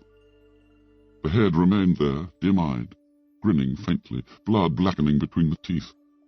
All at once they were running away, as fast as they could, through the forest, towards the open beach. End of Disc 4. Lord of the Flies, Disc 5. Simon stayed where he was, a small brown image, concealed by the leaves. Even if he shut his eyes, the sow's head still remained like an after-image. The half-shut eyes were dim with the infinite cynicism of adult life. They assured Simon that everything was a bad business. "I know that." Simon discovered that he had spoken aloud. He opened his eyes quickly, and there was the head grinning amusedly in the strange daylight, ignoring the flies, the spilled guts, even ignoring the indignity of being spiked on a stick. He looked away, licking his dry lips. A gift for the beast. Might not the beast come for it? The head, he thought, appeared to agree with him. "Run away," said the head silently. "Go back to the others." It was a joke, really. Why should you bother? You were just wrong, that's all. A little headache, something you ate, perhaps. "Go back, child," said the head, silently. Simon looked up, feeling the weight of his wet hair, and gazed at the sky. Up there, for once, were clouds, great bulging towers that sprouted away over the island, grey and cream and copper-coloured, The clouds were sitting on the land. They squeezed, produced moment by moment this close, tormenting heat. Even the butterflies deserted the open space where the obscene thing grinned and dripped. Simon lowered his head, carefully keeping his eyes shut, then sheltered them with his hand. There were no shadows under the trees, but everywhere a pearly stillness, so that what was real seemed elusive and without definition. The pile of guts was a black blob of flies that buzzed like a saw. After a while, these flies found Simon. Gorged, they alighted by his runnels of sweat, and drank. They tickled under his nostrils, and played leapfrog on his thighs. They were black and iridescent green, and without number. And in front of Simon, the Lord of the Flies hung on his stick, and grinned. At last Simon gave up, and looked back, saw the white teeth and dim eyes, the blood, and his gaze was held by that ancient, inescapable recognition. And Simon's right temple of pulse began to beat on the brain. Ralph and Piggy lay in the sand, gazing at the fire, and idly flicking pebbles into its smokeless heart. "That branch is gone. Where's Sam Nerrick? We ought to get some more wood. We're out of green branches." Ralph sighed and stood up. There were no shadows under the palms on the platform, only this strange light that seemed to come from everywhere at once. High up among the bulging clouds, thunder went off like a gun. "We're going to get buckets of rain. What about the fire?" Ralph trotted into the forest and returned with a wide spray of green, which he dumped on the fire. The branch crackled, the leaves curled, and the yellow smoke expanded. Piggy made an aimless little pattern in the sand with his fingers. "Trouble is, we haven't got enough people for a fire. You've got to treat Sam and Eric as one turn. They do everything together." "Of course." "Well, that isn't fair, don't you see? They ought to do 2 turns. Ralph considered this, and understood. He was vexed to find how little he thought like a grown-up, and sighed again. The island was getting worse and worse. Piggy looked at the fire. "You'll want another green branch soon." Ralph rolled over. "Piggy, what are we going to do?" "Just have to get on without 'em." "But the fire." He frowned at the black and white mess in which lay the unburned ends of branches. He tried to formulate. "I'm scared." He saw Piggy look up, and blundered on. "Not of the beast. I mean, I'm scared of that too, but nobody understands about the fire. If someone threw you a rope when you were drowning, if a doctor said, 'Take this because if you don't take it you'll die,' you would, wouldn't you? I mean, 'Course I would. Can't they see? Can't they understand? Without the smoke signal we'll die here. Look at that." A wave of heated air trembled above the ashes, but without a trace of smoke. "We can't keep one fire going. And they don't care. And what's more," he looked intensely into Piggy's streaming face, "what's more, I don't sometimes. Supposing I got like the others, not caring, what'd become of us?" Piggy took off his glasses, deeply troubled. "I don't know, Ralph. We just got to go on, that's all. That's what grown-ups would do." Ralph, having begun the business of unburdening himself, continued. "Piggy, what's wrong?" Piggy looked at him in astonishment. "Do you mean the—" "No, not it. I mean, what makes things break up like they do?" Piggy rubbed his glasses slowly and thought. When he understood how far Ralph had gone towards accepting him, he flushed pinkly with pride. "I don't know, Ralph. I expect it's him. Jack." Jack. A taboo was evolving round that word, too. Ralph nodded solemnly. "Yes," he said. "I suppose it must be." The forest near them burst into uproar. Demoniac figures with faces of white and red and green rushed out howling, so that the little ones fled screaming. Out of the corner of his eye, Ralph saw Piggy running. 2 figures rushed at the fire, and he prepared to defend himself, but they grabbed half-burnt branches and raced away along the beach. The 3 others stood still, watching Ralph, and he saw that the tallest of them, stark naked save for paint and a belt, was Jack. Ralph had his breath back, and spoke. "Well?" Jack ignored him, lifted his spear, and began to shout, "Listen, all of you! Me and my hunters, we're living along the beach by a flat rock. We hunt and feast and have fun. If you want to join my tribe, come and see us. Perhaps I'll let you join. Perhaps not." He paused and looked round.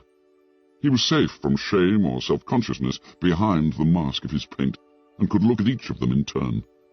Ralph was kneeling by the remains of the fire like a sprinter at his mark, and his face was half hidden by hair and smut. Sam and Eric peered together round a palm tree at the edge of the forest.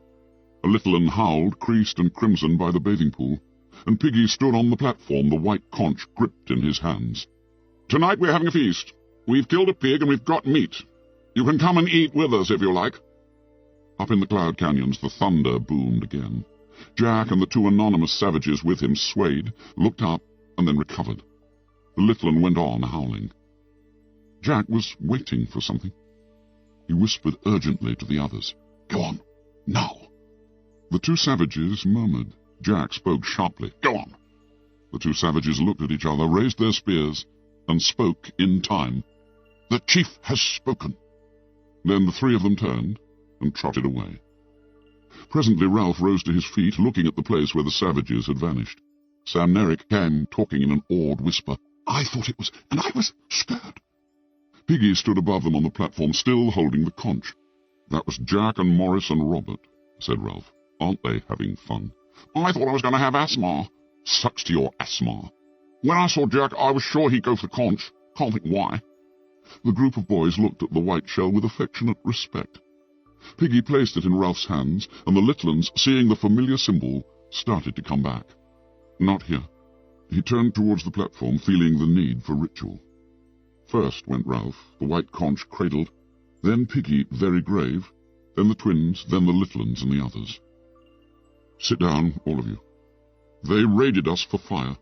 They're having fun, but the—" Ralph was puzzled by the shutter that flickered in his brain. There was something he wanted to say. Then the shutter had come down. But they were regarding him gravely, not yet troubled by any doubts about his sufficiency. Ralph pushed the idiot hair out of his eyes and looked at Piggy. "But the fire, of course, the fire." He started to laugh, then stopped, and became fluent instead. "The fire's the most important thing. Without the fire we can't be rescued. I'd like to put on war paint and be a savage, but we must keep the fire burning. The fire's the most important thing on the island because... He paused again, and the silence became full of doubt and wonder. Piggy whispered urgently, "Rescue!" "Oh, yes. Without the fire we can't be rescued. So we must stay by the fire and make smoke." When he stopped, no one said anything. After the many brilliant speeches that had been made on this very spot, Ralph's remarks seemed lame, even to the little uns. At last Bill held out his hands for the conch. "Now we can't have the fire up there. Because we can't have the fire up there, we need more people to keep it going. Let's go to this feast and tell them the fire's hard on the rest of us. And then hunting and all that, being savages, I mean, must be jolly good fun." Sam and Eric took the conch. "That must be fun, like Bill says. And as he's invited us to a feast, meat, crackling. Oh, I could do with some meat." Ralph held up his hand. "Why shouldn't we get our own meat?" The twins looked at each other. Bill answered, "We don't want to go in the jungle." Ralph grimaced. "He, goes. He's a hunter. They're all hunters. That's different." No one spoke for a moment. Then Piggy muttered to the sand, "Meat." The little uns sat solemnly thinking of meat and dribbling. Overhead the cannon boomed again, and the dry palm fronds clattered in a sudden gust of hot wind. "You are a silly little boy," said the Lord of the Flies. "Just an ignorant, silly little boy." Simon moved his swollen tongue, but said nothing. "Don't you agree?" said the Lord of the Flies. "Aren't you just a silly little boy?" Simon answered him in the same silent voice. "Well then," said the Lord of the Flies, "you'd better run off and play with the others. They think you're batty.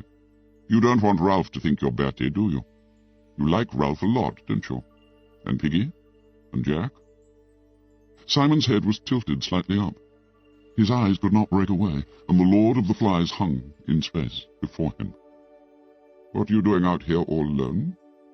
Aren't you afraid of me?" Simon shook. "There isn't anyone to help you.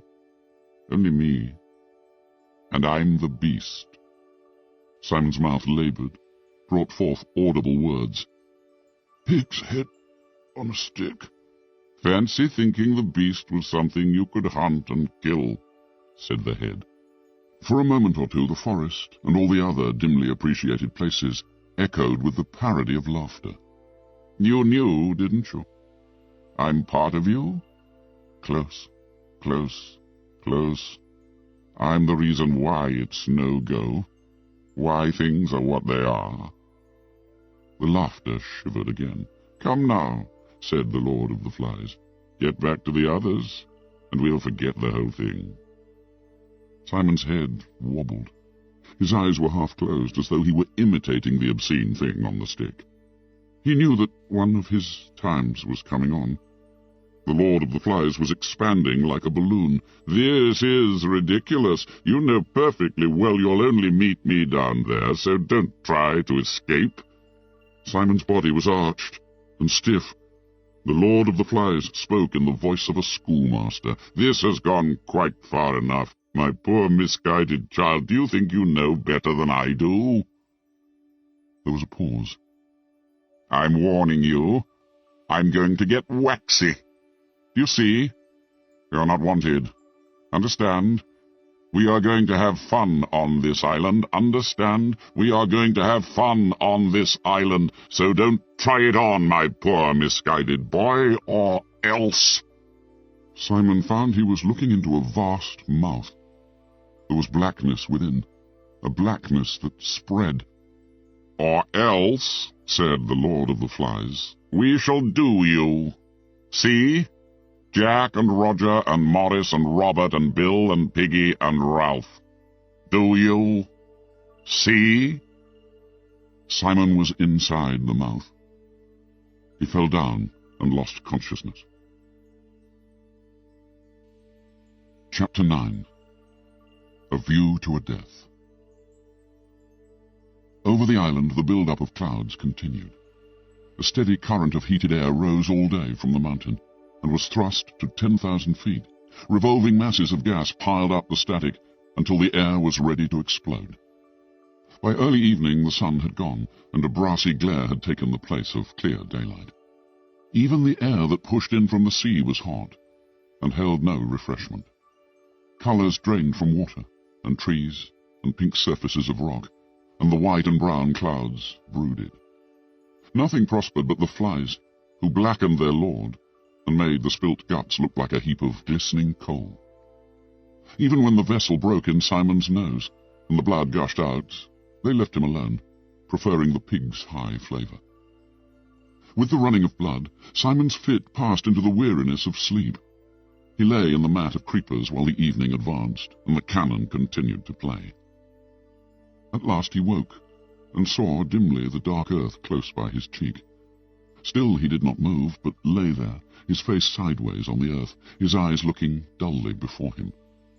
Then he turned over, drew his feet under him, and laid hold of the creepers to pull himself up. When the creepers shook, the flies exploded from the guts with a vicious note, and clamped back on again. Simon got to his feet. The light was unearthly. The Lord of the Flies hung on his stick like a black ball. Simon spoke aloud to the clearing. "What else is there to do?" Nothing replied. Simon turned away from the open space and crawled through the creepers till he was in the dusk of the forest. He walked drearily between the trunks, his face empty of expression, and the blood was dry round his mouth and chin. Only sometimes, as he lifted the ropes of creeper aside and chose his direction from the trend of the land, he mouthed words that did not reach the air. Presently the creepers festooned the trees less frequently, and there was a scatter of pearly light from the sky down through the trees. This was the backbone of the island, the slightly higher land that lay beneath the mountain, where the forest was no longer a deep jungle. Here there were wide spaces interspersed with thickets and huge trees, and the trend of the ground led him up, as the forest opened. He pushed on, staggering sometimes with his weariness, but never stopping. The usual brightness was gone from his eyes, and he walked with a sort of glum determination, like an old man. A buffet of wind made him stagger, and he saw that he was out in the open, on rock, under a brassy sky. He found his legs were weak, and his tongue gave him pain all the time. When the wind reached the mountain top, he could see something happen, a flicker of blue stuff against brown clouds. He pushed himself forward, and the wind came again, stronger now, cuffing the forest heads till they ducked and roared. Simon saw a humped thing suddenly sit up on the top and look down at him. He hid his face and toiled on.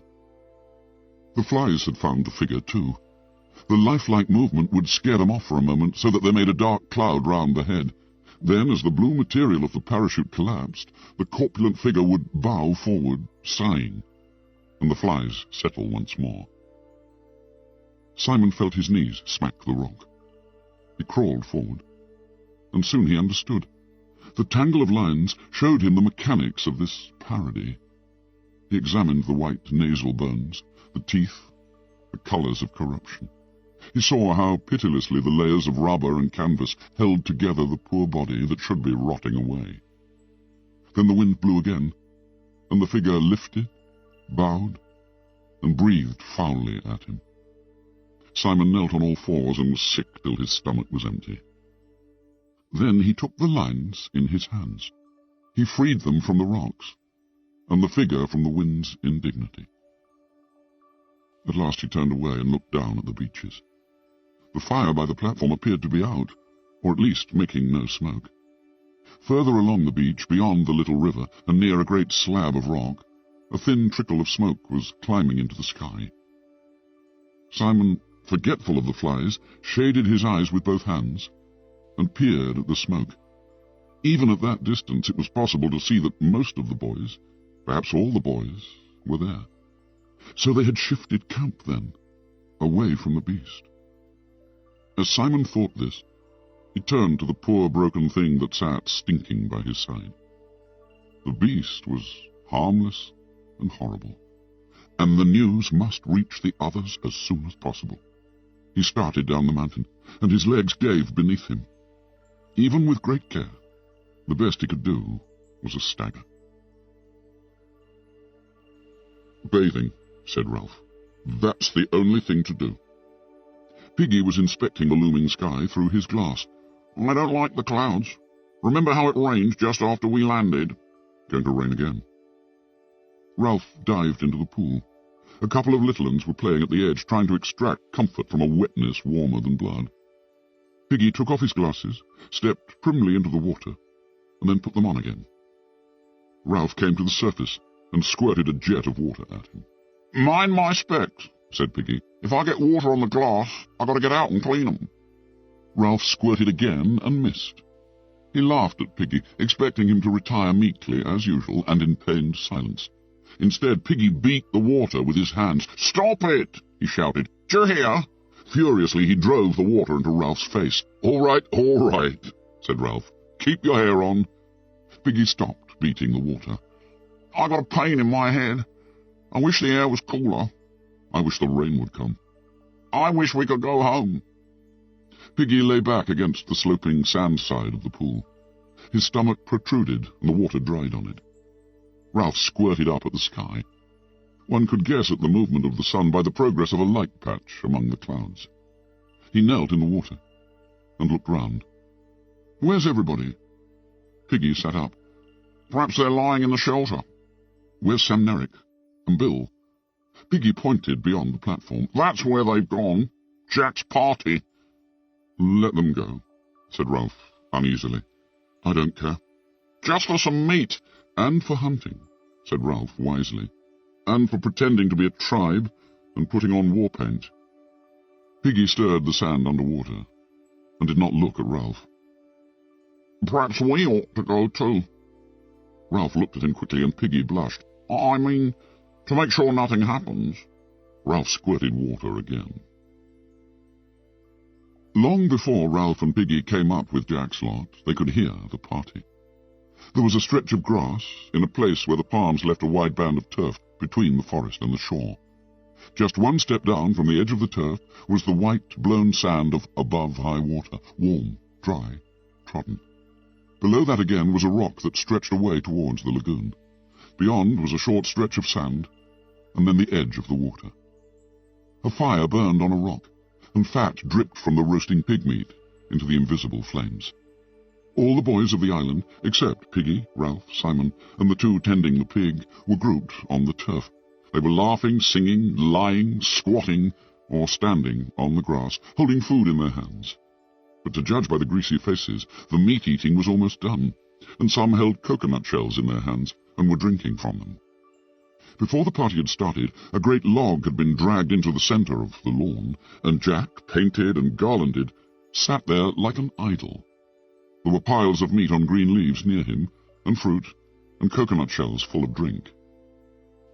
Piggy and Ralph came to the edge of the grassy platform, and the boys, as they noticed them, fell silent one by one, till only the boy next to Jack was talking. Then the silence intruded even there, and Jack turned where he sat. For a time he looked at them, and the crackle of the fire was the loudest noise over the boredom of the reef. Ralph looked away, and Sam, thinking that Ralph had turned to him accusingly, put down his gnawed bone with a nervous giggle. Ralph took an uncertain step, pointed to a palm tree, and whispered something inaudible to Piggy, and they both giggled like Sam. Lifting his feet high out of the sand, Ralph started to stroll past. Piggy tried to whistle. At this moment the boys who were cooking at the fire suddenly hauled off a great chunk of meat and ran with it towards the grass. They bumped Piggy, who was burnt, and yelled and danced. Immediately Ralph and the crowd of boys were united and relieved by a storm of laughter. Piggy once more was the centre of social derision, so that everyone felt cheerful and normal. Jack stood up and waved his spear. "Take them some meat." The boys with the spit gave Ralph and Piggy each a succulent chunk. They took the gift, dribbling. So they stood and ate beneath a sky of thunderous brass that rang with the storm coming. Jack waved his spear again. "Has everybody eaten as much as they want?" There was still food left, sizzling on the wooden spits, heaped on the green platters. Betrayed by his stomach, Piggy threw a picked bone down on the beach, and stooped for more. Jack spoke again, impatiently. "Has everybody eaten as much as they want?" His tone conveyed a warning, given out of the pride of ownership, and the boys ate faster while there was still time. Seeing there was no immediate likelihood of pause, Jack rose from the log that was his throne and sauntered to the edge of the grass. He looked down from behind his paint at Ralph and Piggy. They moved a little further off over the sand, and Ralph watched the fire as he ate. He noticed, without understanding, how the flames were visible now against the dull light. Evening was come, not with calm beauty, but with the threat of violence. Jack spoke. "Give me a drink." Henry brought him a shell, and he drank, watching Piggy and Ralph over the jagged rim. Power lay in the brown swell of his forearms. Authority sat on his shoulder and chattered in his ear like an ape. "All sit down." The boys ranged themselves in rows on the grass before him, but Ralph and Piggy stayed a foot lower, standing on the soft sand. Jack ignored them for a moment, turned his mask down to the seated boys, and pointed at them with the spear. "Who is going to join my tribe?" Ralph made a sudden movement that became a stumble. Some of the boys turned towards him. "I gave you food," said Jack, "and my hunters will protect you from the beast. Who will join my tribe?" "I'm chief," said Ralph, "because you chose me, and we were going to keep the fire going. Now you run after food." "You ran yourself," shouted Jack. "Look at that bone in your hands." Ralph went crimson. "I said you were hunters. That was your job." Jack ignored him again. "Who'll join my tribe and have fun?" "I'm chief," said Ralph tremulously. "And what about the fire? And I've got the conch." "You haven't got it with you," said Jack, sneering. "You left it behind. See? Clever. And the conch doesn't count at this end of the island." All at once the thunder struck. Instead of the dull boom, there was a point of impact in the explosion. "The conch counts here too," said Ralph, "and all over the island." "What are you going to do about it, then?" Ralph examined the ranks of boys. There was no help in them, and he looked away confused and sweating. Piggy whispered, "The fire! Rescue!" "Who'll join my tribe?" I will. I'll blow the conch," said Ralph breathlessly, "and call an assembly." "We shan't hear it." Piggy touched Ralph's wrist. "Come away. There's going to be trouble. And we've had our meat." There was a blink of bright light beyond the forest, and the thunder exploded again so that a little one started to whine. Big drops of rain fell among them, making individual sounds when they struck. "Going to be a storm," said Ralph, "and you'll have rain like when we dropped here. Who's clever now? Where are your shelters? What are you going to do about that?" The hunters were looking uneasily at the sky, flinching from the stroke of the drops. A wave of restlessness set the boys swaying and moving aimlessly. The flickering light became brighter, and the blows of the thunder were only just bearable. The little ones began to run about, screaming. Jack leapt onto the sand. "Do our dance? Come on, dance!" He ran, stumbling through the thick sand, to the open space of rock beyond the fire. Between the flashes of lightning the air was dark and terrible, and the boys followed him clamorously. Roger became the pig, grunting and charging at Jack, who sidestepped. The hunters took their spears, the cooks took spits, and the rest clubs of firewood. While Roger mimed the terror of the pig, the little ones ran and jumped on the outside of the circle. Piggy and Ralph, under the threat of the sky, found themselves eager to take a place in this demented but partly secure society. They were glad to touch the brown backs of the fence that hemmed in the terror, and made it governable. "Kill the beast! Cut his throat! Spill his blood!" The movement became regular, while the chant lost its first superficial excitement, and began to beat like a steady pulse. Roger ceased to be a pig and became a hunter, so that the centre of the ring yawned emptily. Some of the little ones started a ring on their own, and the complementary circles went round and round, as though repetition would achieve safety of itself. There was the throb and stamp of a single organism. The dark sky was shattered by a blue-white scar. An instant later, the noise was on them like the blow of a gigantic whip. The chant rose a tone in agony. "Kill the beast! Cut his throat! Spill his blood!" Now, out of the terror, rose another desire, thick, urgent, blind. "Kill the beast! Cut his throat! Spill his blood!" Again the blue-white scar jagged above them, and the sulphurous explosion beat down. The little ones screamed and blundered about, fleeing from the edge of the forest, and one of them broke the ring of big uns in his terror. "Him! Him!" The circle became a horseshoe. A thing was crawling out of the forest. It came darkly, uncertainly. The shrill screaming that rose before the beast was like a pain.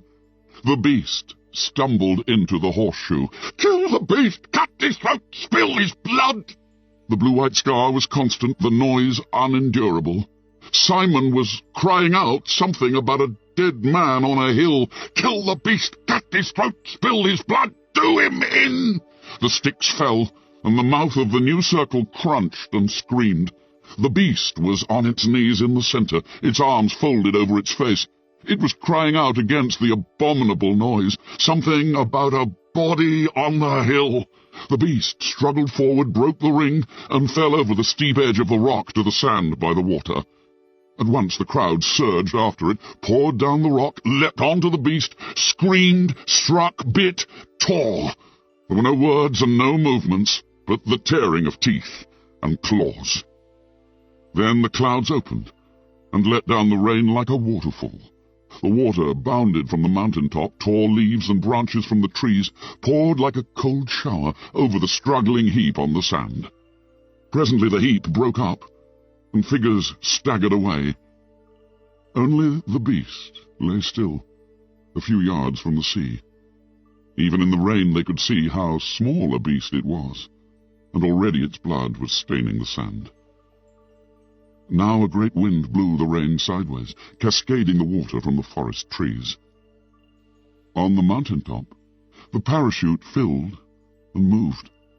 The figure slid, rose to its feet, spun, swayed down through a vastness of wet air, and trod with ungainly feet the tops of the high trees. Falling, Still falling, it sank towards the beach, and the boys rushed screaming into the darkness. The parachute took the figure forward, furrowing the lagoon, and bumped it over the reef and out to sea.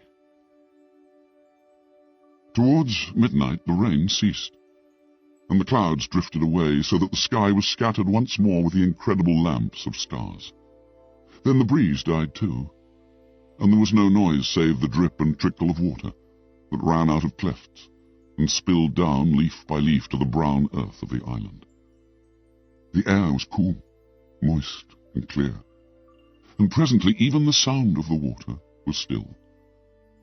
The beast lay huddled on the pale beach, and the stains spread, inch by inch.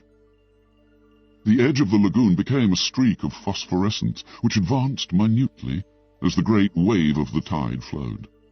The clear water mirrored the clear sky and the angular bright constellations. The line of phosphorescence bulged about the sand grains and the little pebbles. It held them each in a dimple of tension, then suddenly accepted them with an inaudible syllable, and moved on. Along the shoreward edge of the shallows, the advancing clearness was full of strange moonbeam-bodied creatures with fiery eyes. Here and there a larger pebble clung to its own air and was covered with a coat of pearls. The tide swelled in over the rain-pitted sand and smoothed everything with a layer of silver. Now it touched the first of the stains that seeped from the broken body, and the creatures made a moving patch of light as they gathered at the edge. The water rose further, and dressed Simon's coarse hair with brightness. The line of his cheek silvered, and the turn of his shoulder became sculptured marble. The strange attendant creatures, with their fiery eyes and trailing vapours, busied themselves round his head. The body lifted a fraction of an inch from the sand, and a bubble of air escaped from the mouth with a wet plop. Then it turned gently in the water. Somewhere, over the darkened curve of the world, the sun and moon were pulling, and the film of water on the Earth planet was held, bulging slightly on one side, while the solid core turned. The great wave of the tide moved further along the island, and the water lifted. Softly, surrounded by a fringe of inquisitive, bright creatures, itself a silver shape beneath the steadfast constellations, Simon's dead body moved out towards the open sea. Chapter 10. The Shell and the Glasses. Piggy eyed the advancing figure carefully. Nowadays he sometimes found that he saw more clearly if he removed his glasses and shifted the one lens to the other eye. But even through the good eye, after what had happened, Ralph remained unmistakably Ralph. He came now out of the coconut trees, limping, dirty, with dead leaves hanging from his shock of yellow hair. One eye was a slit in his puffy cheek, and a great scab had formed on his right knee. He paused for a moment and peered at the figure on the platform. "Piggy, are you the only one left?" "There's some little uns." "They don't count. No big uns." "Oh, Sam and Eric. They're collecting wood." "Nobody else?" "Not that I know of." Ralph climbed onto the platform carefully. The coarse grass was still worn away where the assembly used to sit. The fragile white conch still gleamed by the polished seat. Ralph sat down in the grass facing the chief's seat and the conch. Piggy knelt at his left, and for a long minute there was silence. At last Ralph cleared his throat and whispered something. Piggy whispered back. "What did you say?" Ralph spoke up. "Simon." Piggy said nothing, but nodded solemnly. They continued to sit, gazing with impaired sight at the chief's seat and the glittering lagoon. The green light and the glossy patches of sunshine played over their befouled bodies. At length Ralph got up and went to the conch.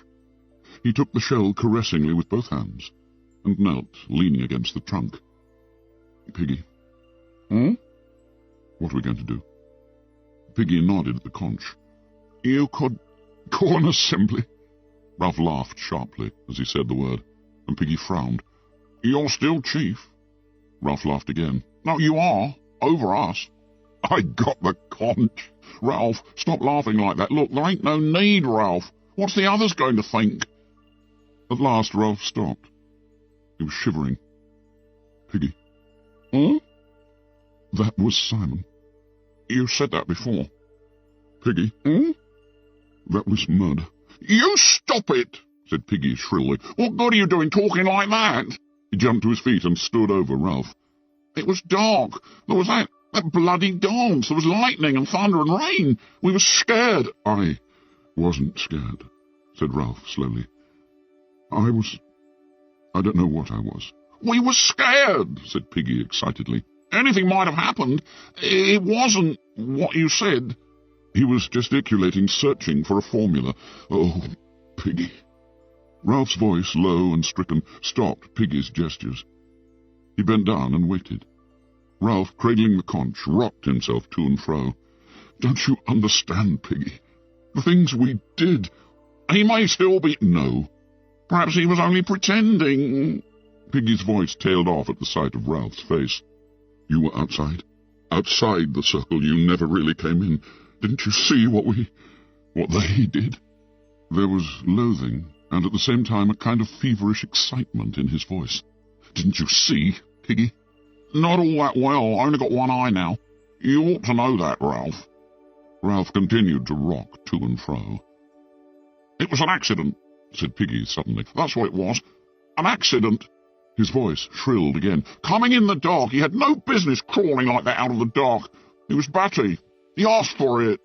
He gesticulated widely again. It was an accident. You didn't see what they did. Look, Ralph, we got to forget this. We can't do no good thinking about it, see? I'm frightened of us. I want to go home. Oh, God, I want to go home. It was an accident, said Piggy stubbornly. And that's that. He touched Ralph's bare shoulder, and Ralph shuddered at the human contact. And look, Ralph. Piggy glanced round quickly, then leaned close. Don't let on we was in that dance. Not to Sam Merrick. But we were. All of us. Piggy shook his head. Not us till last. They never noticed in the dark. Anyway, you said I was only on the outside. So was I, muttered Ralph. I was on the outside too. Piggy nodded eagerly. That's right, we was on the outside. We never done nothing. We never seen nothing. Piggy paused, then went on. We'll live on our own, the four of us. 4 of us. We aren't enough to keep the fire burning. We'll try. See? I lit it. Sam Merrick came dragging a great log out of the forest. They dumped it by the fire and turned to the pool. Ralph jumped to his feet. Hi, you two. The twins checked for a moment, then walked on. They're going to bathe, Ralph. Better get it over. The twins were very surprised to see Ralph. They flushed and looked past him into the air. Hello, fancy meeting you, Ralph. We'd just been in the forest to get wood for the fire. We got lost last night. Ralph examined his toes. You got lost after the... Piggy cleaned his lens. After the feast, said Sam in a stifled voice. Eric nodded. Yes, after the feast. We left early, said Piggy quickly, because we were tired. So did we, very early. We were very tired. Sam touched a scratch on his forehead, and then hurriedly took his hand away. Eric fingered his split lip. Yes, we were very tired, repeated Sam, so we left early. Was it a good... The air was heavy with unspoken knowledge. Sam twisted, and the obscene word shot out of him. Dance? Memory of the dance that none of them had attended shook all 4 boys convulsively. We left early. When Roger came to the neck of land that joined the Castle Rock to the mainland, he was not surprised to be challenged. He had reckoned during the terrible night on finding at least some of the tribe holding out against the horrors of the island in the safest place. The voice rang out sharply from on high, where the diminishing crags were balanced one on another. Halt! Who goes there? Roger. Advance, friend. Roger advanced. You can see who I was. The chief said we've got to challenge everyone. Roger peered up. You couldn't stop me coming if I wanted. Couldn't I? Climb up and see. Roger clambered up the ladder-like cliff. Look at this. A log had been jammed under the topmost rock, and another lever under that. Robert leaned slightly on the lever, and the rock groaned. A full effort would send the rock thundering down to the neck of land. Roger admired. He's a proper chief, isn't he? Robert nodded. He's going to take us hunting. He jerked his head in the direction of the distant shelters, where a thread of white smoke climbed up the sky. Roger, sitting on the very edge of the cliff, looked somberly back at the island as he worked with his fingers at a loose tooth. His gaze settled on the top of the distant mountain, and Robert changed the unspoken subject. He's going to beat Wilfred. What for? Robert shook his head doubtfully. I don't know. He didn't say. He got angry and made us tie Wilfred up. He giggled excitedly. He's been tied for hours, waiting. But didn't the chief say why? I never heard him. Sitting on the tremendous rocks in the torrid sun, Roger received this news as an illumination. He ceased to work at his tooth and sat still, assimilating the possibilities of irresponsible authority. Then, without another word, he climbed down the back of the rocks towards the cave and the rest of the tribe. The chief was sitting there, naked to the waist, his face blocked out in white and red. The tribe lay in a semicircle before him. The newly beaten and untied Wilfred was sniffing noisily in the background. Roger squatted with the rest. "Tomorrow," went on the chief, "we shall hunt again." He pointed at this savage and that with his spear. "Some of you will stay here to improve the cave and defend the gate. I shall take a few hunters with me and bring back meat. The defenders of the gate will see that the others don't sneak in." A savage raised his hand, and the chief turned a bleak, painted face towards him. "Why should they try to sneak in, chief?" The chief was vague but earnest. They'll try to spoil things we do, so the watchers at the gate must be careful." And then the chief paused. They saw a triangle of startling pink dart out, pass along his lips, and vanish again. "And then the beast might try to come in. You remember how he crawled?" The semicircle shuddered and muttered in agreement. "He came disguised. He may come again, even though we gave him the head of our kill to eat. So watch and be careful." Stanley lifted his forearm off the rock and held up an interrogative finger. "Well, but didn't we... He squirmed and looked down. "No." In the silence that followed, each savage flinched away from his individual memory. "No. How could we kill it?" Half relieved, half daunted by the implication of further terrors, the savages murmured again. "So leave the mountain alone," said the chief solemnly, "and give it the head if you go hunting." Stanley flicked his finger again. "I expect the beast disguised itself." "Perhaps," said the chief. A theological speculation presented itself. "We'd better keep on the right side of him anyhow. You can't tell what he might do." The tribe considered this, and then was shaken as if by a flow of wind. The chief saw the effect of his words and stood abruptly. "But tomorrow we'll hunt, and when we've got meat we'll have a feast." Bill put up his hand. "Chief?" "Yes?" "What do we use for lighting the fire?" The chief's blush was hidden by the white and red clay. Into his uncertain silence the tribe spilled their murmur once more. Then the chief held up his hand. "We shall take fire from the others. Tomorrow we'll hunt and get meat. Tonight I'll go along with 2 hunters. Who'll come?" Morris and Roger put up their hands. "Morris?" "Yes, chief." "Where was their fire?" "Back at the old place by the Fire Rock." The chief nodded. "The rest of you can go to sleep as soon as the sun sets. But us 3, Morris, Roger and me, we've got work to do. We'll leave just before sunset." Morris put up his hand. "But what happens if we meet—" The chief waved his objection aside. "We'll keep along by the sand. Then if he comes, we'll do our dance again. Only the 3 of us." Again the murmur swelled and died away. Piggy handed Ralph his glasses and waited to receive back his sight. The wood was damp, and this was the 3rd time they had lighted it. Ralph stood back, speaking to himself. "We don't want another night without fire." He looked round guiltily at the 3 boys standing by. This was the first time he had admitted the double function of the fire.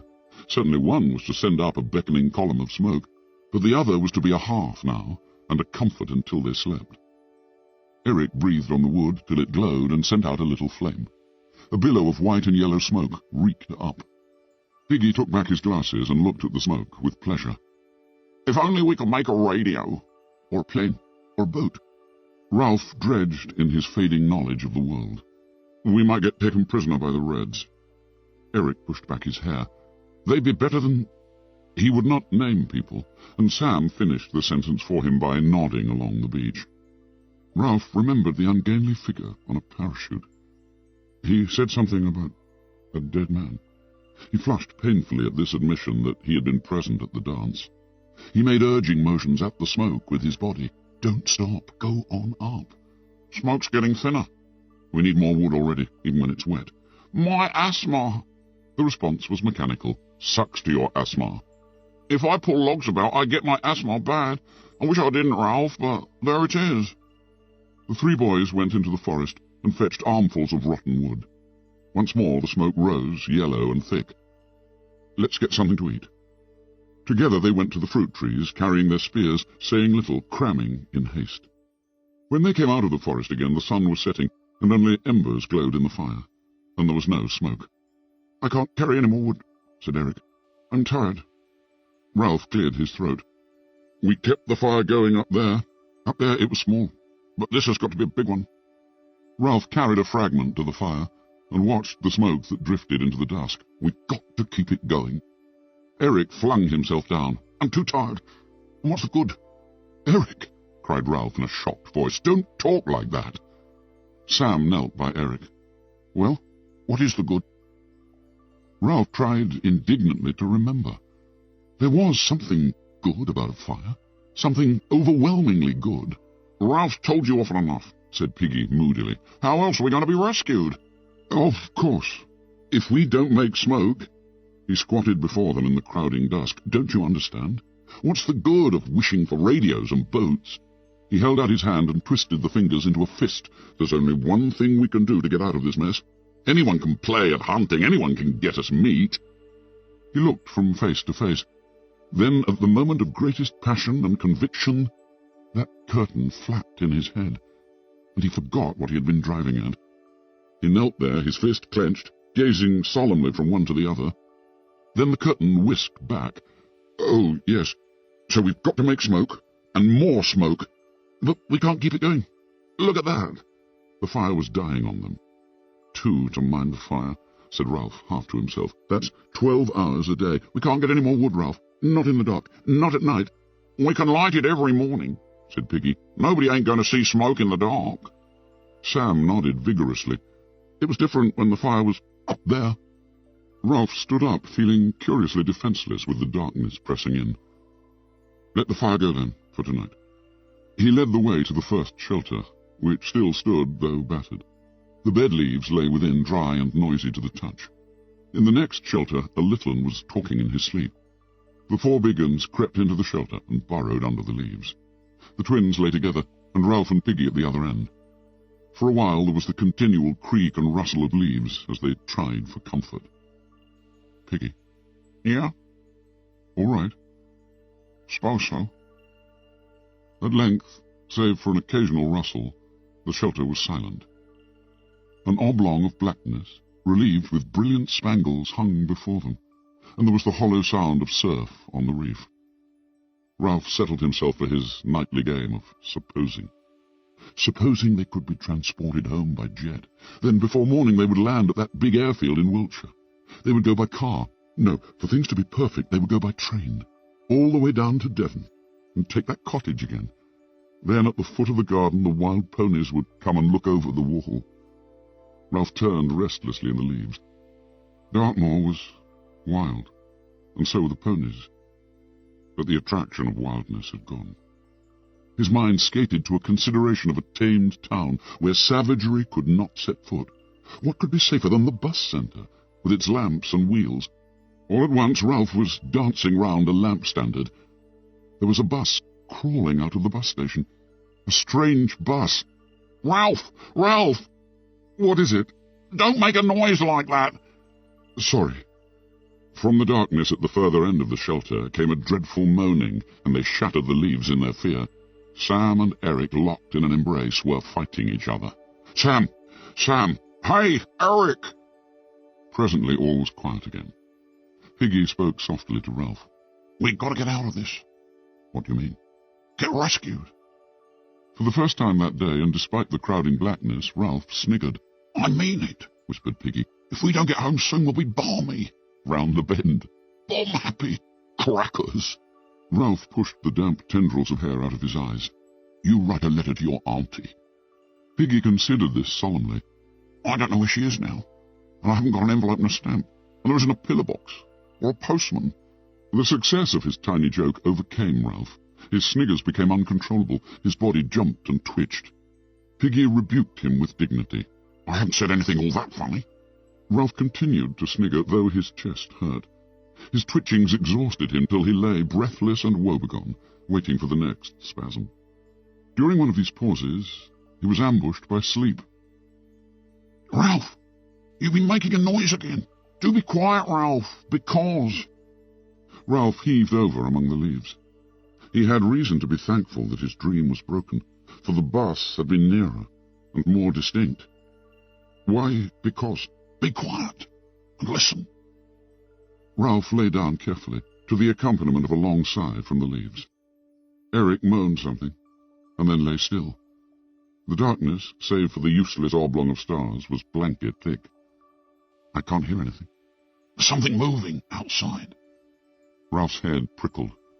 The sound of his blood drowned all else, and then subsided.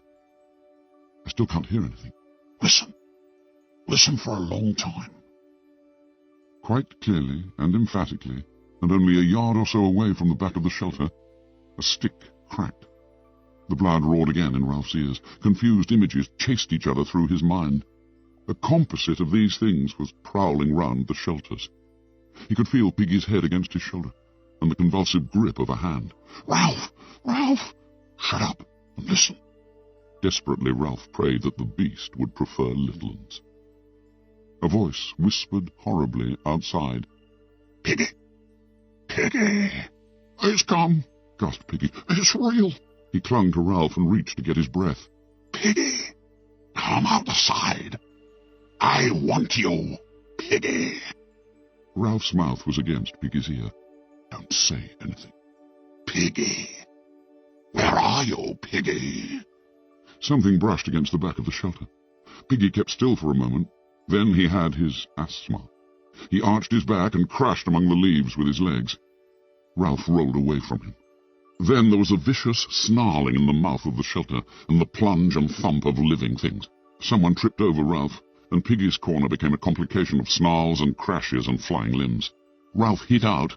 Then he and what seemed like a dozen others were rolling over and over, hitting, biting, scratching. He was torn and jolted, found fingers in his mouth and bit them. A fist withdrew and came back like a piston, so that the whole shelter exploded into light. Ralph twisted sideways on top of a writhing body and felt hot breath on his cheek. He began to pound the mouth below him, using his clenched fist as a hammer. He hit with more and more passionate hysteria as the face became slippery. A knee jerked up between his legs, and he fell sideways, busying himself with his pain, and the fight rolled over him. Then the shelter collapsed with smothering finality, and the anonymous shapes fought their way out and through. Dark figures drew themselves out of the wreckage and flitted away, till the screams of the Littlelands and Piggy's gasps were once more audible. Ralph called out in a quavering voice, "All you Littlelands, go to sleep. We've had a fight with the others. Now go to sleep." Sam Merrick came close and peered at Ralph. "Are you two all right?" "I think so. I got busted." "So did I. How's Piggy?" They hauled Piggy clear of the wreckage and leaned him against a tree. The night was cool and purged of immediate terror. Piggy's breathing was a little easier. "Did you get hurt, Piggy?" "Not much." "That was Jack and his hunters," said Ralph bitterly. "Why can't they leave us alone?" "We gave them something to think about," said Sam. Honesty compelled him to go on. "At least you did. I got mixed up with myself in a corner." "I gave one of them what for," said Ralph. "I smashed him up all right. He won't want to come and fight us again in a hurry." "So did I," said Eric. "When I woke up, one was kicking me in the face. I got an awful bloody face, I think, Ralph. But I did him in the end." "What did you do?" "I got my knee up," said Eric, with a simple pride. "And I hit him with it in the pills. You should have heard him holler. He won't come back in a hurry either. So we didn't do too badly." Ralph moved suddenly in the dark. But then he heard Eric working at his mouth. "What's the matter?" "Just a tooth loose." Piggy drew up his legs. "You all right, Piggy?" "I thought they wanted the conch." Ralph trotted down the pale beach and jumped onto the platform. The conch still glimmered by the chief's seat. He gazed for a moment or two, then went back to Piggy. "They didn't take the conch." "I know." They didn't come for the conch. They came for something else. Ralph, what am I going to do? Far off along the bowstave of beach, 3 figures trotted towards the castle rock. They kept away from the forest and down by the water. Occasionally they sang softly. Occasionally they turned cartwheels down by the moving streak of phosphorescence. The chief led them, trotting steadily, exulting in his achievement. He was a chief now, in truth, and he made stabbing motions with his spear. From his left hand dangled Piggy's broken glasses. End of Disc 5. Lord of the Flies, Disc 6. Chapter 11. Castle Rock. In the short chill of dawn, the 4 boys gathered round the black smudge where the fire had been, while Ralph knelt and blew. Grey, feathery ashes scurried hither and thither at his breath, but no spark shone among them. The twins watched anxiously, and Piggy sat expressionless behind the luminous wall of his myopia. Ralph continued to blow till his ears were singing with the effort, but then the first breeze of dawn took the job off his hands and blinded him with ashes. He squatted back, swore, and rubbed water out of his eyes. No use.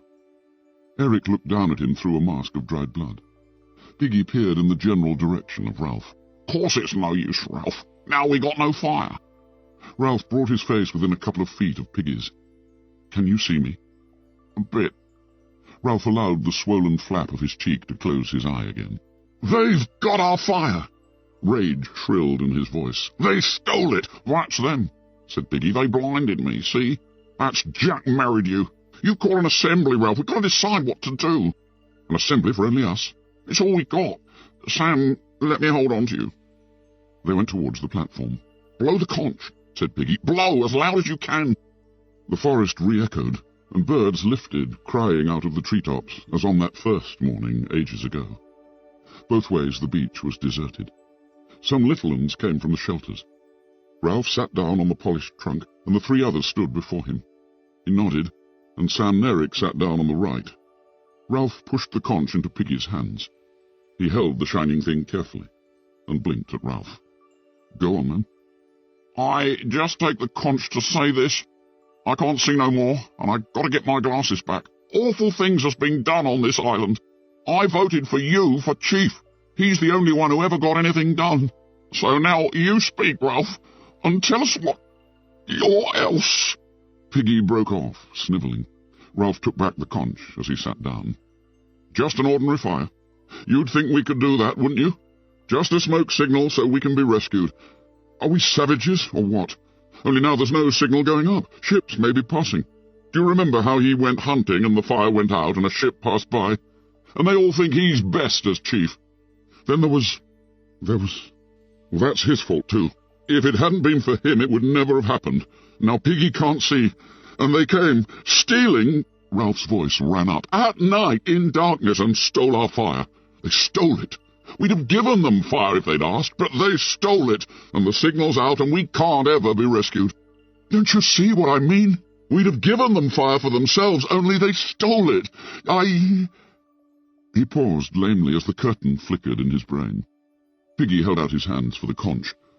What are you going to do, Ralph? This is just talk without deciding. I want my glasses. I'm trying to think. Supposing we go looking like we used to, washed and hair-brushed. After all, we aren't savages, really, and being rescued isn't a game. He opened the flap of his cheek and looked at the twins. We could smarten up a bit and then go. We ought to take spears, said Sam. Even Piggy, because we may need them. You haven't got the conch. Piggy held up the shell. You can take spears if you want, but I shan't. What's the good? I'll have to be led like a dog anyhow. Yes, laugh, go on, laugh. There's them on this island as would laugh at anything. And what happened? What's grown-ups going to think? Young Simon was murdered, and there was that other kid what had a mark on his face. Who's seen him since we first come here? Piggy, stop a minute. I got the conch. I'm going to that Jack Merridew and tell him I am. You'll get hurt. What can he do more than he has? I'll tell him what's what. You let me carry the conch, Ralph. I'll show him the one thing he hasn't got. Piggy paused for a moment and peered round at the dim figures. The shape of the old assembly, trodden in the grass, listened to him, I'm going to him with this conch in my hands. I'm going to hold it out. Look, I'm going to say, you're stronger than I am, and you haven't got asthma. You can see, I'm going to say, and with both eyes. But I don't ask for my glasses back, not as a favour. I don't ask you to be a sport, I'll say. Not because you're strong, but because what's right's right. Give me my glasses, I'm going to say. You got to! Piggy ended, flushed and trembling. He pushed the conch quickly into Ralph's hands, as though in a hurry to be rid of it, and wiped the tears from his eyes. The green light was gentle about them, and the conch lay at Ralph's feet, fragile and white. A single drop of water that had escaped Piggy's fingers now flashed on the delicate curve, like a star. At last Ralph sat up straight, and drew back his hair. "All right. I mean, you can try if you like. We'll go with you." "He'll be painted," said Sam timidly. "You know how he'll be. He won't think much of us. If he gets waxy, we've had it." Ralph scowled at Sam. Dimly he remembered something that Simon had said to him once, by the rocks. "Don't be silly," he said, and then he added quickly, "Let's go." He held out the conch to Piggy, who flushed, this time with pride. "You must carry it." "When we're ready, I'll carry it." Piggy sought in his mind for words to convey his passionate willingness to carry the conch against all odds. "I don't mind. I'll be glad, Ralph. Only I'll have to be led." Ralph put the conch back on the shining log. "We better eat, and then get ready." They made their way to the devastated fruit trees. Piggy was helped to his food, and found some by touch. While they ate, Ralph thought of the afternoon. "We'll be like we were. We'll wash." Sam gulped down a mouthful and protested. "But we bathe every day." Ralph looked at the filthy objects before him and sighed. "We ought to comb our hair, and it's too long." "I've got both socks left in the shelter," said Eric, "so we could pull them over our heads like caps, sort of." "We could find some stuff," said Piggy, "and tie your hair back, like a girl." "No, of course not." "Then we must go as we are," said Ralph, "and they won't be any better." Eric made a detaining gesture. "But they'll be painted. You know how it is." The others nodded. They understood only too well the liberation into savagery that the concealing paint brought. "Well, we won't be painted," said Ralph, "because we aren't savages." Sam and Eric looked at each other. All the same, Ralph shouted, "No paint!" He tried to remember. "Smoke," he said. "We want smoke." He turned on the twins fiercely. "I said, smoke! We've got to have smoke!" There was silence, except for the multitudinous murmur of the bees. At last Piggy spoke, kindly. "Course we have, 'cause the smoke's a signal, and we can't be rescued if we don't have smoke." "I knew that!" shouted Ralph. He pulled his arm away from Piggy. "Are you suggesting—" "I'm just saying what you always say," said Piggy hastily. "I thought for a moment—" "I hadn't," said Ralph loudly. "I knew all the time. I hadn't forgotten." Piggy nodded propitiatingly. "You're chief, Ralph. You remember everything." "I hadn't forgotten." "Course not." The twins were examining Ralph curiously, as though they were seeing him for the first time. They set off along the beach in formation. Ralph went first, limping a little, his spear carried over one shoulder. He saw things partially through the tremble of the heat haze over the flashing sands, and his own long hair and injuries. Behind him came the twins, worried now for a while, but full of unquenchable vitality. They said little, but trailed the butts of their wooden spears. For Piggy had found that, looking down, shielding his tired sight from the sun, he could just see these moving along the sand. He walked between the trailing butts, therefore, the conch held carefully between his two hands. The boys made a compact little group that moved over the beach, 4 plate-like shadows dancing and mingling beneath them. There was no sign left of the storm, and the beach was swept clean like a blade that has been scoured. The sky and the mountain were at an immense distance, shimmering in the heat, and the reef was lifted by mirage, floating in a kind of silver pool halfway up the sky. They passed the place where the tribe had danced. The charred sticks still lay on the rocks where the rain had quenched them, but the sand by the water was smooth again. They passed this in silence. No one doubted that the tribe would be found at Castle Rock, and when they came in sight of it, they stopped with one accord. The densest tangle on the island, a mass of twisted stems, black and green and impenetrable, lay on their left, and tall grass swayed before them. Now Ralph went forward. Here was the crushed grass where they had all lain when he had gone to prospect. There was the neck of land, the ledge skirting the rock. Up there were the red pinnacles. Sam touched his arm. Smoke. There was a tiny smudge of smoke wavering into the air on the other side of the rock.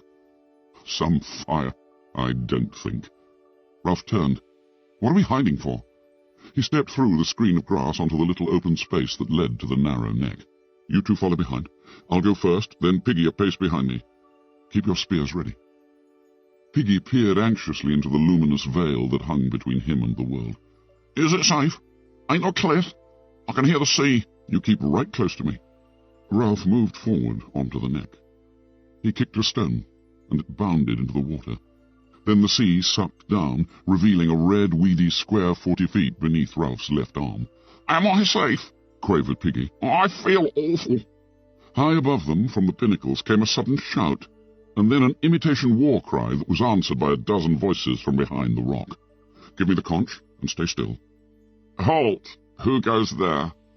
Ralph bent back his head and glimpsed Roger's dark face at the top. You can see who I am, he shouted. Stop being silly. He put the conch to his lips and began to blow. Savages appeared, painted out of recognition, edging round the ledge towards the neck. They carried spears and disposed themselves to defend the entrance. Ralph went on blowing and ignored Piggy's terrors. Roger was shouting, You mind out, see? At length Ralph took his lips away and paused to get his breath back. His first words were a gasp, but audible. Calling an assembly. The savages guarding the neck muttered among themselves, but made no motion. Ralph walked forward a couple of steps. A voice whispered urgently behind him, Don't leave me, Ralph! You kneel down, said Ralph sideways, and wait till I come back. He stood halfway along the neck and gazed at the savages intently. Freed by the paint, they had tied their hair back and were more comfortable than he was. Ralph made a resolution to tie his own back afterwards. Indeed, he felt like telling them to wait and doing it there and then, but that was impossible. The savages sniggered a bit, and one gestured at Ralph with his spear. High above, Roger took his hands off the lever and leaned out to see what was going on. The boys on the neck stood in a pool of their own shadow, diminished to shaggy heads. Piggy crouched, his back shapeless as a sack. I'm calling an assembly. Silence. Roger took up a small stone and flung it between the twins, aiming to miss. They started, and Sam only just kept his footing. Some source of power began to pulse in Roger's body. Ralph spoke again, loudly. I'm calling an assembly. He ran his eye over them. Where's Jack? The group of boys stirred and consulted. A painted face spoke with the voice of Robert. He's hunting, and he said we weren't to let you in. I've come to see you about the fire, said Ralph, and about Piggy's specs. The group in front of him shifted, and laughter shivered outwards from among them, light, excited laughter that went echoing among the tall rocks. A voice spoke from behind Ralph. What do you want? The twins made a bolt past Ralph and got between him and the entry. He turned quickly. Jack, identifiable by personality and red hair, was advancing from the forest. A hunter crouched on either side. All three were masked in black and green. Behind them on the grass, the headless and paunched body of a sow lay where they had dropped it. Piggy wailed, Ralph, don't leave me! With ludicrous care he embraced the rock, pressing himself to it above the sucking sea. The sniggering of the savages became a loud, derisive jeer. Jack shouted above the noise, You go away, Ralph! You keep to your end. This is my end and my tribe. You leave me alone. The jeering died away. You pinched Piggy's specs, said Ralph breathlessly. You've got to give them back. Got to? Who says? Ralph's temper blazed out. I say, you voted for me for chief. Didn't you hear the conch? You played a dirty trick. We'd have given you fire if you'd asked for it. The blood was flowing in his cheeks and the bunged-up eye throbbed. You could have had fire whenever you wanted, but you didn't. You came sneaking up like a thief and stole Piggy's glasses. Say that again. Thief! Thief! Piggy screamed, Ralph, mind me! Jack made a rush and stabbed at Ralph's chest with his spear. Ralph sensed the position of the weapon from the glimpse he caught of Jack's arm and put the thrust aside with his own butt. Then he brought the end round and caught Jack a stinger across the ear. They were chest to chest, breathing fiercely, pushing and glaring. Who's a thief? You are. Jack wrenched free and swung at Ralph with his spear. By common consent, they were using the spears as sabres now, no longer daring the lethal points. The blow struck Ralph's spear and slid down to fall agonizingly on his fingers. They were apart once more, their positions reversed, Jack towards the castle rock, and Ralph on the outside towards the island. Both boys were breathing very heavily. Come on, then! Come on! Truculently they squared up to each other, but kept just out of fighting distance. You come and see what you get! You come on! Piggy, clutching the ground, was trying to attract Ralph's attention. Ralph moved, bent down, kept a wary eye on Jack. Ralph, remember what we came for? The fire! My specs! Ralph nodded. He relaxed his fighting muscles, stood easily, and grounded the butt of his spear. Jack watched him inscrutably through his paint. Ralph glanced up at the pinnacles, then towards the group of savages. Listen, we've come to say this. First you've got to give back Piggy's specs. If he hasn't got them, he can't see. You aren't playing the game. The tribe of painted savages giggled, and Ralph's mind faltered. He pushed his hair up and gazed at the green and black mask before him, trying to remember what Jack looked like. Piggy whispered, And the fire! Oh, yes, then about the fire. I say this again. I've been saying it ever since we dropped in. He held out his spear and pointed at the savages. Your only hope is keeping a signal fire going as long as there's light to see. Then maybe a ship will notice the smoke and come and rescue us and take us home. But without that smoke, we've got to wait till some ship comes by accident. We might wait years, till we were old. The shivering, silvery, unreal laughter of the savages sprayed out and echoed away. A gust of rage shook Ralph. His voice cracked. Don't you understand, you painted fools? Sam, Eric, Piggy, and me, we aren't enough. We tried to keep the fire going, but we couldn't. And then you, playing at hunting. He pointed past them to where the trickle of smoke dispersed in the pearly air. Look at that. Call that a signal fire? That's a cooking fire. Now you'll eat, and there'll be no smoke. Don't you understand? There may be a ship out there. He paused, defeated by the silence and the painted anonymity of the group guarding the entry. The chief opened a pink mouth and addressed Sam Nerick, who were between him and his tribe. You two, get back. No one answered him. The twins, puzzled, looked at each other, while Piggy, reassured by the cessation of violence, stood up carefully. Jack glanced back at Ralph, and then at the twins. Grab them! No one moved. Jack shouted angrily, I said grab them! The painted group moved round Sam Nerick nervously and unhandily. Once more the silvery laughter scattered. Sam Nerick protested out of the heart of civilization. Oh, I say, honestly. Their spears were taken from them. Tie them up! Ralph cried out hopelessly against the black and green mask. Jack, go on, tie them! Now the painted group felt the otherness of Sam Nerick, felt the power in their own hands. They felled the twins clumsily and excitedly. Jack was inspired. He knew that Ralph would attempt to rescue. He struck in a humming circle behind him, and Ralph only just parried the blow. Beyond them the tribe and the twins were a loud and writhing heap. Piggy crouched again. Then the twins lay astonished, and the tribe stood round them. Jack turned to Ralph and spoke between his teeth. See, they do what I want. There was silence again. The twins lay inexpertly tied up, and the tribe watched Ralph to see what he would do. He numbered them through his fringe, glimpsed the ineffectual smoke. His temper broke. He screamed at Jack. You're a beast and a swine and a bloody thief! He charged. Jack, knowing this was the crisis, charged too. They met with a jolt and bounced apart. Jack swung with his fist at Ralph and caught him on the ear. Ralph hit Jack in the stomach and made him grunt. Then they were facing each other again, panting and furious, but unnerved by each other's ferocity. They became aware of the noise that was the background to this fight, the steady, shrill cheering of the tribe behind them. Piggy's voice penetrated to Ralph. Let me speak! He was standing in the dust of the fight, and as the tribe saw his intention, the shrill cheer changed to a steady booing.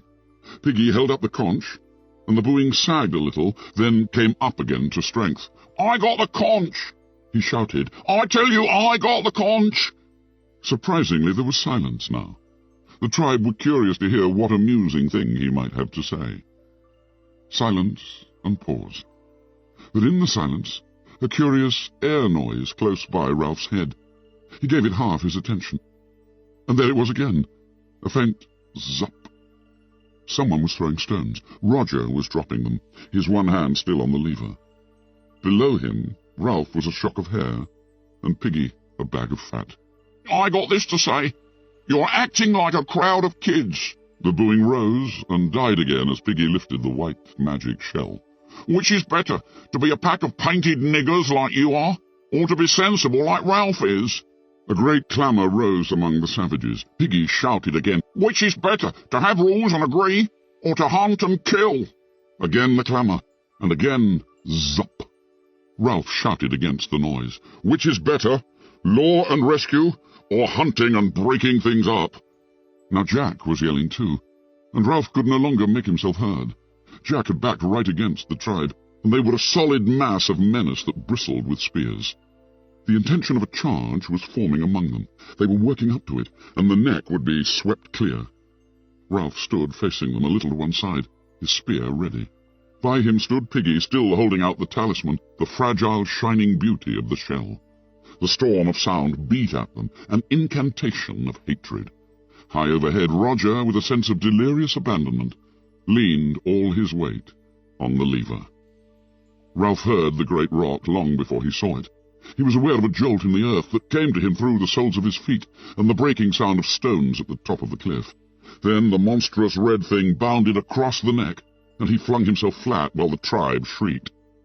The rock struck Piggy a glancing blow from chin to knee. The conch exploded into 1,000 white fragments, and ceased to exist. Piggy, saying nothing, with no time for even a grunt, travelled through the air sideways from the rock, turning over as he went. The rock bounded twice and was lost in the forest. Piggy fell 40 feet and landed on his back across that square red rock in the sea. His head opened, and stuff came out and turned red. Piggy's arms and legs twitched a bit, like a pig's after it has been killed. Then the sea breathed again in a long, slow sigh. The water boiled white and pink over the rock, and when it went, sucking back again, the body of Piggy was gone. This time the silence was complete. Ralph's lips formed a word, but no sound came. Suddenly Jack bounded out from the tribe and began screaming wildly. "See? See? That's what you'll get! I meant that! There isn't a tribe for you anymore! The conch is gone!" He ran forward, stooping. "I'm chief!" Viciously, with full intention, he hurled his spear at Ralph. The point tore the skin and flesh over Ralph's ribs, then sheared off and fell in the water. Ralph stumbled, feeling not pain, but panic, and the tribe, screaming now like the chief, began to advance. Another spear, a bent one that would not fly straight, went past his face, and one fell from on high where Roger was.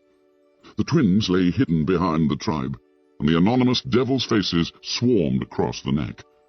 Ralph turned and ran. A great noise, as of seagulls, rose behind him. He obeyed an instinct that he did not know he possessed, and swerved over the open space so that the spears went wide. He saw the headless body of the sow and jumped in time. Then he was crashing through foliage and small boughs, and was hidden by the forest. The chief stopped by the pig, turned, and held up his hands. "Back! Back to the fort!" Presently the tribe returned noisily to the neck, where Roger joined them. The chief spoke to him angrily. "Why aren't you on watch?" Roger looked at him gravely. "I just came down." The hangman's horror clung to him. The chief said no more to him, but he looked down at Sam Nerick. "You've got to join the tribe." "You let me go, and me." The chief snatched one of the few spears that were left, and poked Sam in the ribs. "What do you mean by it, eh?" said the chief fiercely. "What do you mean by coming with spears? What do you mean by not joining my tribe?" The prodding became rhythmic. Sam yelled. "That's not the way." Roger edged past the chief, only just avoiding pushing him with his shoulder. The yelling ceased, and Sam Nerick lay looking up in quiet terror. Roger advanced upon them, as one wielding a nameless authority. Chapter 12. Cry of the Hunters. Ralph lay in a covert, wondering about his wounds. The bruised flesh was inches in diameter over his right ribs, with a swollen and bloody scar where the spear had hit him. His hair was full of dirt and tapped like the tendrils of a creeper. All over he was scratched and bruised from his flight through the forest. By the time his breathing was normal again, he had worked out that bathing these injuries would have to wait. How could you listen for naked feet if you were splashing in water? How could you be safe by the little stream, or on the open beach? Ralph listened. He was not really far from the castle rock, and during the first panic he had thought he heard sounds of pursuit. But the hunters had only sneaked into the fringes of the greenery, retrieving spears perhaps, and then had rushed back to the sunny rock, as if terrified of the darkness under the leaves. He had glimpsed one of them, striped brown, black and red, and had judged that it was Bill. But really, thought Ralph, this was not Bill. This was a savage, whose image refused to blend with that ancient picture of a boy in shorts and shirt. The afternoon died away. The circular spots of sunlight moved steadily over green fronds and brown fibre. But no sound came from behind the rock. At last, Ralph wormed out of the ferns and sneaked forward to the edge of that impenetrable thicket that fronted the neck of land. He peered with elaborate caution between branches at the edge, and could see Robert sitting on guard at the top of the cliff. He held a spear in his left hand, and was tossing up a pebble, and catching it again with the right. Behind him a column of smoke rose thickly, so that Ralph's nostrils flared, and his mouth dribbled. He wiped his nose and mouth with the back of his hand, and for the first time since the morning felt hungry. The tribe must be sitting round the gutted pig, watching the fat ooze and burn among the ashes. They would be intent. Another figure, an unrecognizable one, appeared by Robert, and gave him something, then turned and went back behind the rock. Robert laid his spear on the rock beside him, and began to gnaw between his raised hands. So the feast was beginning, and the watchman had been given his portion. Ralph saw that for the time being he was safe. He limped away through the fruit trees, drawn by the thought of the poor food, yet bitter when he remembered the feast. Feast today, and then tomorrow. He argued unconvincingly that they would let him alone, perhaps even make an outlaw of him. But then the fatal, unreasoning knowledge came to him again. The breaking of the conch and the deaths of Piggy and Simon lay over the island like a vapor. These painted savages would go further and further. Then there was that indefinable connection between himself and Jack, who therefore would never let him alone. Never. He paused, sun-flecked, holding up a bough, prepared to duck under it. A spasm of terror set him shaking, and he cried aloud, "No, they're not as bad as that. It was an accident." He ducked under the bough, ran clumsily, then stopped and listened. He came to the smashed acres of fruit and ate greedily. He saw two little ones, and not having any idea of his own appearance, wondered why they screamed and ran. When he had eaten, he went towards the beach. The sunlight was slanting now into the palms by the wrecked shelter. There was the platform and the pool. The best thing to do was to ignore this leaden feeling about the heart, and rely on their common sense, their daylight sanity. Now that the tribe had eaten, the thing to do was to try again. And anyway, he couldn't stay here all night in an empty shelter by the deserted platform. His flesh crept, and he shivered in the evening sun. No fire, no smoke, no rescue. He turned and limped away through the forest, towards Jack's end of the island. The slanting sticks of sunlight were lost among the branches. At length he came to a clearing in the forest, where rock prevented vegetation from growing. Now it was a pool of shadows, and Ralph nearly flung himself behind a tree when he saw something standing in the centre. But then he saw that the white face was bone, and that the pig's skull grinned at him from the top of a stick. He walked slowly into the middle of the clearing, and looked steadily at the skull that gleamed as white as ever the conch had done, and seemed to jeer at him cynically. An inquisitive ant was busy in one of the eye sockets, but otherwise the thing was lifeless. Or was it? Little prickles of sensation ran up and down his back. He stood, the skull about on a level with his face, and held up his hair with two hands. The teeth grinned. The empty sockets seemed to hold his gaze masterfully, and without effort. What was it? The skull regarded Ralph like one who knows all the answers and won't tell. A sick fear and rage swept him. Fiercely he hit out at the filthy thing in front of him that bobbed like a toy and came back, still grinning into his face. so that he lashed and cried out in loathing. Then he was licking his bruised knuckles and looking at the bare stick while the skull lay in 2 pieces, its grin now 6 feet across. He wrenched the quivering stick from the crack and held it as a spear between him and the white pieces. Then he backed away, keeping his face to the skull that lay grinning at the sky. When the green glow had gone from the horizon, and night was fully accomplished, Ralph came again to the thicket in front of Castle Rock. Peeping through, he could see that the height was still occupied, and whoever it was up there had a spear at the ready. He knelt among the shadows, and felt his isolation bitterly. They were savages, it was true, but they were human, and the ambushing fears of the deep night were coming on. Ralph moaned faintly. Tired though he was, he could not relax and fall into a well of sleep for fear of the tribe. Might it not be possible to walk boldly into the fort and say, "I've got packs," laugh lightly, and sleep among the others? Pretend they were still boys, schoolboys who had said, "Sir, yes, sir," and worn caps? Daylight might have answered yes, but darkness and the horrors of death said no. Lying there in the darkness, he knew he was an outcast. "'Cause I had some sense." He rubbed his cheek along his forearm, smelling the acrid scent of salt and sweat and the staleness of dirt. Over to the left, the waves of ocean were breathing, sucking down, then boiling back over the rock. There were sounds coming from behind the castle rock. Listening carefully, detaching his mind from the swing of the sea, Ralph could make out a familiar rhythm. "Kill the beast, cut his throat, spill his blood." The tribe was dancing.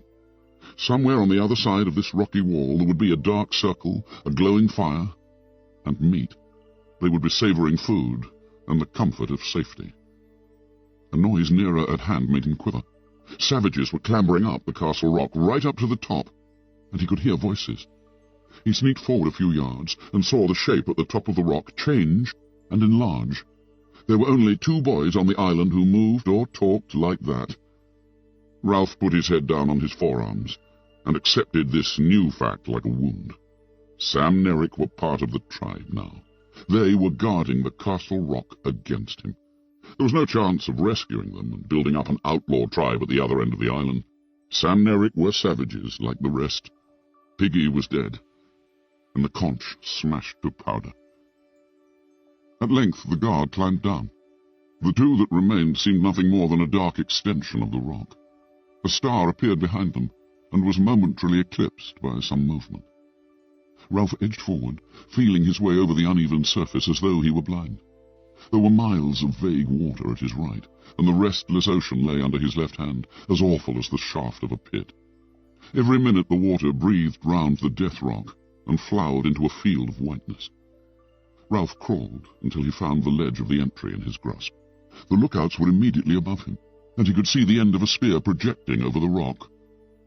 He called, very gently, "Sam Narek." There was no reply. To carry, he must speak louder, and this would rouse those striped and inimical creatures from their feasting by the fire. He set his teeth and started to climb, finding the holds by touch. The stick that had supported a skull hampered him, but he would not be parted from his only weapon. He was nearly level with the twins before he spoke again. "Sam Narek." He heard a cry and a flurry from the rock. The twins had grabbed each other and were gibbering. "It's me, Ralph." Terrified that they would run and give the alarm, he hauled himself up until his head and shoulders stuck over the top. Far below his armpit he saw the luminous flowering round the rock. "It's only me, Ralph." At length they bent forward and peered in his face. We didn't know what it was, we thought." Memory of their new and shameful loyalty came to them. Eric was silent, but Sam tried to do his duty. "You've got to go, Ralph. You go away now." He wagged his spear and essayed fierceness. "You shove off, see?"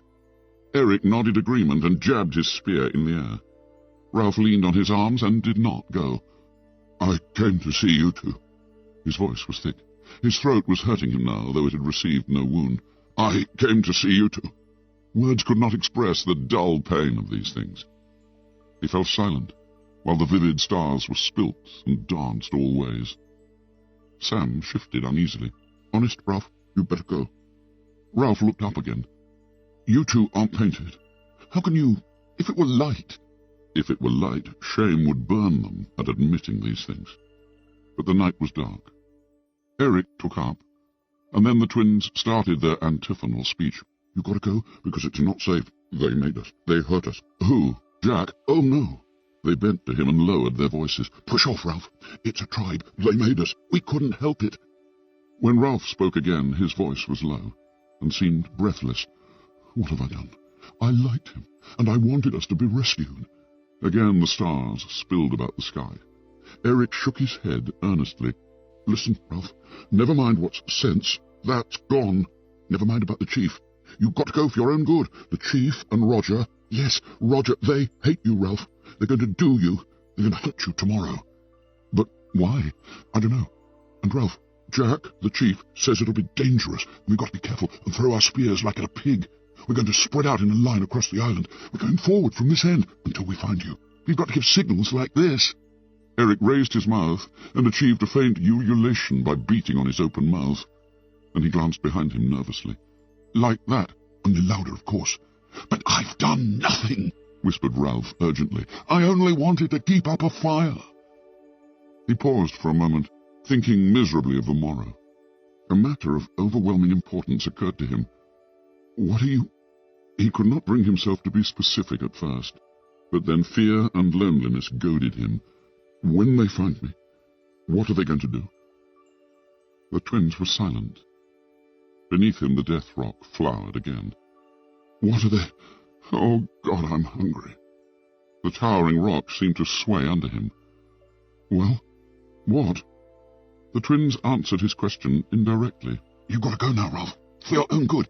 Keep away. As far as you can. Won't you come with me? 3 of us, we'd stand a chance." After a moment's silence, Sam spoke in a strangled voice. "You don't know Roger. He's a terror. And the chief. They're both terrors. Only Roger—" Both boys froze. Someone was climbing towards them from the tribe. "He's coming to see if we're keeping watch. Quick, Ralph!" As he prepared to let himself down the cliff, Ralph snatched at the last possible advantage to be wrung out of this meeting. "I'll lie up close, in that thicket down there," he whispered, "so keep them away from it. They'll never think to look so close." The footsteps were still some distance away. "Sam, I'm going to be all right, aren't I?" The twins were silent again. "Here," said Sam suddenly. "Take this." Ralph felt a chunk of meat pushed against him and grabbed it. "But what are you going to do when you catch me?" Silence above. He sounded silly to himself. He lowered himself down the rock. "What are you going to do?" From the top of the towering rock came the incomprehensible reply. "Roger sharpened a stick at both ends." Roger sharpened a stick at both ends. Ralph tried to attach a meaning to this, but could not. He used all the bad words he could think of in a fit of temper that passed into yawning. How long could you go without sleep? He yearned for a bed and sheets, but the only whiteness here was the slow spilt milk, luminous round the rock 40 feet below, where Piggy had fallen. Piggy was everywhere, was on his neck, was become terrible in darkness and death. If Piggy were to come back now out of the water with his empty head— Ralph whimpered and yawned like a little one. The stick in his hand became a crutch on which he reeled. Then he tensed again. There were voices raised on the top of the castle rock. Sam and Eric were arguing with someone. But the ferns and the grass were near. That was the place to be in, hidden, and next to the thicket that would serve for tomorrow's hideout. Here, and his hands touched grass, was a place to be in for the night, not far from the tribe, so that if the horrors of the supernatural emerged, one could at least mix with humans for the time being, even if it meant— What did it mean? A stick sharpened at both ends. What was there in that? They had thrown spears and missed, all but one. Perhaps they would miss next time, too. He squatted down in the tall grass, remembered the meat that Sam had given him, and began to tear at it ravenously. While he was eating, he heard fresh noises, cries of pain from Sam and Eric, cries of panic, angry voices. What did it mean? Someone besides himself was in trouble, for at least one of the twins was catching it. Then the voices passed away down the rock, and he ceased to think of them. He felt with his hands, and found cool, delicate fronds backed against the thicket. Here then was the night's lair. At first light he would creep into the thicket, squeeze between the twisted stems, ensconce himself so deep that only a crawler like himself could come through, and that crawler would be jabbed. There he would sit, and the search would pass by, and the cordon waver on, ululating along the island, and he would be free. He pulled himself between the ferns, tumbling in. He laid the stick beside him, and huddled himself down in the blackness. One must remember to wake at first light in order to diddle the savages. And he did not know how quickly sleep came and hurled him down a dark interior slope. He was awake before his eyes were open, listening to a noise that was near. He opened an eye, found the mould an inch or so from his face, and his fingers gripped into it, light filtering between the fronds of fern. He had just time to realize that the age-long nightmares of falling and death were past, and that the morning was come, when he heard the sound again. It was an ululation over by the seashore. And now the next savage answered, and the next. The cry swept by him across the narrow end of the island, from sea to lagoon, like the cry of a flying bird. He took no time to consider, but grabbed his sharp stick and wriggled back among the ferns. Within seconds he was worming his way into the thicket, but not before he had glimpsed the legs of a savage coming towards him. The ferns were thumped and beaten, and he heard legs moving in the long grass. The savage, whoever he was, ululated twice, and the cry was repeated in both directions, and then died away. Ralph crouched still, tangled in the mid-brake, and for a time he heard nothing. At last he examined the brake itself. Certainly no one could attack him here, and moreover he had a stroke of luck. The great rock that had killed Piggy had bounded into this thicket and bounced there right in the center, making a smashed space a few feet in extent each way. When Ralph had wriggled into this, he felt secure and clever.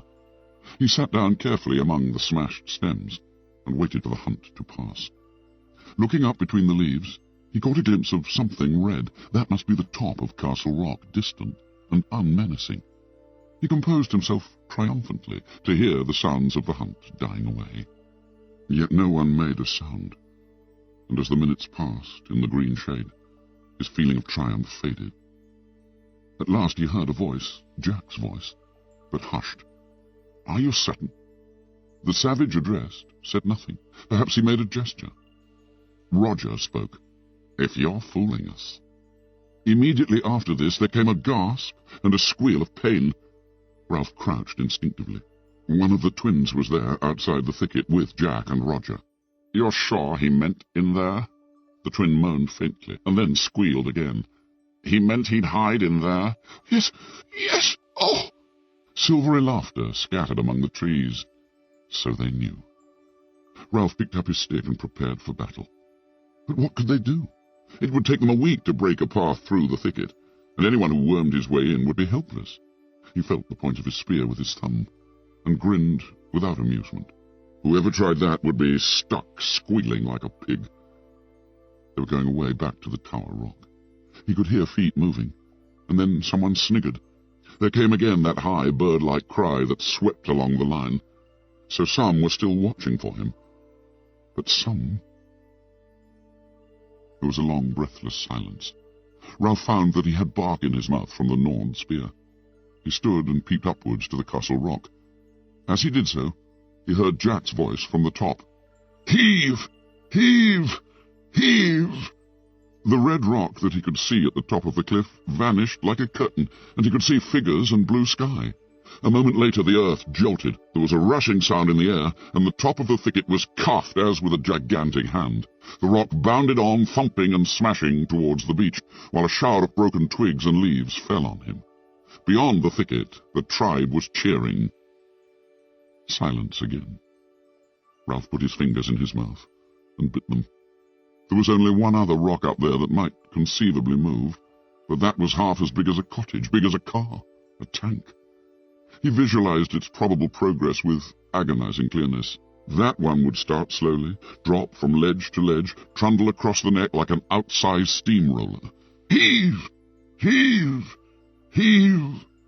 Ralph put down his spear, then picked it up again. He pushed his hair back irritably, took 2 hasty steps across the little space, and then came back. He stood looking at the broken ends of branches. Still silence. He caught sight of the rise and fall of his diaphragm, and was surprised to see how quickly he was breathing. Just left of centre, his heartbeats were visible. He put the spear down again. Heave! Heave! Heave! A shrill, prolonged cheer. Something boomed up on the red rock, then the earth jumped and began to shake steadily, while the noise as steadily increased. Ralph was shot into the air, thrown down, dashed against branches. At his right hand, and only a few feet away, the whole thicket bent, and the roots screamed as they came out of the earth together. He saw something red that turned over slowly as a mill wheel. Then the red thing was past, and the elephantine progress diminished towards the sea. Ralph knelt on the ploughed-up soil, and waited for the earth to come back. Presently the white broken stumps, the split sticks, and the tangle of the thicket refocused. There was a kind of heavy feeling in his body, where he had watched his own pulse. Silence again. Yet not entirely so. They were whispering out there, and suddenly the branches were shaken furiously at 2 places on his right. The pointed end of a stick appeared. In panic, Ralph thrust his own stick through the crack, and struck with all his might. Ah! His spear twisted a little in his hands, and then he withdrew it again. Oh! Oh! Someone was moaning outside, and a babble of voices rose. A fierce argument was going on, and the wounded savage kept groaning. Then, when there was silence, a single voice spoke, and Ralph decided that it was not Jack's. See? I told you, he's dangerous. The wounded savage moaned again. What else? What next? Ralph fastened his hands round the chewed spear, and his hair fell. Someone was muttering only a few yards away towards the castle rock. He heard a savage say, "No!" in a shocked voice, and then there was suppressed laughter. He squatted back on his heels, and showed his teeth at the wall of branches. He raised his spear, snarled a little, and waited. Once more the invisible group sniggered. He heard a curious trickling sound, and then a louder crepitation, as if someone were unwrapping great sheets of cellophane. A stick snapped, and he stuttered a cough. Smoke was seeping through the branches in white and yellow wisps. The patch of blue sky overhead turned to the colour of a storm cloud, and then the smoke billowed round him. Someone laughed excitedly, and a voice shouted, "Smoke!" He wormed his way through the thicket towards the forest, keeping as far as possible beneath the smoke. Presently he saw open space, and the green leaves of the edge of the thicket. A smallish savage was standing between him and the rest of the forest, a savage striped red and white, and carrying a spear. He was coughing and smearing the paint about his eyes with the back of his hand, as he tried to see through the increasing smoke. Ralph launched himself like a cat, stabbed, snarling, with the spear, and the savage doubled up. There was a shout from beyond the thicket, and then Ralph was running with the swiftness of fear through the undergrowth. He came to a pig run, followed it for perhaps 100 yards, and then swerved off. Behind him the ululation swept across the island once more, and a single voice shouted 3 times. He guessed that was the signal to advance, and sped away again till his chest was like fire. Then he flung himself down under a bush, and waited for a moment till his breathing steadied. He passed his tongue tentatively over his teeth and lips, and heard far off the ululation of the pursuers. There were many things he could do. He could climb a tree, but that was putting all his eggs in one basket. If he were detected, they had nothing more difficult to do than wait. If only one had time to think. Another double cry at the same distance gave him a clue to their plan. Any savage balked in the forest would utter the double shout and hold up the line till he was free again. That way they might hope to keep the cordon unbroken right across the island. Ralph thought of the boar that had broken through them with such ease. If necessary, when the chase came too close, he could charge the cordon while it was still thin, burst through, and run back. But run back where? The cordon would turn and sweep again. Sooner or later he would have to sleep or eat, and then he would awaken with hands clawing at him, and the hunt would become a running down. What was to be done then? The tree? Burst the line like a boar? Either way, the choice was terrible. A single cry quickened his heartbeat, and leaping up he dashed away towards the ocean side and the thick jungle, till he was hung up among creepers. He stayed there for a moment with his calves quivering. If only one could have packs, a long pause, a time to think. And there again, shrill and inevitable, was the ululation sweeping across the island. At that sound, he shied like a horse among the creepers, and ran once more till he was panting. He flung himself down by some ferns. The tree, or the charge? He mastered his breathing for a moment, wiped his mouth, and told himself to be calm. Sam Nerick was somewhere in that line, and hating it. Or were they? And supposing instead of them he met the chief, or Roger, who carried death in his hands? Ralph pushed back his tangled hair, and wiped the sweat out of his best eye. He spoke aloud. Think. What was the sensible thing to do? There was no piggy to talk sense. There was no solemn assembly for debate, nor dignity of the conch. Think! Most he was beginning to dread the curtain that might waver in his brain, blacking out the sense of danger, making a simpleton of him. A third idea would be to hide so well that the advancing line would pass without discovering him. He jerked his head off the ground and listened. There was another noise to attend to now, a deep, grumbling noise, as though the forest itself were angry with him, a sombre noise, across which the ululations were scribbled excruciatingly, as on slate. He knew he had heard it before somewhere, but had no time to remember. Break the line. A tree. Hide, and let them pass. A nearer cry stood him on his feet, and immediately he was away again, running fast among the thorns and brambles. Suddenly he blundered into the open, found himself again in that open space, and there was the fathom-wide grin of the skull, no longer ridiculing a deep blue patch of sky, but jeering up into a blanket of smoke. Then Ralph was running beneath trees with the grum of the forest explained. They had smoked him out and set the island on fire. Hide was better than a tree, because you had a chance of breaking the line if you were discovered. Hide, then. He wondered if a pig would agree, and grimaced at nothing. Find the deepest thicket, the darkest hole on the island, and creep in. Now as he ran he peered about him. Bars and splashes of sunlight flitted over him, and sweat made glistening streaks on his dirty body. The cries were far now, and faint. At last he found what seemed to him the right place, though the decision was desperate. Here bushes and a wild tangle of creeper made a map that kept out all the light of the sun. Beneath it was a space, perhaps a foot high, though it was pierced everywhere by parallel and rising stems. If you wormed into the middle of that, you would be 5 yards from the edge and hidden, unless the savage chose to lie down and look for you. And even then you would be in darkness, and if the worst happened and he saw you, then you had a chance to burst out at him, fling the whole line out of step, and double back.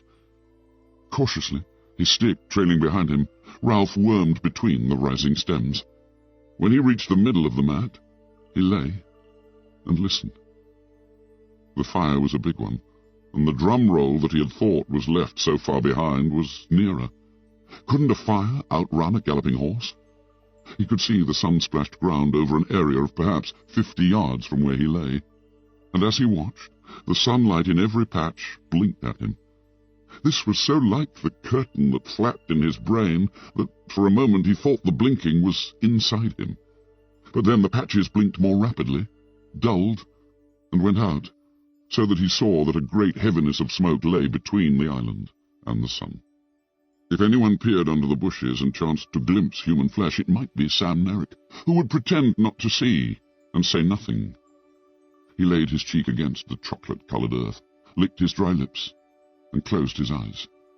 Under the thicket the earth was vibrating very slightly, or perhaps there was a sound beneath the obvious thunder of the fire and scribbled ululations that was too low to hear. Someone cried out. Ralph jerked his cheek off the earth and looked into the dulled light. They must be near now, he thought. His chest began to thump. Hide, break the line, climb a tree. Which was the best after all? The trouble was you only had one chance. Now the fire was nearer. Those volleying shots were great limbs, trunks even, bursting. The fools! The fire must be almost at the fruit trees. What would they eat tomorrow? Ralph stirred restlessly in his narrow bed. One chanced nothing. What could they do? Beat him? So what? Kill him? A stick sharpened at both ends. The cries, suddenly nearer, jerked him up. He could see a striped savage moving hastily out of a green tangle and coming towards the mat where he hid. A savage who carried a spear. Ralph gripped his fingers into the earth. Be ready now, in case. Ralph fumbled to hold his spear so that it was point foremost, and now he saw that the stick was sharpened at both ends. The savage stopped 15 yards away and uttered his cry. Perhaps he can hear my heart over the noises of the fire. Don't scream. Get ready. The savage moved forward so that you could only see him from the waist down. That was the butt of his spear. Now you could see him from the knee down. Don't scream. A herd of pigs came squealing out of the greenery behind the savage and rushed away into the forest. Birds were screaming, mice shrieking, and a little hopping thing came under the mat and cowered. 5 yards away the savage stopped, standing right by the thicket, and cried out. Ralph drew his feet up and crouched. The stake was in his hands, the stake sharpened at both ends, the stake that vibrated so wildly, that grew long, short, light, heavy, light again. The ululation spread from shore to shore. The savage knelt down by the edge of the thicket, and there were lights flickering in the forest behind him. You could see a knee disturb the mould, now the other. 2 hands, a spear, a face. The savage peered into the obscurity beneath the thicket. You could tell that he saw light on this side and on that, but not in the middle, there. In the middle was a blob of dark, and the savage wrinkled up his face, trying to decipher the darkness. The seconds lengthened. Ralph was looking straight into the savage's eyes. Don't scream. You'll get back. Now he's seen you. He's making sure. A stick sharpened. Ralph screamed, a scream of fright and anger and desperation. His legs straightened. The screams became continuous and foaming. He shot forward, burst the thicket, was in the open, screaming, snarling, bloody. He swung the stake, and the savage tumbled over. But there were others coming towards him, crying out. He swerved as a spear flew past, and then was silent, running. All at once the lights flickering ahead of him merged together. The roar of the forest rose to thunder, and a tall bush directly in his path burst into a great fan-shaped flame. He swung to the right, running desperately fast, with the heat beating on his left side and the fire racing forward like a tide. The ululation rose behind him and spread along, a series of short, sharp cries, the sighting call. A brown figure showed up at his right and fell away. They were all running, all crying out madly. He could hear them crashing in the undergrowth, and on the left was the hot, bright thunder of the fire. He forgot his wounds, his hunger and thirst, and became fear, hopeless fear on flying feet rushing through the forest towards the open beach. Spots jumped before his eyes and turned into red circles that expanded quickly till they passed out of sight. Below him, someone's legs were getting tired, and the desperate ululation advanced like a jagged fringe of menace, and was almost overhead. He stumbled over a root, and the cry that pursued him rose even higher. He saw a shelter burst into flames, and the fire flapped at his right shoulder, and there was the glitter of water. Then he was down, rolling over and over in the warm sand, crouching with arm up to ward off, trying to cry for mercy. He staggered to his feet, tensed for more terrors, and looked up at a huge peaked cap. It was a white-topped cap, and above the green shade of the peak was a crown, an anchor, gold foliage. He saw a white drill, epaulettes, a revolver, a row of gilt buttons down the front of a uniform. A naval officer stood on the sand, looking down at Ralph in wary astonishment. On the beach behind him was a cutter, her bows hauled up and held by 2 ratings. In the stern sheets another rating held a submachine gun. The ululation faltered and died away. The officer looked at Ralph doubtfully for a moment, then took his hand away from the butt of the revolver. "Hello?" Squirming a little, conscious of his filthy appearance, Ralph answered shyly, "Hello." The officer nodded, as if a question had been answered. "Are there any adults, any grown-ups with you?" Dumbly, Ralph shook his head. He turned a half-pace on the sand. A semicircle of little boys, their bodies streaked with coloured clay, sharp sticks in their hands, were standing on the beach, making no noise at all. "Fun and games," said the officer. The fire reached the coconut palms by the beach and swallowed them noisily. A flame, seemingly detached, swung like an acrobat and licked up the palm heads on the platform. The sky was black. The officer grinned cheerfully at Ralph. We saw your smoke. What have you been doing? Having a war or something?" Ralph nodded. The officer inspected the little scarecrow in front of him. The kid needed a bath, a haircut, a nose wipe, and a good deal of ointment. "Nobody killed, I hope? Any dead bodies?" "Only 2, and they've gone." The officer leaned down and looked closely at Ralph. 2? Killed? Ralph nodded again. Behind him the whole island was shuddering with flame. The officer knew as a rule when people were telling the truth. He whistled softly. Other boys were appearing now, tiny tots, some of them, brown, with the distended bellies of small savages. One of them came close to the officer and looked up. I'm... But there was no more to come. Percival Weems Madison sought in his head for an incantation that had faded clean away. The officer turned back to Ralph. "We'll take you off. How many of you are there?" Ralph shook his head. The officer looked past him to the group of painted boys. "Who's boss here?" "I am," said Ralph loudly. A little boy, who wore the remains of an extraordinary black cap on his red hair, and who carried the remains of a pair of spectacles at his waist, started forward, then changed his mind, and stood still. "We saw your smoke. And you don't know how many of you there are?" "No, sir." "I should have thought," said the officer, as he visualized the search before him, "I should have thought that a pack of British boys, you're all British, aren't you, would have been able to put up a better show than that. I mean, it was like that at first," said Ralph. "Before things—" He stopped. "We were together then?" The officer nodded helpfully. "I know. Jolly good show.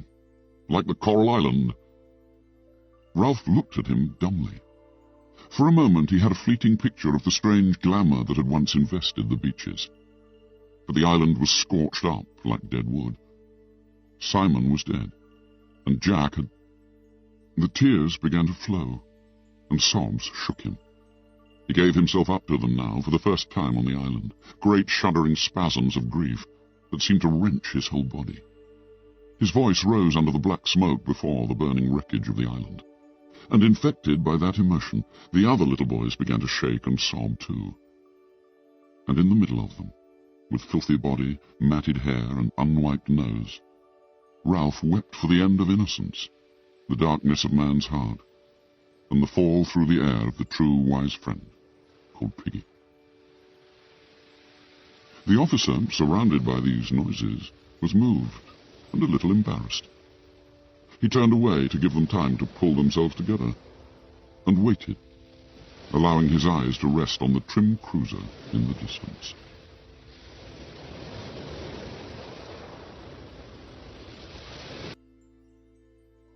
Lord of the Flies by William Golding.